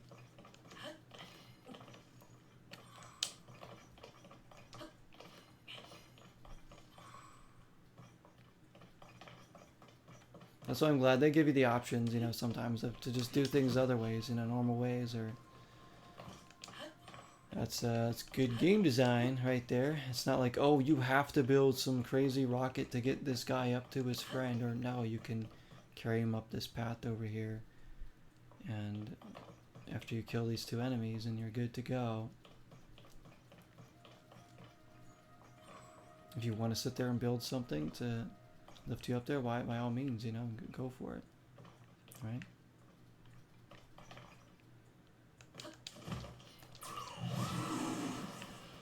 Kind of want to get up there before we end.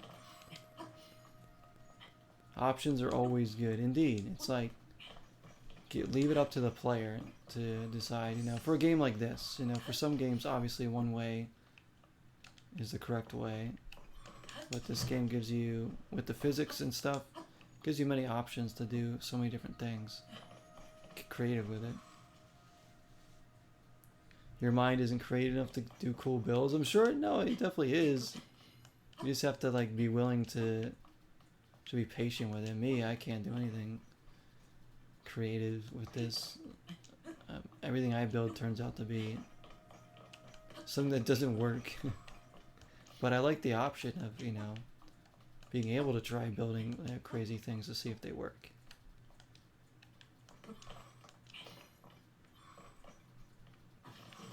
Are we going to be able to get up there? We might need one of those rocket boosts.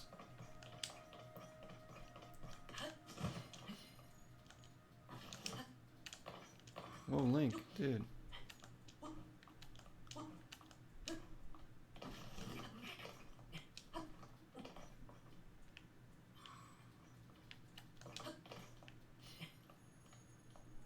Don't know that we're going to be able to make this.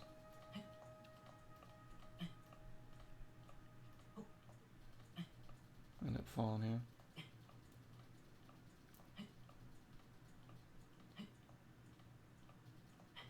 Sergeant already created this game. It's the M. Night Shyamalan twist. I know, he already created the game. He doesn't need to create all the crazy concoctions. He did his part.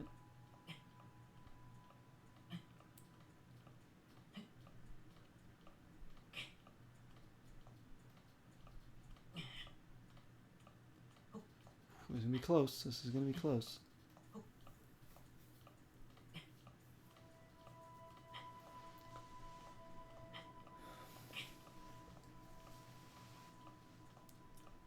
This might be like the longest session of Tears of the Kingdom we've done yet. Over 4 hours, one of the longest, if anything, maybe except for the first episode. Ooh, we're gonna make it. I think. Can we rest here? I don't know that we can rest here. Oh, we can. Just this little piece of ledge. Better be something up here.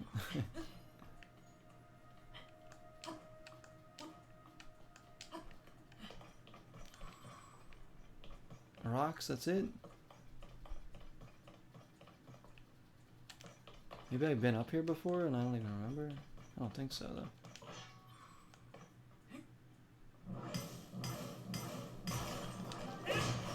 Whoa.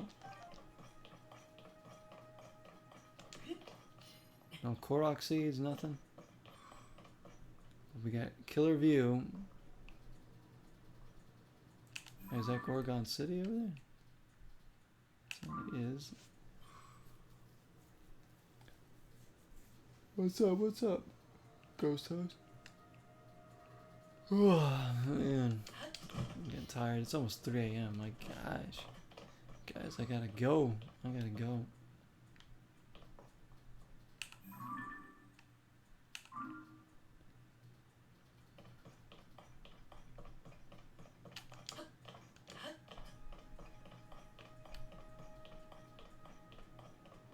So where am I gonna? I could save the game here, and we can continue from the top of this mountain.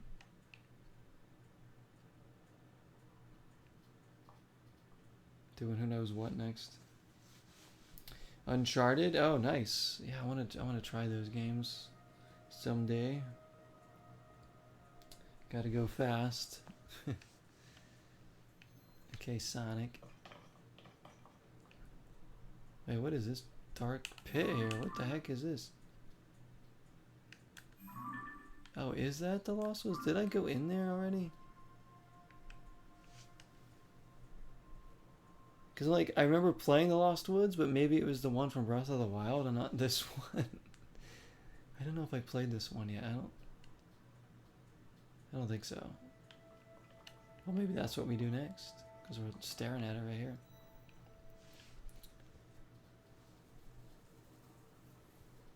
Which Uncharted?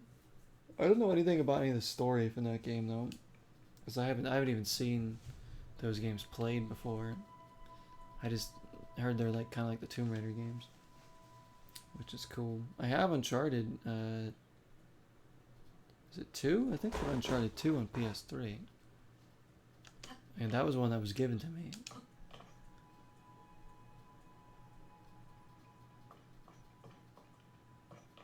Because a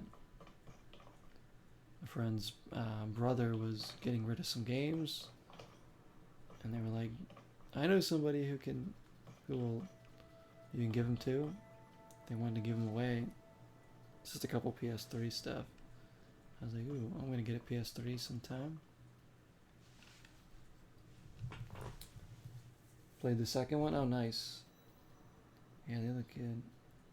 It's the arm.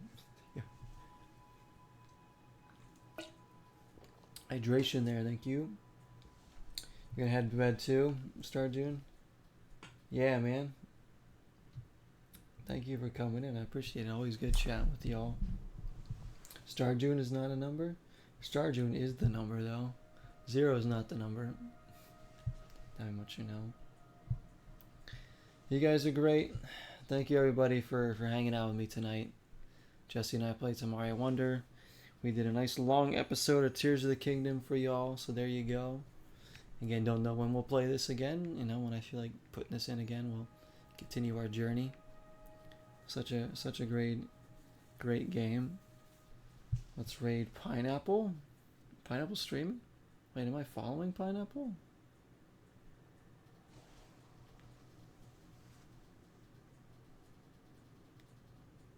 Puffin's also streaming, I guess. Crash Team Rumble. Wait, what's Pineapple's Twitch? Is it just Pineapple? Oh yeah, I heard that one, Ghost Toast. It's so stupid. That's so dumb. They're streaming Rumble, okay. So where is... I don't think I'm following Pineapple. Mainly because I never seen Pineapple stream before.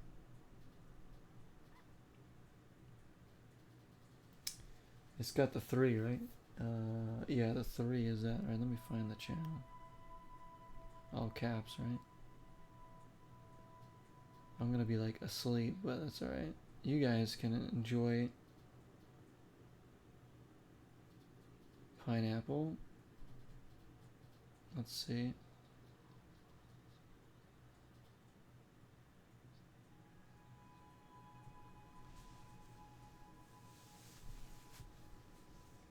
Get on there. Yeah, Pineapple streaming. Crash Team Rumble indeed.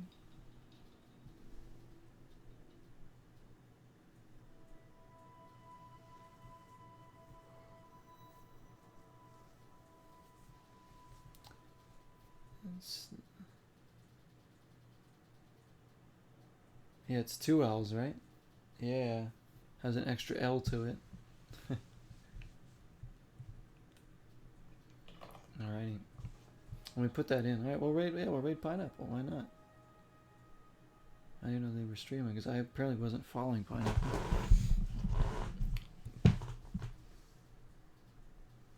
Are they playing with Puffin? Maybe they're playing games with Puffin there.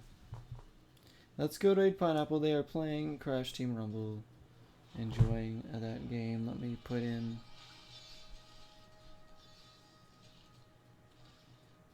the raid. Then I'm gonna have to follow Pineapple too.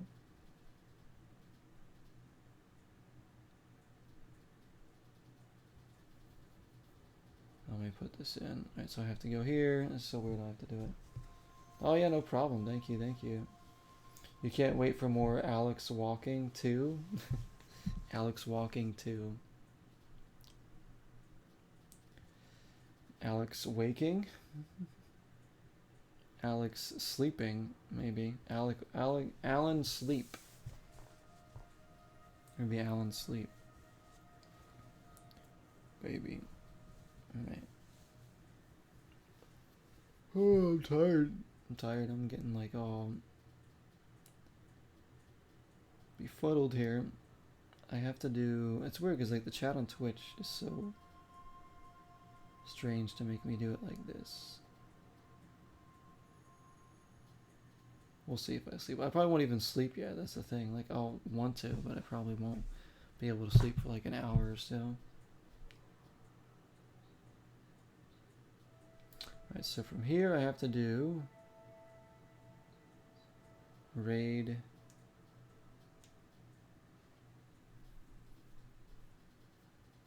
family tree. You guys looking at your family trees? Wow. I have not looked at my family tree. I don't think ever.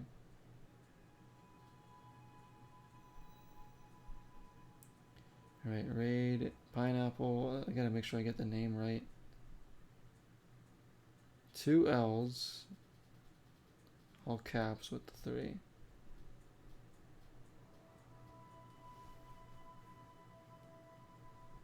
Is that the right one? That's not the right one. That is not the right Pineapple. What the heck? I was about to raid somebody else. Is there another person named Pineapple streaming right now? Why did it go to that one? This is strange. I canceled the raid because I was not sure that that's the right one. Yeah, I did put in all caps. That's the weird thing. I put all caps with the first E being a 3.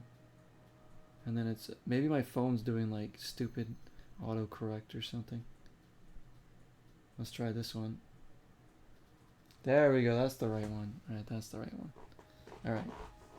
Thank you all for coming in. Again, thanks for watching YouTube, Twitch. I appreciate it so much. Hope you all enjoyed more Zelda.